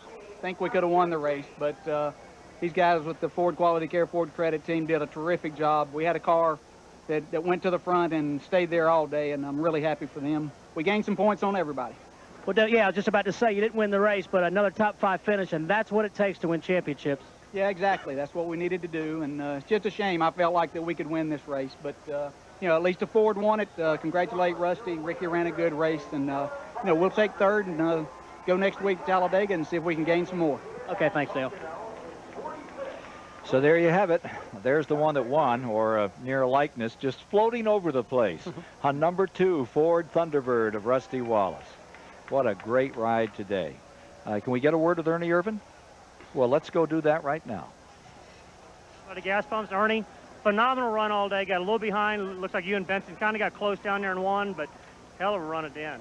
Well, I tell you, you know, it's really good to be, you know, finishing up like what we should be in the top 5. And you know, the guys just, you know, gave me a great race car today, and you know, can't say enough for the engine shop. You know, we were a little bit down last time we were here, and I tell you, I don't know what they did, but they stepped it up. I tell you what, I spent most of the time in the 28 pit today, Ernie, and those guys are pumped up on you. The 88 car, it's phenomenal how a 2-car team, they talked a lot on the broadcast about how 2 teams work together. How you think your 2 teams are working? Well, there's no doubt our 2 teams are working good. You know, I was sitting there leading, and Dale hadn't led a lap. I asked Larry, I said, has Dale led a lap? He said, I was just getting ready to ask you. He said, if you want to, you can let him lead. And I was already pulling over, letting him lead a lap, and I went right back by him. So, you know, that's the way 2 teams, you know, a 2-car team needs to work. And, you know, we share our setups together, and, you know, shock setups, and, you know, that's what it takes to make it work. I'll tell you what, that's from Ernie Irvan, a great race team with Robert Yates. But I'll tell you what, folks, the race is on right now. We're all on our way to the airport. That's the best race of the whole weekend, is trying to get out of this racetrack and beat traffic. We're gone. Well, thanks, Mike, for a great job today. Mike Wallace. And Steve Burns is with the pride of Michigan, Johnny Benson. Yep, Johnny Benson had just 2 top 10 finishes before today. Johnny, great run. I'll tell you what, we're pretty excited for the Pennzoil Pontiac and their whole team. Man, what a great job they've done. We were junk when we got here last time, and, you know, didn't feel too good about that. None of us did. And it says, man, when we go back there, we need to run good. And they did. They put a heck of a car together. It's not even really the car we were going to bring here. We just happened to bring the car we ran out loud, and it worked really good, and we took a chance on bringing it here. Johnny, how did you get things turned around then? If you were so bad last time, junk in your words, how did you get so much better today?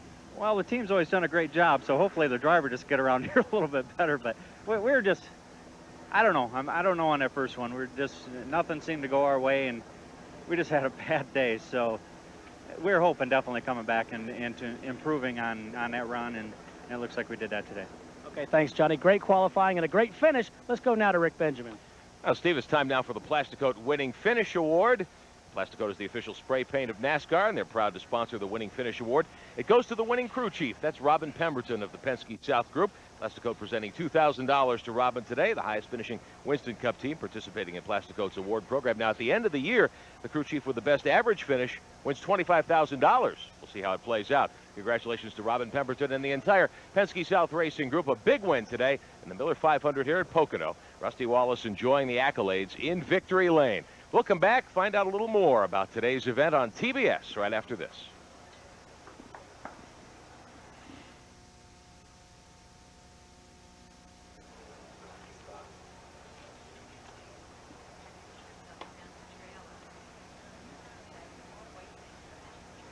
Trying to find out if I can get you on air.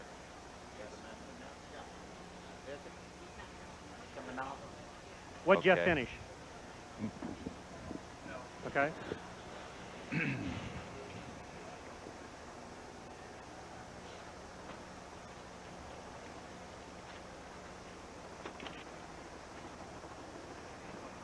Hey, Doreen, am I clear then? Because I could do race day. Ma'am, do you...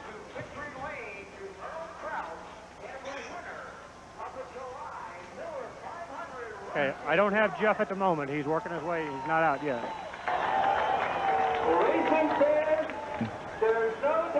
What do you want me to do if Jeff's not out here yet? Doreen, did you call me? Thank you, folks. No, I did not. Nice show. Good job. John, thank you. All of you. Now I have to do an exceptional. Pam, you did a great job today. That was really great. Okay, you just saw Rusty Wallace win his 4th of the year, that sort of thing. 4th? Yeah, 4th.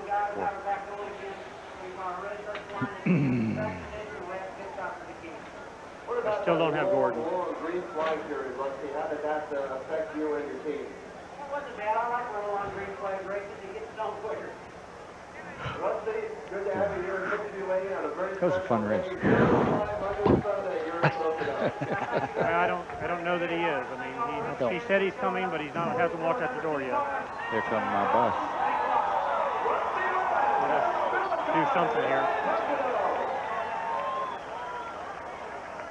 All right, at this time, I'd like to introduce Mr. Kevin Murray, the General Manager of Miller Brewing Company, and Mr. Jim Reed, Do what? Marketing Manager for Miller Brewing Company, to do the official presentation to Rusty Wallace. Gentlemen, okay, congratulations on winning the Miller 500 and a great race. Welcome back to Pocono International Raceway here on TBS. The Miller 500 complete today.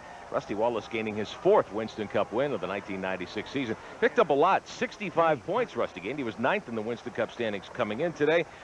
In the top 10 both times here at Pocono, or 2nd in both Pocono events. Ford 1, 2, 3, and 4 for the 2nd week in a row, too. They did the same thing last week at New Hampshire. Rusty holding off Ricky Rudd today, and Ernie Irvin and Dale Jarrett for a great victory here at Pocono International Raceway. Next week, the Tour moves to Talladega, fastest speedway in the world, 500 miles, and Rusty and his team looking to make it 2 straight here next Sunday afternoon. A lot of talk here in the broadcast today and before about the point race and what would happen. Well, Terry Labonte didn't do very well today, neither did Dale Earnhardt. Jeff Gordon gained some ground with a 7th place finish here today. That's the kind of run, Ken Squire, that a team like that needs if they want to get back into championship contention. There were so many well-told stories at the end of this one. We had a new track record of 144 miles an hour. The point standing battle, well, it's down to 12 between Labonte and Earnhardt. Jeff Gordon now just 80 points behind. Dale Jarrett whittling away, 157, and Ricky Rudd 323 out from the top man, Terry Labonte. As you look further back, Marlin, Schrader, Wallace, Musgrave, and Ernie Irvin in the top 10 as we move on to race number 18. Take a look at the results on today's race. John Benson's 5th place. That's his first ever top 5, his first career top 5. Lake Speed, a little further back. Lake Speed, first top 10 of the year for Lake. Well done job for him as he came home in 8th position. Mark Martin in 9th, and Derek Cope for Bobby Allison had himself a 10th spot. Looking a little further back on this one, Jeremy Mayfield a lap down in 12th with Michael Waltrip, and Earnhardt ended up the day in 14th with Schrader 15th. Ricky Craven finishing up in 20th today as he tries to get back onto a cycle that's something besides down, which he's been in for 4 or 5 weeks. And Bill Elliott has a 21st on a track where he's had a considerable amount of success. Rick Mass back there in 30th. Greg Sachs with his new ride, 29th for number 29. So, gentlemen, final thought from you, Buddy Baker, about what we've seen here today. Well, it's a great auto race. I'll tell you what, I'm sure we're going to hear something about the rules, though, and the Ford's domination on the major speedways. We heard it from the Chevrolets when they were winning. I look for it to happen again with the Fords dominating like they did today. Well, how about you, Chad, a little? Nice to have you with us. Well, I appreciate it again. Like always, I mean, it was a wonderful race today. We saw a lot of green flag racing, which is always exciting because you get to see the pit crew perform in green flag racing, and that's what those guys practice for. And towards the end, we saw the whole race come together, so a lot of fun. It was a lot of fun. A lot of fun to work today with Dick Berggren and Mike Wallace and Steve Burns down on pit road. In the STP Pit Center, Rick Benjamin, and sharing the booth with me, Chad Little and Buddy Baker. Celebrating today the victory of Rusty Wallace in the Miller 500. I'm Ken Squire.